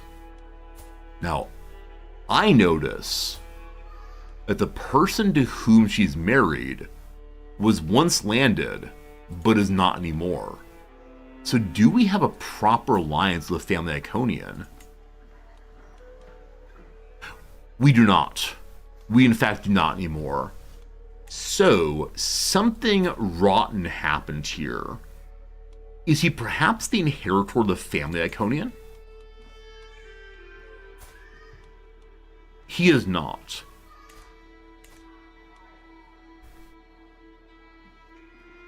At some point, the plan fell apart. I don't know what the plan was, but surely Iconian is a major family in the Empire. Makes a lot of sense we'd marry into the family.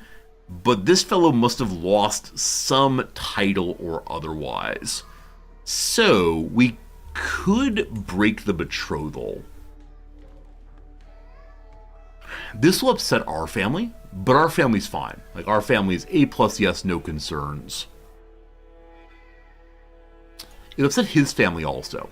The family Iconian will be against us. Now, I can never remember if it's all family members, close and extended both. Extended includes like uncles and such.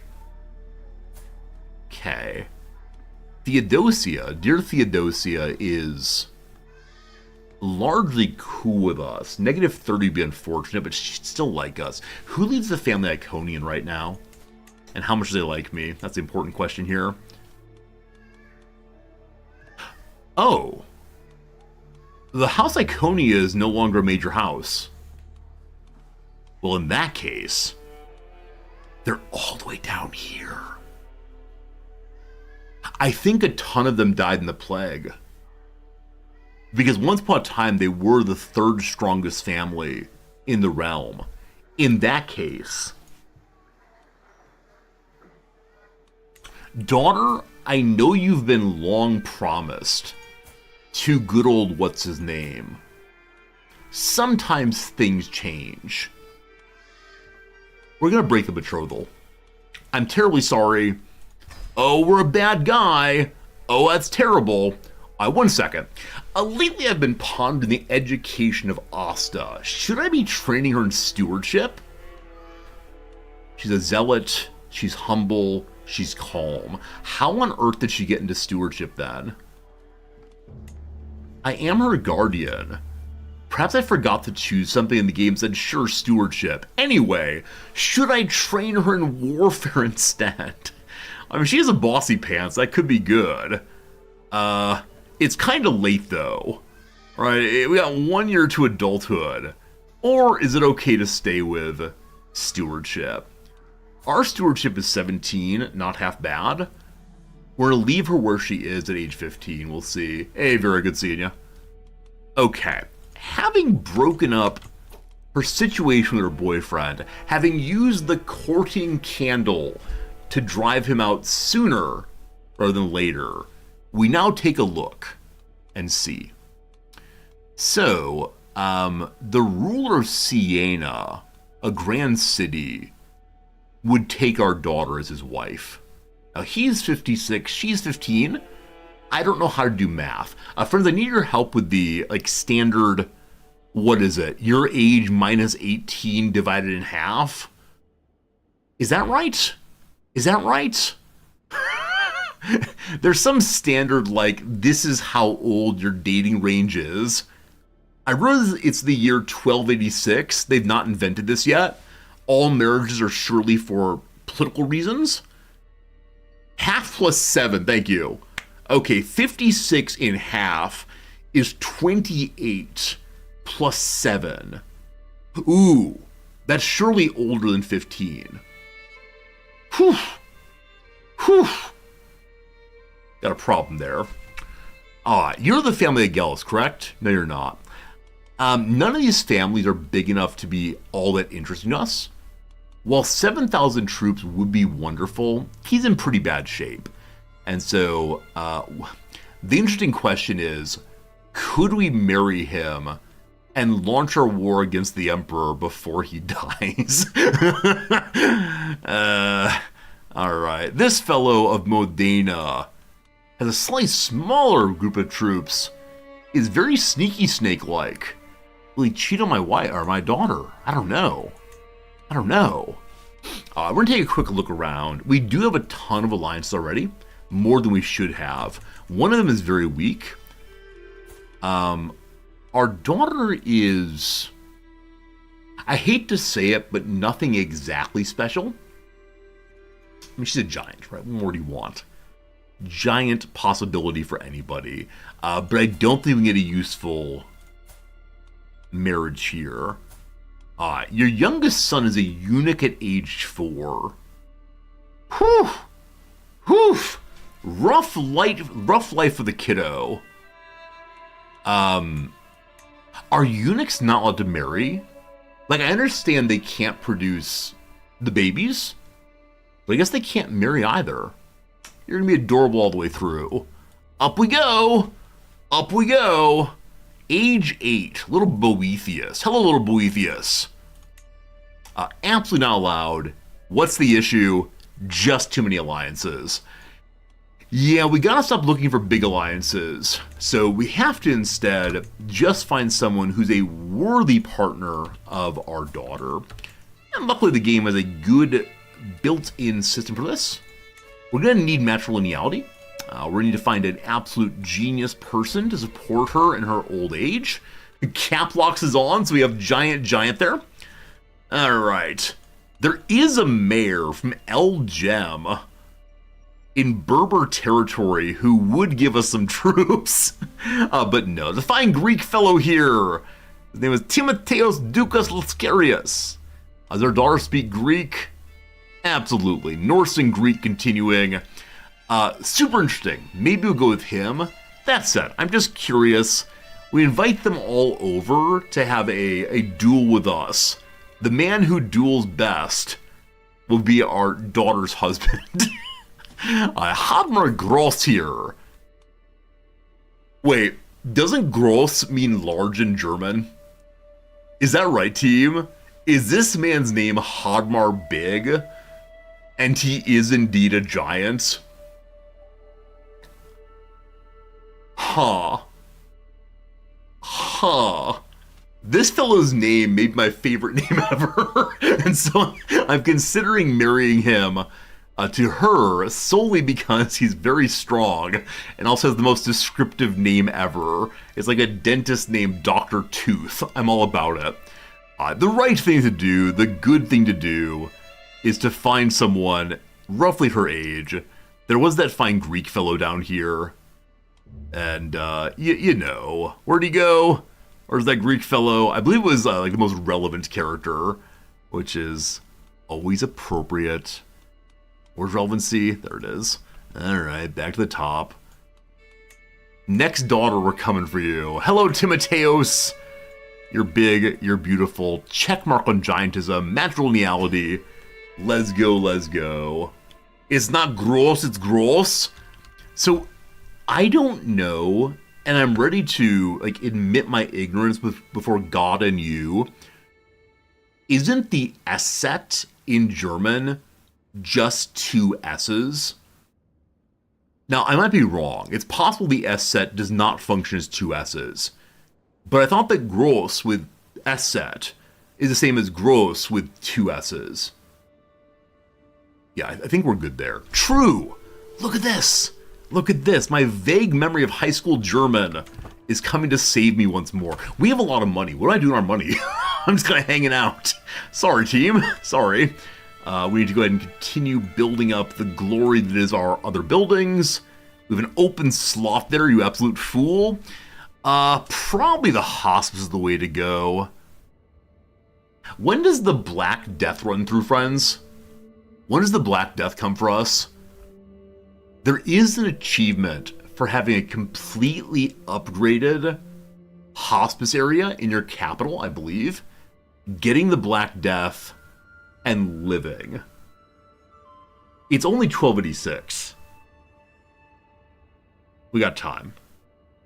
I think 1300 indeed. 1346, okay. This is one fun part of starting the later date. You get the Black Death faster. It can, of course, come in a different year, etc. But, yeah. Who's stationed here? My little archer is stationed here. So, we don't have a hunting lodge yet, right? Hunting lodge is not what gives archer strength. What gives archer strength again? I always forget this one. You already build the archer thing? We did. The camp smith. The militia camp gives better archers. Awesome. Yeah, I think we're just going hospice. It gives some money, and for right now, I'm fine with that. Alright. We then go to our minor holdings over in Stretz out there. Go ahead and build the blacksmith up again to give more taxes in that location. Vrosta, just the same. And with that, we are back to roughly impoverishment again. Estates going on, all fine. You had a game that had the Black Death spawn organically 20 years into the 860 start date. I mean, cool. So I don't ever change the starting conditions. The settings are all the same. But that early, one has basically no plague resistance. And when I say one, I mean everyone in the entire game has no plague resistance. Did that kill literally everyone in the entire playthrough? I can imagine that. Alright, betrothal on once more. If you can't get a political alliance, get a giant alliance. Okay. From down the hall, I hear some he-he-he's, some ha-ha-ha's. The typhus has been shown the door. My heir is well once more. Hooray! Back to being strong of health. Haboo! The army against the Emperor is going to win very soon. Alright, look forward to seeing how that works out in a moment. A buried treasure issue has shown up. We haven't had any governor issues in a long time. Let's go talk to the local peasant. He's found a hoard of buried gold. To whom does the money go? Let's go check him out. Let's go talk to him in just 3 minutes. Boom, cliffhanger. Friends, it is the case in our hours past. 3 minutes of ads. Your cost of doing business for 57 minutes of the best content on Twitch. That's right. I'm feeling a little arrogant today. It's 1 p.m. my time. Been streaming now for 4 hours and 30 minutes. I said I would not end stream until we launched our war against the Basilius. We got a longer stream, possibly. Which Whichever way one more hour goes. If Basilius dies, what happens to the war? If the Basilius were to die right now, the war would continue because it's a claim against the title, not against the character, I believe. The current Basilius will be replaced not with the title claimant, but instead replaced with his immediate heir, whomever it happens to be. Something like that, I think. It's pretty good content. Psycho, pretty good is good enough, thank you. Evergreen trees with a colorful name. Gosh, I don't know. Like red firs, maybe. Is that a thing? Possibly. Notable hardware release of 1998 with 4 characters. 1998. I was using computers then. Was it Kazaa? Was it Napster? I have no idea. No idea. What a number on an envelope might signify. I mean, like the house address, obviously. Number on an envelope. Unread messages. Not on a physical envelope, but instead on a, like, Gmail account. Unread emails, probably. A tradition during which performers pretend to eat and spit out lettuce for good luck. Pretend to eat and spit out lettuce. Wait, does that mean they take the head of lettuce and put some in their mouth and then spit it out? Or do you pretend like, ho, ho, ho, I have a head of lettuce. Oh, nom, nom, nom. Luck. I have no idea. Absolutely no idea. I do know about the head of lettuce societies. Have any of you heard about these at all? They are at colleges and high schools. And they're clubs like any other club, like trading card club or football club or whatever. And the club exists for one and only one reason. Annually, they have a competition to see who can eat the head of lettuce fastest. And that person is elected the head lettuce. And their one and only one presidential duty is to host next year's speed lettuce eating contest. This is a very memey thing. It was around 5 years ago. I don't know if it's still around. At my last university, 2 students were very interested in starting the lettuce eating club. I don't know if they actually did. I moved away before they may have started it. Anyway, this is a thing. I have no idea. Get excited. Amp up is often used in puzzles. Check that one out. A portmanteau term for a Disney theme park designer. Okay, I watched a Disney promotional video about the like Tower of Terror thing and how they revamped the Tower of Terror in line with Twilight Zone, maybe. It's Anna something. It's something to do with Animator, but not, I think. Thompson of Annihilation, no idea. A Trickster of Myth, maybe Loki, not sure. A 7 and 11, for example. They are odds all the way. Like some fireplaces. Ashy. Flueless. Wood. No idea. I mean, gas-powered, possibly. To the Downs. Conventional informally. Well, something's wrong there. Blank LSD. Conventional. Well, the ad break's over. Very well. We'll get back to the game in just a moment, folks, but between now and then, I want to show you that I'm not making things up. I want to show you that there are head of lettuce clubs.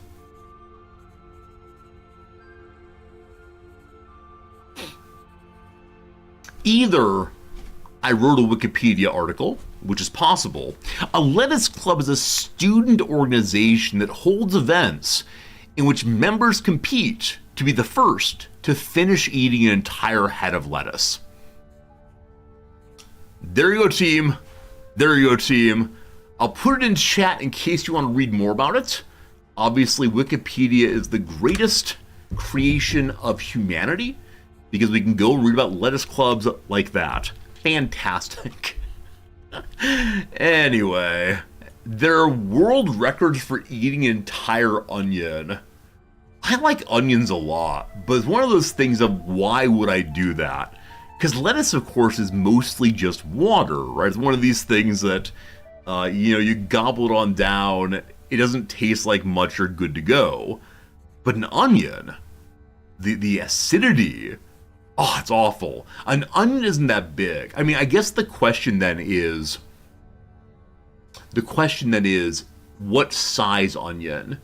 Because I've seen some big ones. I've seen farmers markets where the farmer puts out front of his stand, look at the big onion I made. If it's the big onion, I want no part in it.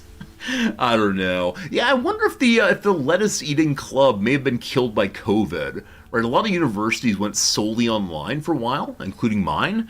The students would meet for classes online. Did they have an online lettuce eating club?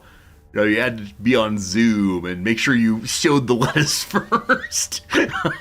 I have no idea. That's amazing. My special circus trick is not eating lettuce. I can drink faster than anyone I've ever met. I'm one of those people who can down a glass of whatever very, very, very fast. Because I know how to, open my throat and such. I practiced this back in high school. Every day at lunch, I would spend time in the band room. I was one of those nerds, not eating in the cafeteria where people were separated by social status instead of the band kid. And so I would take giant water bottles, at one point a gallon of water, and drink it as fast as I possibly could. And so back in grad school, I had a friend who would, I don't know, what's the word, be a carny for me? He would drag me around bars, and I'd be wearing my cardigan vest, and he'd point to me and say, that nerd over there can beat you at drinking. He'd say this to frat boys, and the frat boys would take it. They'd give me $10 on the table, a bet. And I go, no problem. It was great. It's a build-up to a terrible pun. No, it's a totally true story. This is absolutely true. And so in the band room back in high school, occasionally my band director would come out and say, Resorty, stop it with the circus tricks. That's true. I very much enjoyed my circus tricks. Other friends in there had their own circus tricks. The lead trumpet player, first year trumpet, would regularly work on actual magic tricks. He would try to do card magic for people. And then there's this one saxophone player. He was the bottom saxophone player. So there were 3 bands at my high school, the honors band, the varsity band, and the junior varsity band. This guy was the lowest of the low saxophones. He did not practice. For him, he would just show up and go honk, honk, honk. But during lunch, he would attempt to stack all of the chairs in the band room as high as he possibly could. And then he'd refuse to take them down. So the band that then met right after lunchtime would have to take apart his towers of chairs. High school was a weird time. Oh no, not baritone saxophone, not lowest in that sense. He was 71st chair. I don't know the number, but it was a weird period. I miss high school in some sense. I was unencumbered by shame back then. The band teacher should have locked us out. Nah, because he, I think he saw that the kind of people who wanted to spend lunch in the band room were people who perhaps didn't fit in elsewhere. So it was sort of a kindness. I know that my mother, not my mother, good God. Do I continue this story? Having said what I just said, we're gonna erase the last 5 seconds of everyone's memory. I know that my wife used to spend lunches in the math teacher's room, and the math teacher would allow them to gamble throughout lunch period, so long as they were gambling, they talked about the statistical odds of their winning. We love it. Embarrassing story of the wife? Oh, this is not an embarrassing story. My wife freely tells that story. It's not embarrassing at all. It's instead just that the embarrassing part was that I called her mom accidentally. These things happen. Anyway, we're going to see our peasants in Gobro. They've contacted me to go see them. A peasant family has unearthed a substantial hoard of gold coins in their field. Their neighbors promptly broke into factions. Some believe the gold should go to the finders, while others argue the windfall should be shared by the whole village.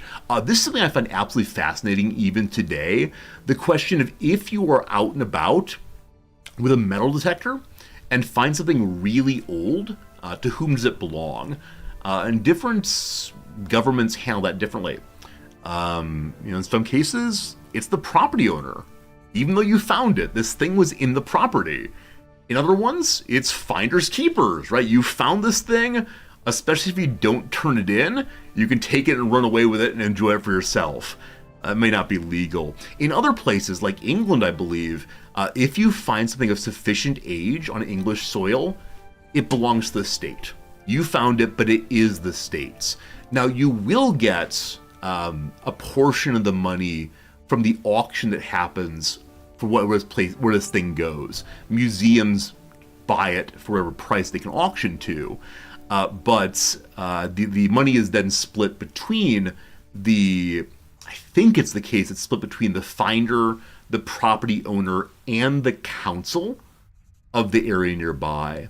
Yeah, if it's historically significant, it should go to preservation. I think that's exactly the argument, is even though this thing is fancy money, and wouldn't it be nice to have some very old dagger from the reign of Justinian, it's probably better for us together to be able to put it in a museum where people can enjoy it. Now, you will get money, right? You found something amazing.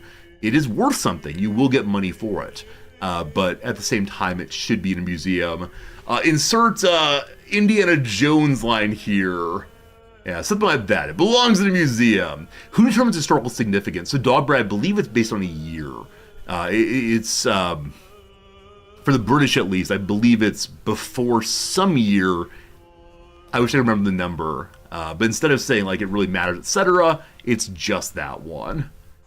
Therananthus, what are you putting in chat? That's your second strange message in a row. I'm very confused. Very confused, Therananthus.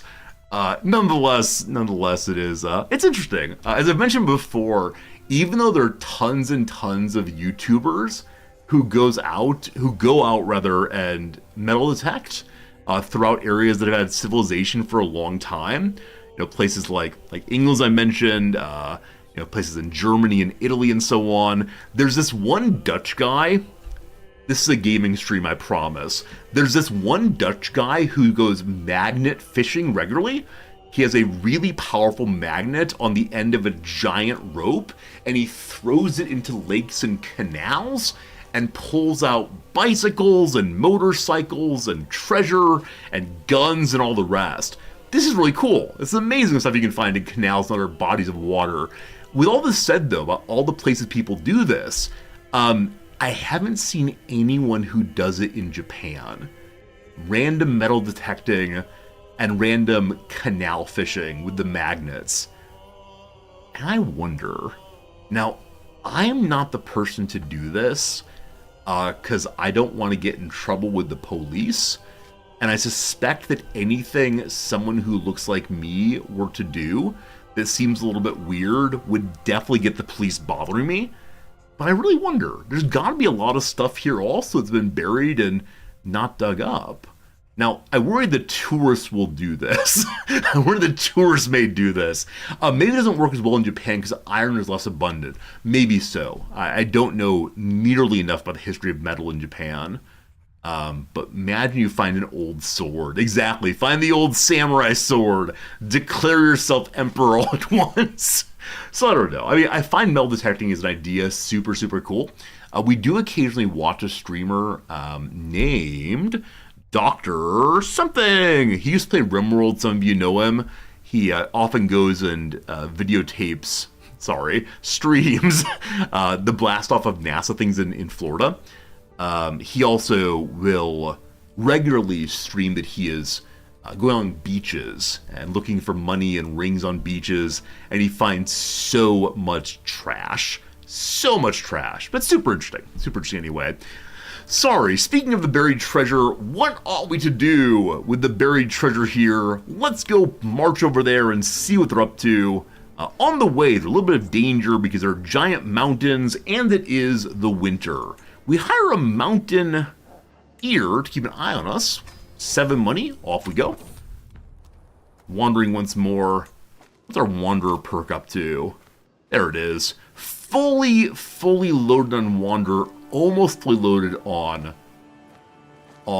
season there.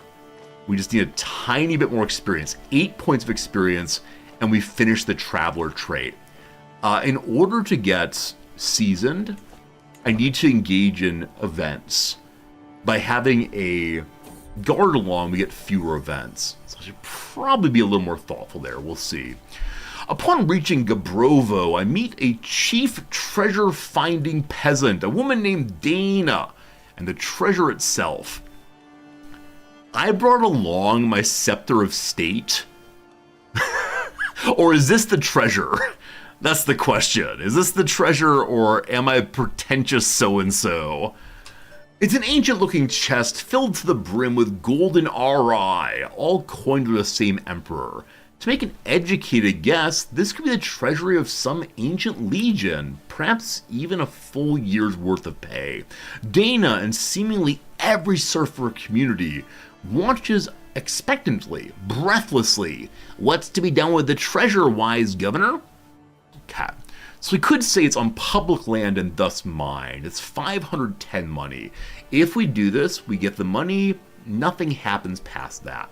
Number 2, the treasure is yours. If I give it to the person, we gain some gubernatorial experience, which is this trait here. 8 points, which will push us to into the 40s, but not level 2 quite. Or it belongs to the whole darn community. We get 9 points instead, and development grows higher in our capital, actually. Development in capital can't be beat. It helps so much with taxes in the future. Also with technology, we in Sweden, etc., but not super useful for that part. It's 9 points in either case. We can get 45 influence by giving to her directly, but we have so much influence already, so it belongs to the community. I need more taxes. Let's go home. Cool. Plague in our realm. The plague is not in our realm, right? It's right next door still. Once home again. More wanderer, but not yet a seasoned traveler. It's a ton of money. Yeah, 500 money is so good, right? That would be enough to build a building all on its own. We're pulling in 60 money a month, despite having some fairly large armies right now. Schemes at court. A Swedish Catholic Varangian is coming at me. The coolest of all Swedes. Wow. Ulf! Ulf! What are you doing? There are only so many Swedes around. You're coming after me. What a traitor. Does that weaken the plot enough that it goes away? The plot still exists with a 0% secrecy. So if they manage to kill us, we will know who did it. They're also down to a 40% possible success, so they probably only have 3 agents left. We'll see. Well, there you go. Who on earth would try to kill us? Who would do such a thing? Oh, is it our nemesis? Turns out it is. The Basilius gains some dread. He loses legitimacy. 60 points. That does not push him below 3. That said, he is below what we all expect of him. He is rightful, but not rightful enough. He's not the true leader. So less legitimacy. I am now allowed to imprison him. Ha ha ha ha. The scheme goes away. Okay.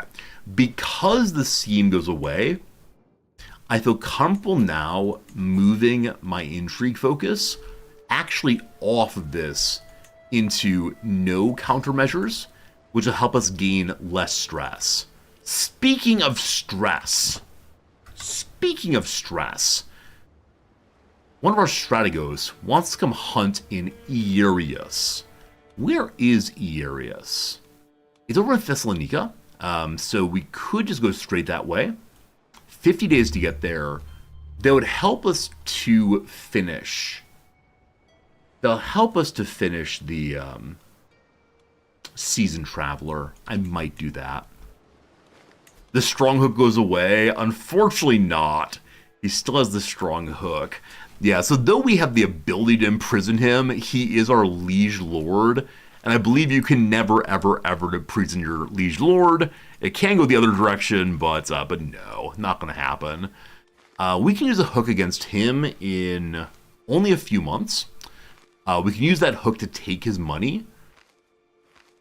And I'm not sure what else, unfortunately. Yeah, the strong hook on against us never goes away. I don't know why, but it never goes away. And again, the hook here is that we are planning to attack him. That really should not stop us from attacking him, but it's all good. Also, the army against the Byzantines finally marched on the capital. Actually, they've already taken the capital. Trade hooks in 8 months. Can you do that? Are hooks tradable? I didn't know that. If so, it'd be awesome. I'll keep your secret if you'll keep my secret. That'd be great. Absolutely great. Thank you, Dogberry. A little bit of, what's it called? A little bit of Blues Traveler about the hooks. Always feels good. Alright, so I need events. I need events that don't kill us, obviously. Going to this hunt, there are no special locations to see nearby. There are 2 stewardship ones up here. They'll give 150 plus 150, 300 experience in stewardship. Does that help us? Yeah, 300 gets us to 900. We would need 100 points more, obviously, for 1 more trait. You can use the Claim Throne scheme against your liege. No, you can't. He has a hook on us. War Profiteer Herageld would help. We have very few vassals, but getting more money while at war is always great. It's just a straight bonus to income with no malices. So I wouldn't mind having that. That said, we do need 400 points, not only 300 points. So, is there another place to go that would give us more stewardship? Up here in Torda. Also, each of these would give us seasoned merely for visiting there. So, after our hunt, we're going to go on a hike. Now, we need to keep in mind that we can't launch wars. We're not at home.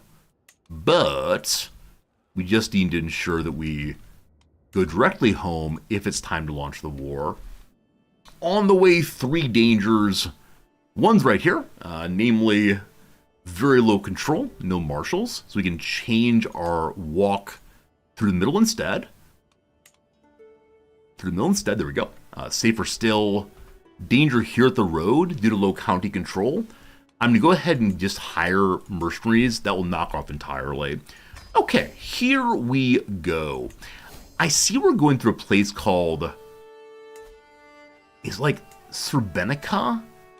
I can't remember what it's called exactly. We can find it by looking at our trip here. What's it called? Srebrenica? Something like that? I vaguely remember this name in GoldenEye, the James Bond game. Is that actually part of the game? Does Trevelyan, some of that? Maybe so. Not sure. Our boy is our regent while we're gone. Our boy the regent, how does he work? He's selfless. He's uninterested in harming us. He will take care of us through and through. Probably just getting money is good right now. Yeah, we'll stay with just bring me money, and he will work for us as best he can. He'll not try to take over the state, etc. Anyway, this wandering poet and seducer, a bard through and through, has a song about the current emperor. We can ask for a song, lower our stress, also get a secret on him. We'll try for that. Our hook against the Basilius has expired. So, they're not permanent hooks when strong. How long do they last? I should already know this, frankly. Hooks on me I need.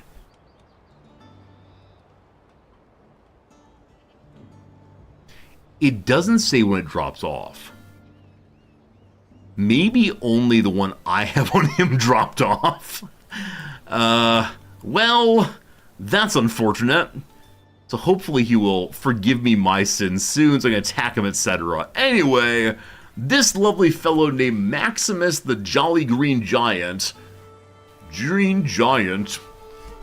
What a strange advertising slogan that is. That said, it works on me. I see the Green Giant, I say, yes, I want your vegetables. They're more expensive? That's fine. I realize you need more food to fuel your giant body. Alright, this man wants to teach me about the beautiful garden. We get 18 stress because we don't like learning. That said, we learn to be a gardener. We are truly the giant. Now, gardening gives us more stewardship, a reduction in stress, and also everyone likes us more because they get to see our lovely rows. Okay, here we go. So, as expected, our rival has lost his throne. He is now merely a duke like me. He is looking after his family called Komnenos. I would love to have him on Team Resorti, but that's okay. Now, having lost the Imperial throne, his family should be either a very weak. Oh, look at all this. Look at all this stress loss. My rivals had a horrible time. Ooh, we love it. Alright, be that in a second. So, I'll say what about him? Right, how large is his family now? The family Komnenos was first in line. Okay, Komnenos Dukas. Is that the same thing as Komnenos? Or is this a sub-branch of the Angelos? Okay, I don't see the prior emperor. So what is he actually called? I'm looking this up so we can mock him incidentally. The dynasty is just called Komnenos. So it should be here somewhere. Oh, we're scrolling. Oh, we're scrolling. There it is. Having lost the empire, he has 72 points. We, of course, with no empire, have 238. Wowie, wow. All right. Questions come to mind about how those events carry over. So, the crown has been torn from the sovereign's brow. Lord Nephon rules the empire no longer. In Constantinople's supreme church, amidst dignitaries and prelates, a new Basilius receives the coronation rites. Hail Ioannis IV! Crowd's assembled. He's in pretty bad health. Oh my goodness. I don't know why, but he's at stress level 3. That's as high as this thing goes. Possibility of heart attacks, etc. We should probably look for legitimates, inheritance, and see what happens. One moment on that one. He is the autocrator, he is the Augustus, etc. So we could say, because I didn't fight against him, he will give us 500 money. I can denounce him. We then become locus of opposition, cheaper to hire mercenaries. Does that immediately declare us? I believe this is the we're trying to fight against him. Support him, or instead, few opinions. Let me check this out real quick. Are we still plotting against the Empire? We are. Wait. Gathering power to plot a coup against Lord Nephon. Huh. Well, that may not carry over then. I'm going to refuse the 500 money in order to denounce him and try to become ruler. Oh, we're allies. Oh.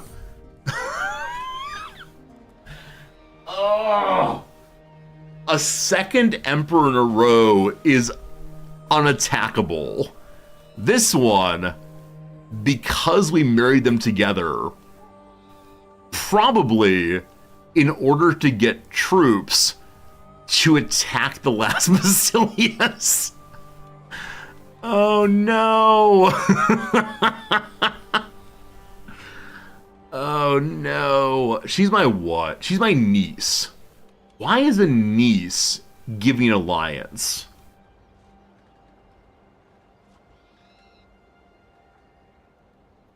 Oh, is he the head of the family?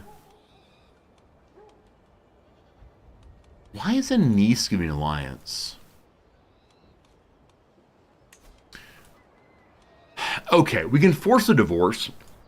They won't like that very much, but we can break the family that way. Why is a niece giving it that? What's the other one here? Also, it's the exact same one. It's just showing from both direction lines happening. We can break the marriage because we're a good leader of the family. Will it cause him stress if divorced? Oh, that's a really smart point. It might, Drac. It might. He might have a heart attack and that'd be a problem. Right, show me the list. So as of right now, we only have 332. I have a ton of influence, but I believe the only way to get people to support me is cash money or having other people of our family in a position to give investments. Yeah, so our sister is trying to invest on us, just not doing terribly well. Anyway, the echoing call of horns fills the air as we traverse the hills near Ustra. The hill forts resonate with sound, a call to arms that has sounded throughout generations. Someone has lit the bonfires, Westeros. What are the Lord of the Rings places called? It's not Westeros. Gondor! Gondor is coming for us, don't you worry. I managed to remember the Lord of the Rings names. Mission accomplished. Also, I apologize for pointing at you. I realize that's the most aggressive thing I can possibly do on stream, is do the direct immediate pointing. Does that feel bad? I think that feels bad for sure. I'm like the girl in the ring crawling out through your television, coming to get you. Alright, so Ustra calls forward. Garrisoned Greek warriors emerge from a fortification, charging down highwaymen. We must help them charge. We have a 100% chance of winning. Or we take money after the fight. Or we send our knight forward. Or it's not our battle. We personally go, we kill all the bandits. We're a prestigious person.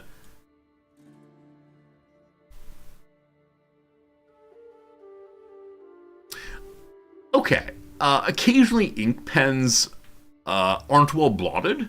Occasionally ink pens drop a little ink. Here's one such case. To the benign Dolivar, period. Should our plans carry on to depose the Basilius? Absolutely. Absolutely. I think that then means that the plot carries forward. I believe so. Still says Lord Nifon. Well, we'll see. Can I use influence to convince people to help us? Once I be right with you. I thought it was the case that... Let's go see real quick. So if I go to... Who? Literally anyone. Doesn't actually matter. Hello to you, Eudokia. If I ask you for appointment support for, we'll say... the Empire.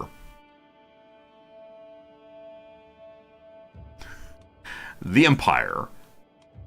who's have a claim? Right, she says no. We say, okay, we have a hook. I don't have a hook. Sorry. Is there anyone against whom we have a hook currently? We have lots of people we could use a hook against, but unfortunately I don't want the stress of developing random hooks. Alright, bring me the pile of hooks that I might scheme.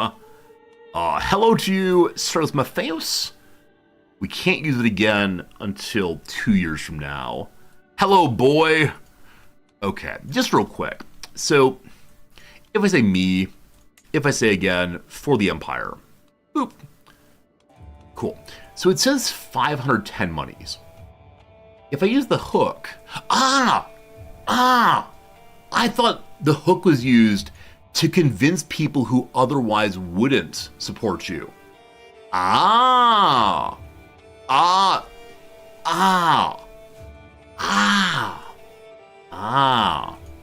Thank you for teaching me that. Thank you. I appreciate that. I'll wait just a moment.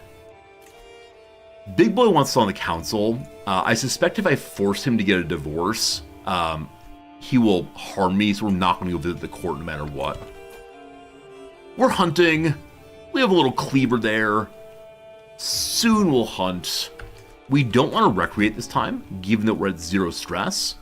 Instead, let's try to befriend someone who might be useful. Who might be useful here? Fellow at top here. I mean, you seem good. You got 8,000 troops. We like that a lot.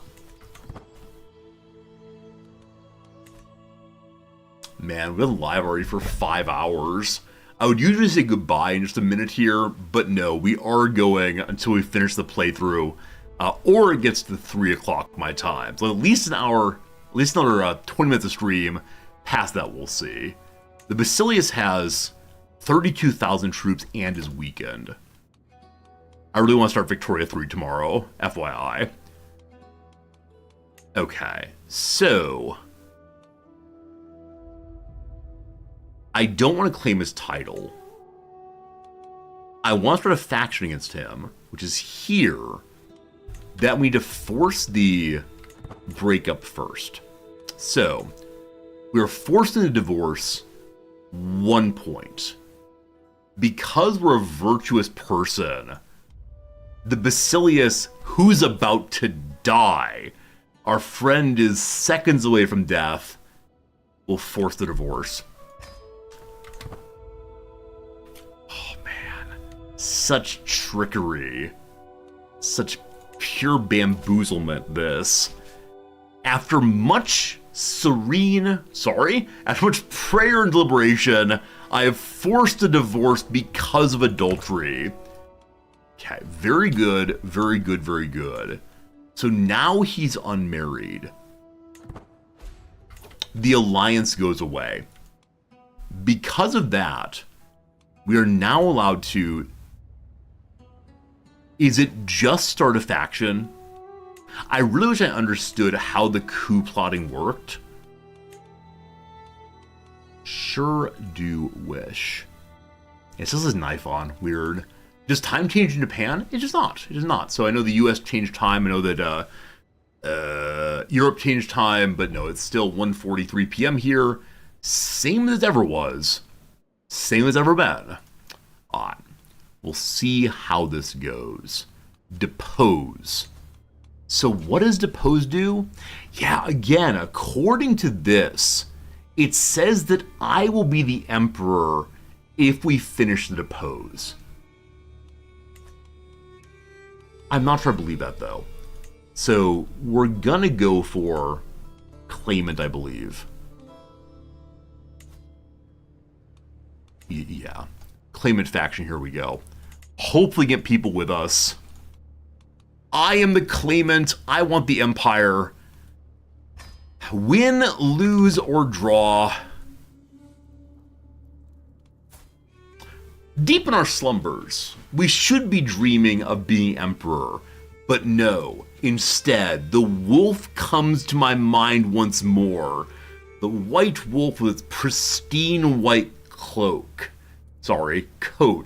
We stand in silent highlands or swollen moon. No matter how hard I try, I can move no closer my prey. I claw myself awake, feeling my resolve hardening. Is it the case that this wolf is a sign of the Empire? Maybe we'll fail. For 10 years, we get a improvement to personal fighting. I really hope that at the end of this war, we get to duel the Emperor one-on-one. I definitely want some Return of the Jedi action. That would be amazing. Okay. Show me my faction. Hello. So, immediately, this fellow joins in. He's about to die, but he is with me. Look at this. Look at this. Look at this. Now, I'm not sure if these forced to joins are money. It's influence or hooks. Now, earlier we were told that certain people would join us if we attacked the prior emperor. This one I'm less sure. Okay, we're looking for people against whom we have hooks or possible blackmail. So, I'm currently at 0 stress. I also have the cheese. So, it is times our blackmailing the largest. 80%, fingers crossed. Blackmail refused! 80% chance! Ooh-wee! Pride, fear, or otherwise, I have no power over him. He's okay with everyone knowing that he's taken a lover. I'm not going to do this because I don't want him to hate me. I need to have people like me, okay? Also, people begin joining without force. Why do I blackmail? So I can get the hook, so I can force them in. Otherwise, you have to force them with influence, and I'm not sure I want to do that. Okay, so this fellow hates his liege so much. We see all these people hate the liege a ton, which means they may join on their own if given time. Many of them, yes, keep coming. Many of them like me more than they like the liege. I'm gonna ask you to join for influence. What do you say, brother? In he comes. In he comes. Hello, big boy. He has to join us for 10 years' time. We are now double the strength of the Emperor. Okay. We've burned all of our influence, so that's what we got based on influence alone. This person could potentially be forced to join if I had 500 influence. I just don't. We're gonna let the game run for a little while. Seems good. People continue joining of their own accord. This buddy here, I can try to become friends with. If we're friends, he'll likely join. That said, it might not work out. We'll see. Look at them all come. Look at them all come. This is the first time I've led a military uprising in quite a long time. I'm all about it, though. The master of the hunt, so it's time for us to rock and roll. Let's go, let's go. Incidentally, the person who I'm trying to befriend, Theodorus the Proud, is he already in our faction? Theodorus the Proud. I don't think he is, so friending him is a good idea. We have tons of money. We should continue pushing our military size. Cool. A moment to talk. Our opportunity to make friendly with Theodorus the Proud. So we're both hunters. We could talk of the hunt. We could say instead, isn't it great to go falconing? He's never been falconing. HPG, good night, my friend. Take care. I can say we pity the animals. We're compassionate, but he's not. We can say let's go be useful. We love the forest. No. We just say hunting is grand. Ain't it? He says, yes. Yes. We have much in common. He relaxes a little bit. We can hardly be separated. We found the right words. I won him over. Plus 74. Cat. Incidentally, we're surrounded by beautiful flowers. So getting a beautiful flower can help with additional fertility. Fertility is not the name of the game. Burning stress is. Stress said 0. I also have 2 random items. Wait, what did I get? Ah, someone gave me a flower apparently.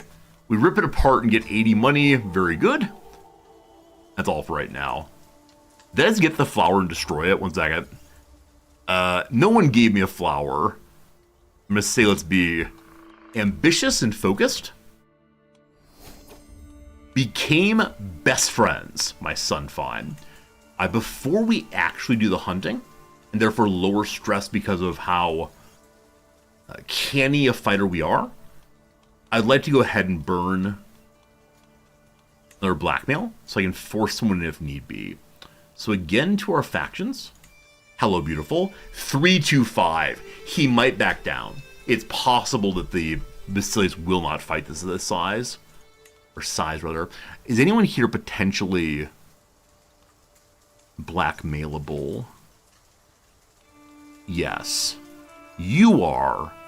You like me more than you like the Emperor, so you should join. That said, do you want people to know that you're a sodomite? You belong in Gomorrah. 80% chance, let's see. First, we see a boar with its sharpened tusks. Let's go, let's go, let's go. Buddy says, oh God, oh please, oh no, don't tell people of what I get up to in the night. That's fine. That's fine.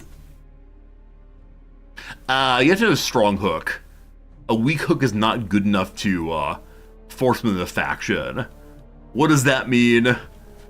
That means that I failed to I blackmailed this man for no good purpose. For whatever reason, my sister has not joined yet. This fellow's a witch. That's not a strong secret. This fellow's a murderer. That seems more plausible. What you say? Wait, is that a weak hook? Why is it a weak hook? You're a murderer. What do you say, boss? Yeah, they're a weak hook. Bizarre. I actually don't know what determines strong hook versus weak hook. Anyway, we got stressed out. The exhausted and panicked animals turned to bay, struggling to stand and squealing in panic. The Strategos hefts his spear and cautiously moves toward the exhausted animal. As Stephanos plunges his blade into it, the beast catches him with a swipe. He's pulled away. It squeals its death throes. No! My brother-in-law might die. Wait, he's my brother-in-law and also betrothed to someone else? Brother-in-law, namely the brother of someone currently. We go help him. Save the Strategos. There you go, team. We kept him alive, but barely. Everyone has a nice time. We killed a beast. We lost some stress. Down to 0 again. We did not make friends this time, but that's okay. We can demand payment on hooks. I'll take that. There we go. We have enough money now to potentially push for additional troops. We have to be careful here, because I actually don't know how much our income will drop once our troops are raised. We can go through and count. 13 plus 5 plus 1, 19, plus 12. That's a lot. Plus 1. Light footmen are so bad. So we'll still be positive on income with this army raised. Again, I don't know if I get to keep my Imperial army as I break off from the Emperor. Gosh, I hope so. Like I said, if I can't do so, I won't have any siege weapons. Yeah, I should have upgraded my troops to better ones. These light footmen are basically nothing. That's fine, though. Alright, building up the Bondi. All these fine Swedish men. The Swedes have been imported over many generations. And soon, soon, soon. How many months? 5 months. And then everyone says, you know what? We like Resorti. It's gonna be good. We travel through the hills of Gyna Ikakarstran. A hospice covered in beautiful Greek art appears on the roadside. Travelers, you look weary. Our doors are open for rest and care. A physician offers a gentle smile. Inside, the air is calm, filled with the soothing aroma of herbs. Here, try my famed decoction of crocus. It'll reinvigorate your souls. If we drink it, it is bright red. A 99% chance we get a bonus to health. A 1% chance we are dead. This playthrough has gone on so long and is so close to done that we cannot take an even 1% chance of dying. Math is not my friend. How about you become our physician? Solvi is not nearly as good as Big Boy here, who's almost fully physicianed up. Or give him some money, gain some piety. Come on down, boss. Welcome to the world of physicians. Good.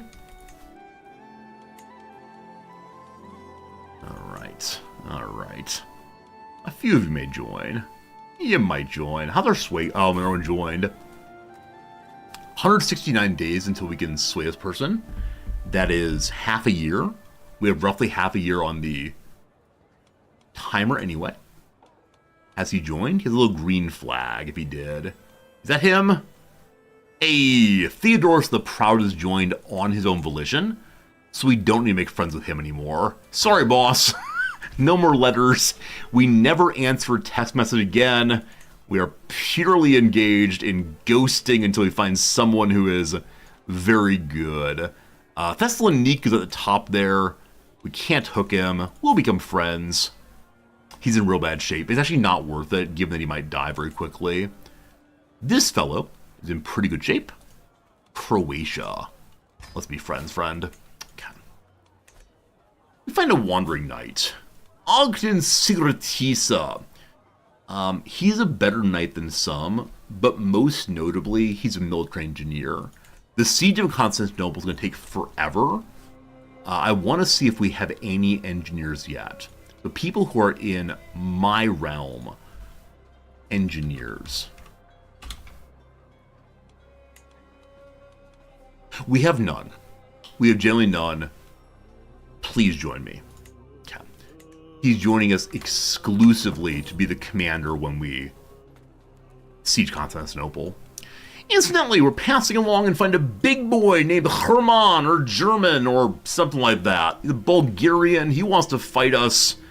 I go forward, 89% chance of winning for 500 money. Bingo bango, we win, we're rich. My daughter's come of age. Hello, Asta. She's marrying matrilineally exclusively to make more giant babies. There you go. And then with the money we have, we'll again push our troops. How close are we to full here? 2 more here. Imperial Army's full. That's literally all we can do on the military. A band of 2. Oh, it's this again. We found a 3rd orphan child. Once again, calling its dog Valor. Once again, calling her dog Valor. We invite her in. We're gonna take care of yet another random child. Uncle Resorti's orphanage, go. We have here 3 months, almost 500%. Why does everyone hate the current Basilius so much? Short reign is part of it. He's currently hiding from disease also. This is a potential issue in attacking the Basilius. He has a miasma around his castle. It's entirely possible if we march in, we'll all just die. Why do you hate him? You actually like him okay, just like me more. Cool. You hate him again because he's secluded. He has lots of guards up. All right. If the plague goes away, there's a possibility he'll emerge from seclusion, hold a big old rally, and then everyone will be on his side again. All right, we are now the patriarch. Everyone loves our family more. Hooray. Daddy Resorty, let's go. How old's our wife now? Only 34. Give me a giant. I need a giant. I believe we need to visit one more location here to get another stewardship point. I think. An evil presence is among us. We can go visit over here once we're done with our current trip. But soon will not be a governor, soon will be an emperor, maybe. 573. Oh boy, 1 month to go. Does he fight it? You know what? I'm going to do the good streamer thing and ask you all for a vote. 556% strength. Does Emperor surrender? No. He will fight. Yes. He will capitulate. Take your gambling opportunities here. Spend all your Riz bucks. Do you think the Emperor capitulates when we send the ultimatum, or does he actually fight it out? Very curious to see what happens here myself. I have a hope, but I'm not certain. People are bouncing in, bouncing out. In the dead of the night, I see one courtier kill another. He was a big dum-dum, probably causing all sorts of silly jokes. Like, my name is Muadam. I don't give a damn. It got very boring. I saw nothing. I don't want to deal with drama right now. By God, there's been a murderer. All right, so somebody killed Mudam. Zenom chuckles about it. I can say who did it, or move on. We're going to move on for right now. Got more important things to do. We're up at night at the campfire, having drinks, having laughs. We'll go and just laugh at a story. Keep it going. You all say, with 63%, he's going to fight it out. We'll see, we'll see. We'll see. We'll see. Down to 490. All right. All right. Incidentally, can I ask for him to be excommunicated? The buddy likes me. Unfortunately, he likes the Basilius. Plus 40. Fine. Fine. Do I really want to take over a plague-filled city? So the issue is, this is the goal of the playthrough. We've been attempting to get ourselves to being an emperor for however long this playthrough has gone. 26 hours of this playthrough has been spent on let's be the emperor. We are so close. We can launch it. Friends, an ad break is coming in 1 minute. Let's see what happens before the ad break. We press the demand. I want to be the emperor. I'm not going to cliffhanger you, I promise.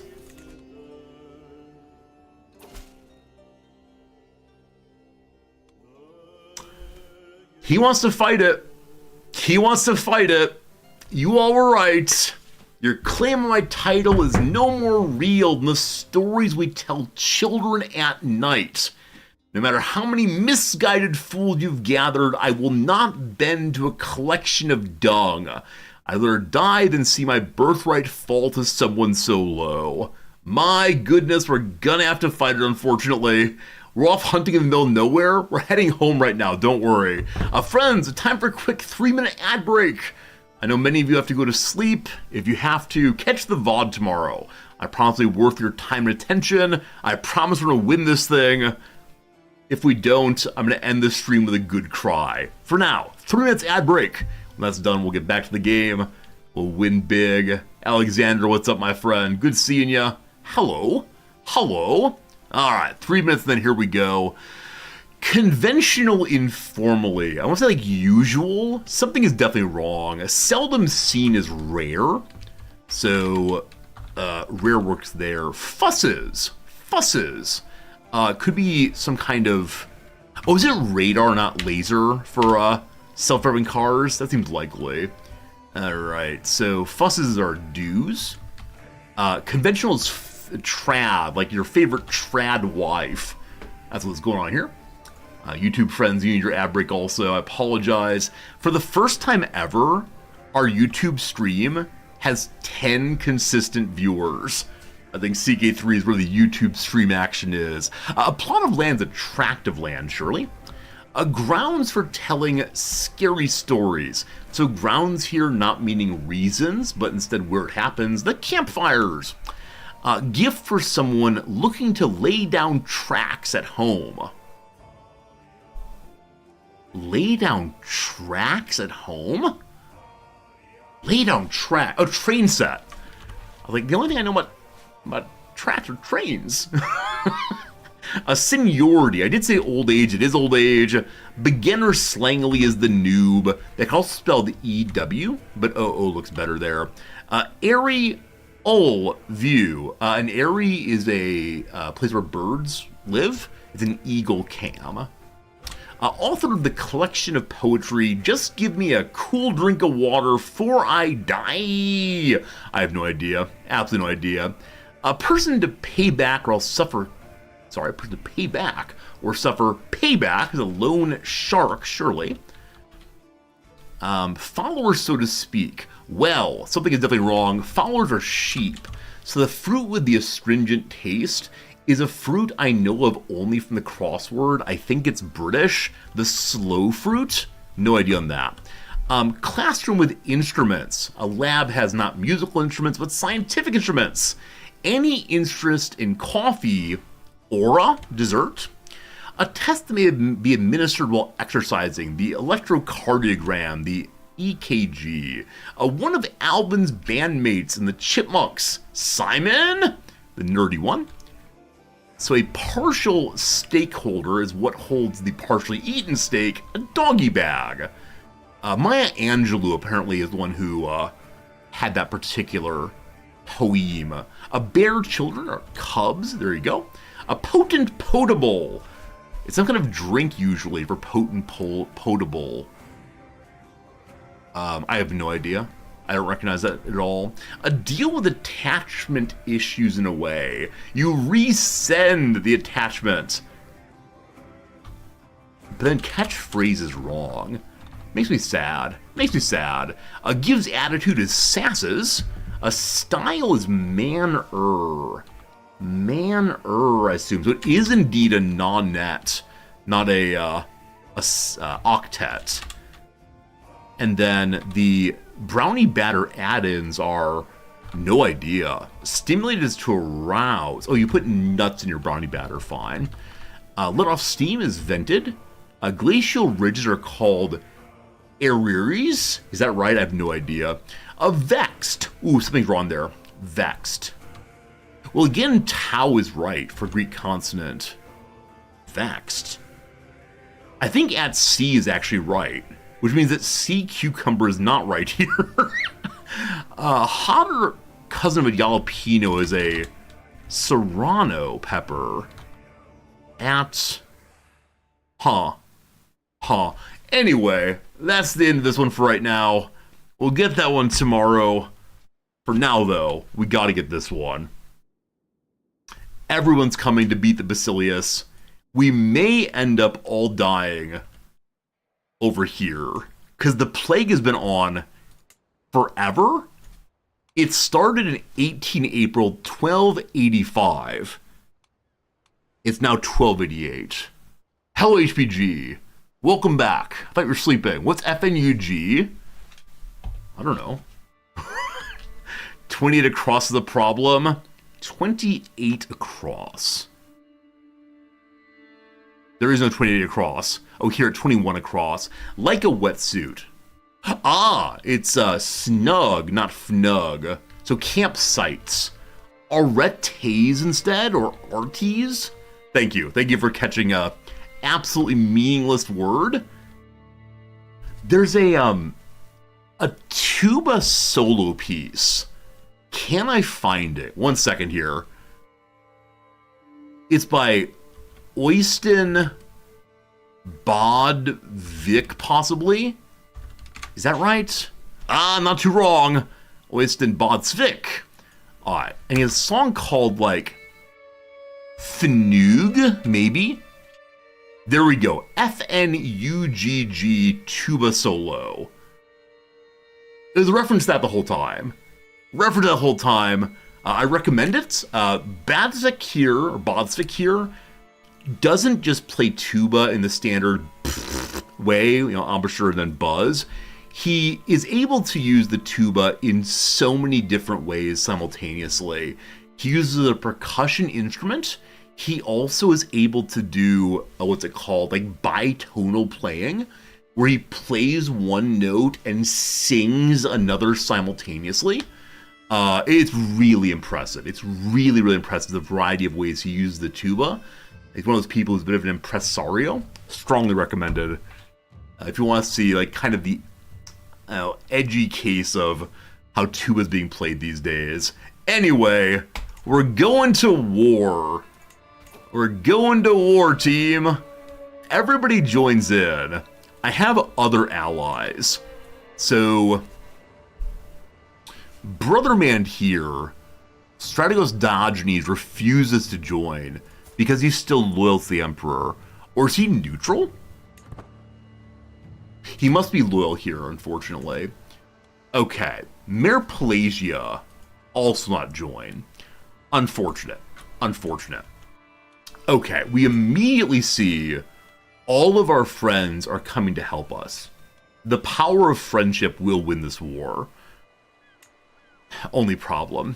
Okay, I am curious, do I keep my Imperial armies? I do. I do.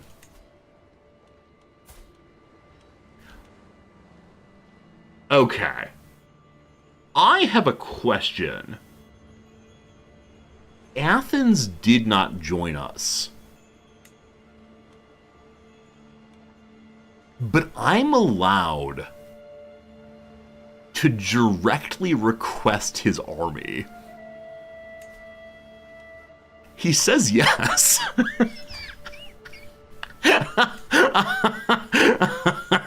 I'm out of influence for a moment, but that is mighty silly. So these people are neutral. We got some lend-lease going on, team.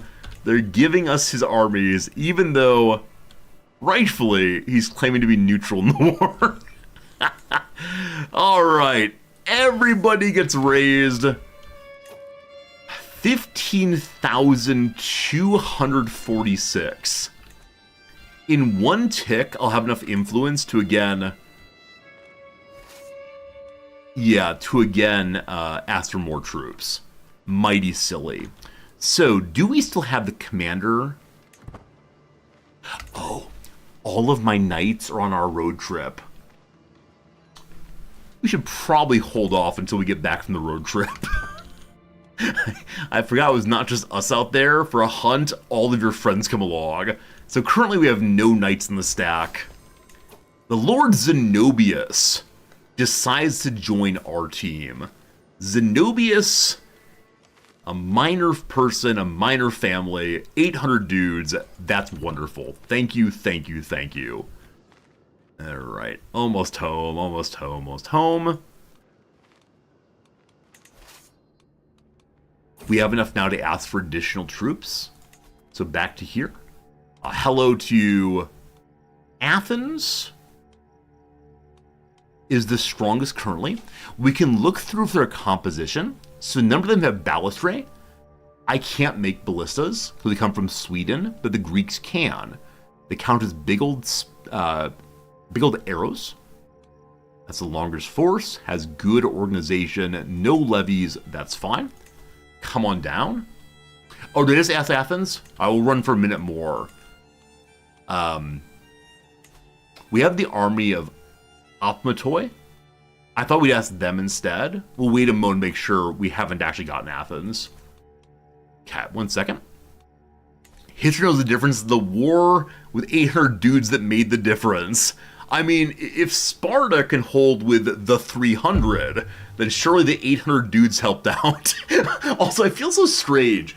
Anytime we are evaluating, like, an army, if they're people that we personally brought to the battle, I call them, like, our 800 closest friends. If instead it's somebody else's army, I call them, hey, it's 800 dudes. I gotta work on my references here and speak in more proper terms about warfare. A Norseman comes forward, wanting to be a Swedish man. We say, nice to meet you. We got places to be. Alexander, thanks for that follow. I like your emotes very much. I'm liking that you're here with us. Some cool energy for sure. All right. Returning not quite home. In our own county, Petar the captain asks if we want to get involved. We can spar for one marshal, or instead have a chance of harming ourselves with one marshal. We'll fight, thank you. We get one marshal, awesome. And 5 more steps. 4 more steps. They have an army of 30,000. God. As always, what does this war come down to? Oh! The people that we previously promised land to if they come still came, even though the war's against someone else.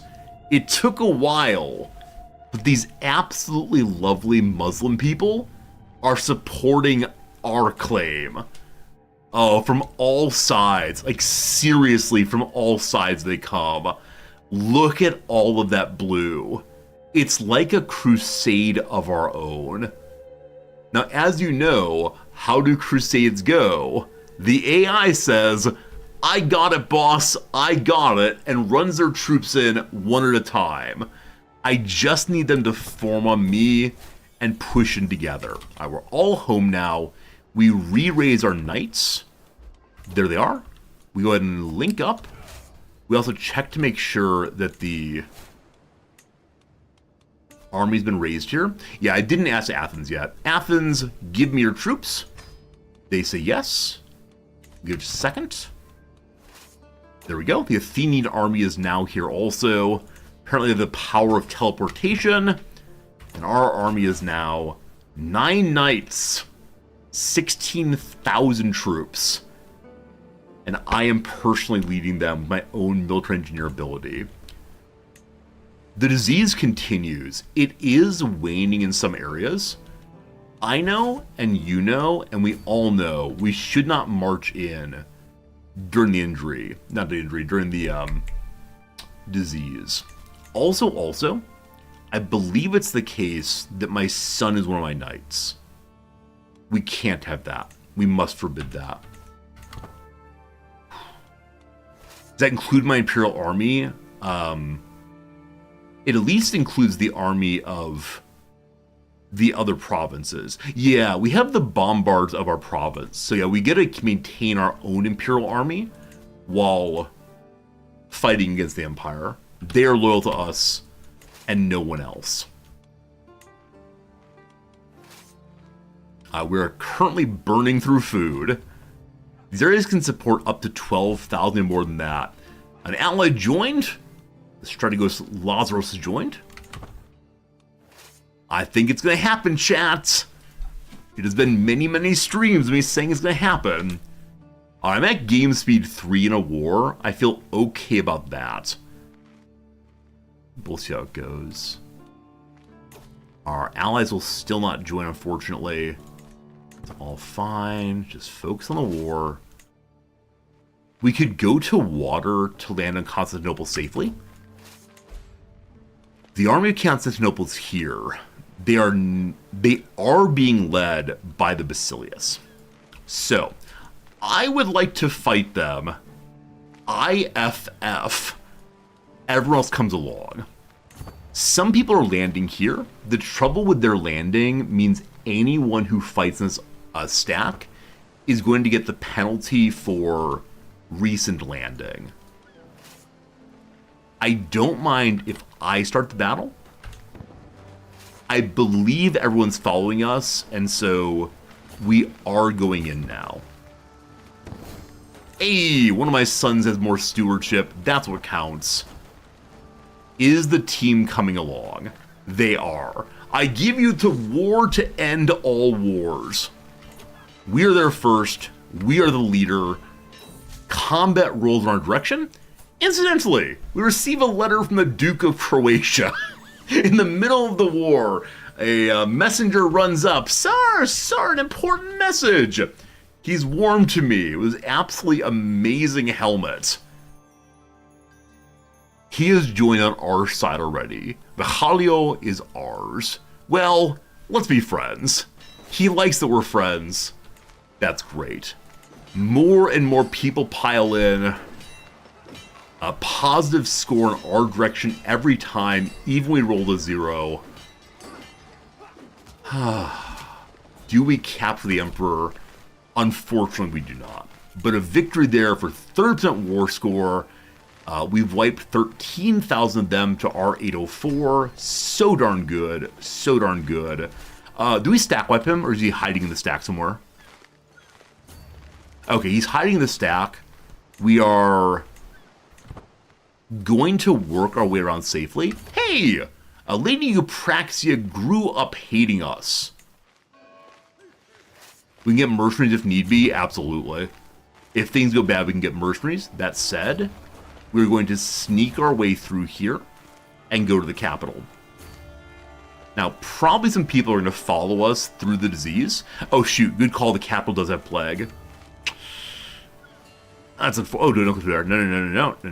No. Okay, we'll stand outside till the plague goes. I don't know if I can see how long it will take to go. We're going to have to spread out here also, because this location supports 20,000. Interestingly, if the AI spreads out, we'll be fine. Our sister has flagellated herself to death. What a shame. What a shame. Why'd you do that? Well, not her. Wait, yes, her. Yes, her. Who took over? I got no idea. It's all fine, though.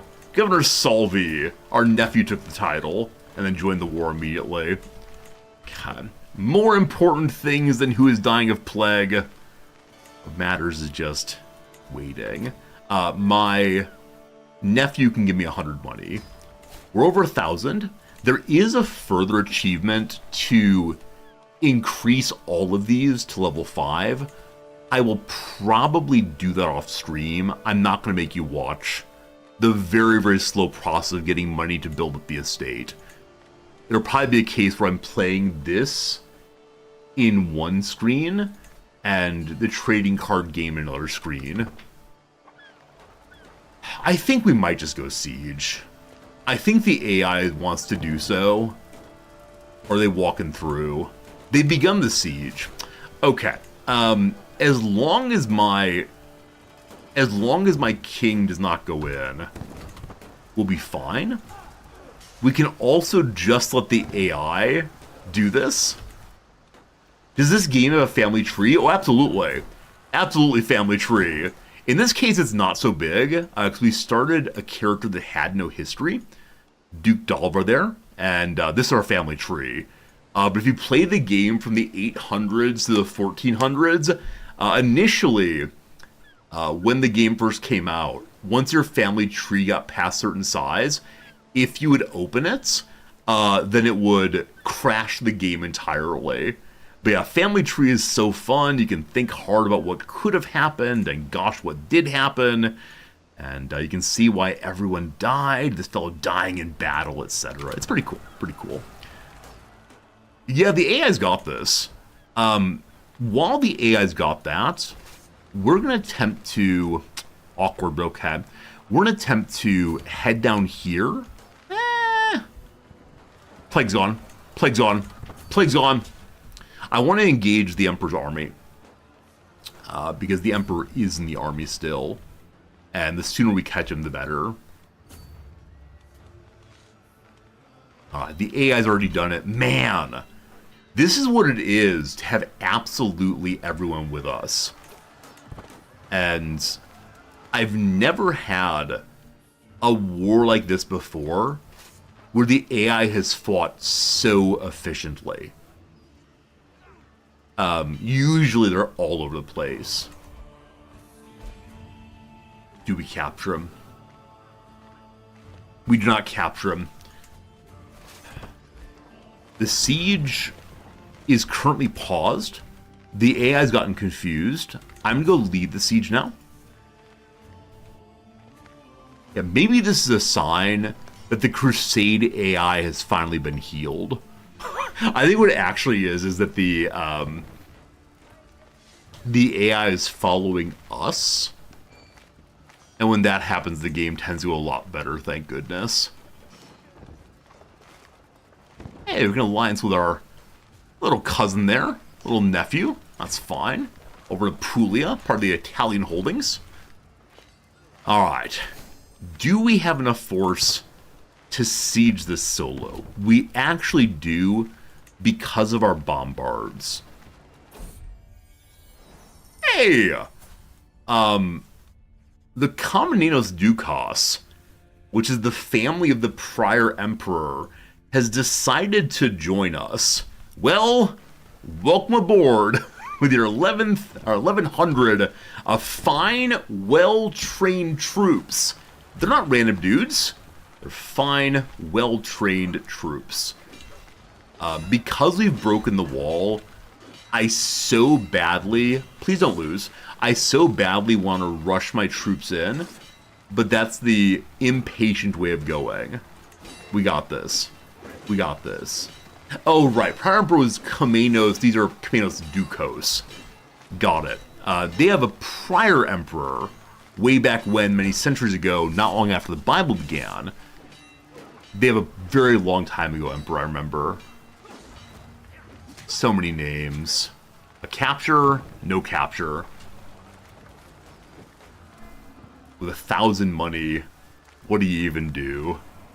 You just enjoy. You just sit back, relax. My daughter Asta has given birth to a little granddaughter. Our first granddaughter, I believe. Is that true? That's not true. We have so many grandchildren already. Sorry, in our attempt to win this playthrough, we become absolutely addled. What do you mean, family? Family exists only for the purpose of having more people to help with the war.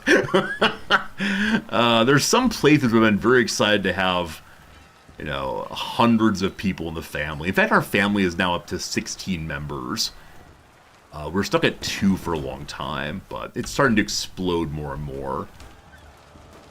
Where's my siege? 18 days. It's not clear this will necessarily give us the win. As long as we hold it, though, it does. Ticking war score is totally in our favor.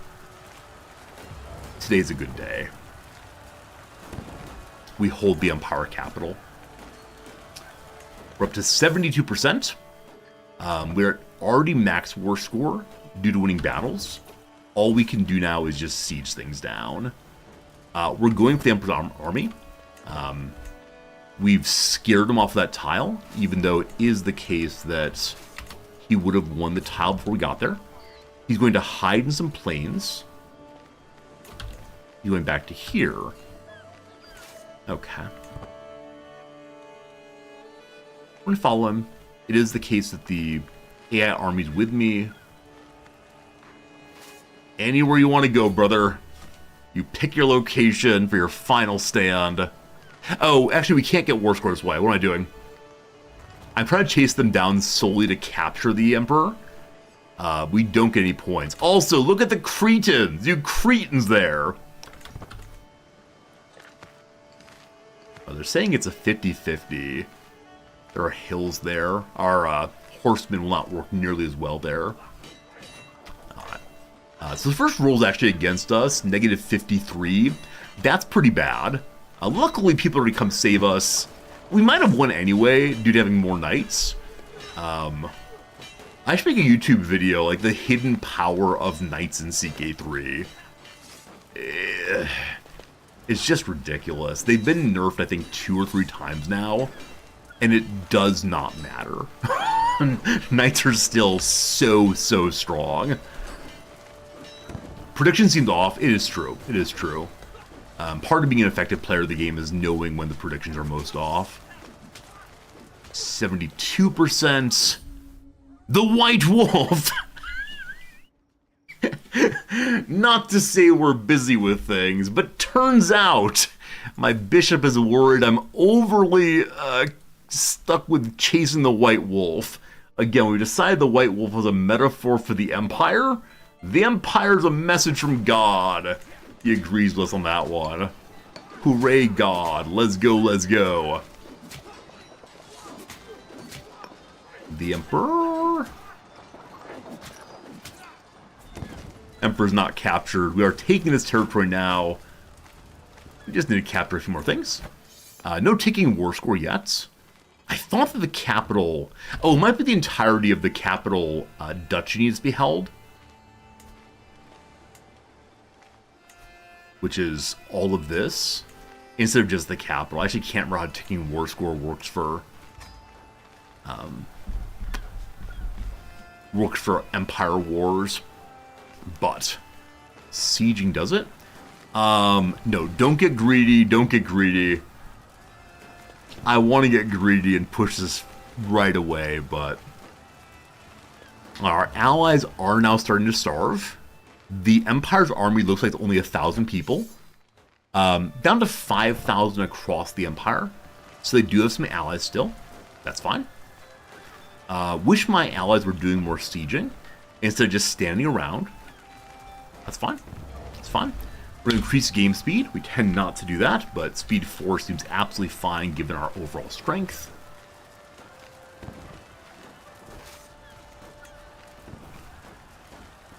I could split and siege more, but I want to keep everyone together. Alright, 76. Whew. Slow we go. I believe this is... Yeah, this will be the last territories out of Thrace. And I think we get Tiki war score. Our other troops... Yeah, no one's sieging the other territories. Are still loyal to the Emperor, unfortunately. We'll see, we'll see, we'll see. Hey, where's the plague? The Conanian fever is over here. Someone I care about just died. My antiquarian died of internal injuries. I think he was a knight who went to war for me, we'll see. So, bring me a new chronicler. Man, my court jester's where it's at. Kind of random jobs right now. Everyone gets a job. Or actually, one man gets 5 jobs. That works too. There's enough food here to keep us fed, at least for right now. The plague continues. It's going to be a terrible thing if the plague ends up killing our family. 100%. Yeah, so holding the entirety of the capital duchy does give quite a bit of war score.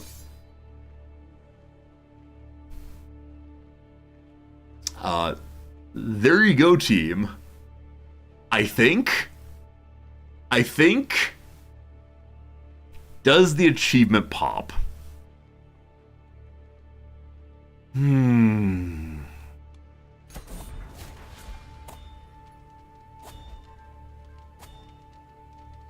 Where's my achievements? Alright, we now hold the Byzantine court with some fancy banners. Ooh ah, there we are. Now we're going to close the gold. You got it on pause. There it is. Started from the bottom, now we're the Emperor. I give you the completion of the playthrough. It is now up to me to lead the vast empire. My vassal, the Lord Iannis, left behind. I stand before the vassal, adjust my crown, and put a hand to my heart. Oh, the things I'll accomplish. It's like that Dr. Seuss book. Long live the Emperor. Woo! Woo! Lots of favor hooks on us for helping out with the Imperial War. Oh boy, lots going on, lots going on. I'm just curious real quick, may I hold a celebration for my being in charge? I don't see it, it's fine. There you go, team. The achievement of our deepest desires has been accomplished. Victoria 3 playthrough will start tomorrow. I'm really looking forward to it. I think we're going South America, but I have no idea. I have no idea. Our last playthrough was Mexico, and it was so much fun. Good call. 5 of 5 legitimacy. We're, I almost said a lawyer. An emperor ordained by the Lord, because we were crowned by the head of the church. We gain more legitimacy, more renown. Everything's great. We have so much money. We have our estate. We can keep building. Like I said, I'm going to do the building of the estate off stream, because it'd be a very, very boring and slow part of playthrough. That is fine, though. Left the wrong button. Friends, I hope you had a good time. I want to say thank you, 100%. What a fun playthrough. Rare is the playthrough that keeps me going for more than a week of streams. At the end of it, I don't say, oh, thank goodness it's done. This time instead we say, what a fun time. The combination of the adventurer playthrough, the administrative playthrough, and the landed playthrough. Such a wide variety of styles of play in just one playthrough. So, I'll be back tomorrow with another stream, 8:30 a.m. Japan time. That might be 6:30 or 7:30 p.m. in the US. I don't recall what time, whichever way. It's going to be a good time. We'll see you then for blah, blah, blah. We appreciate it right now. See you again tomorrow, folks. Sleep well. Take care of yourselves. And do check in tomorrow. Goodbye.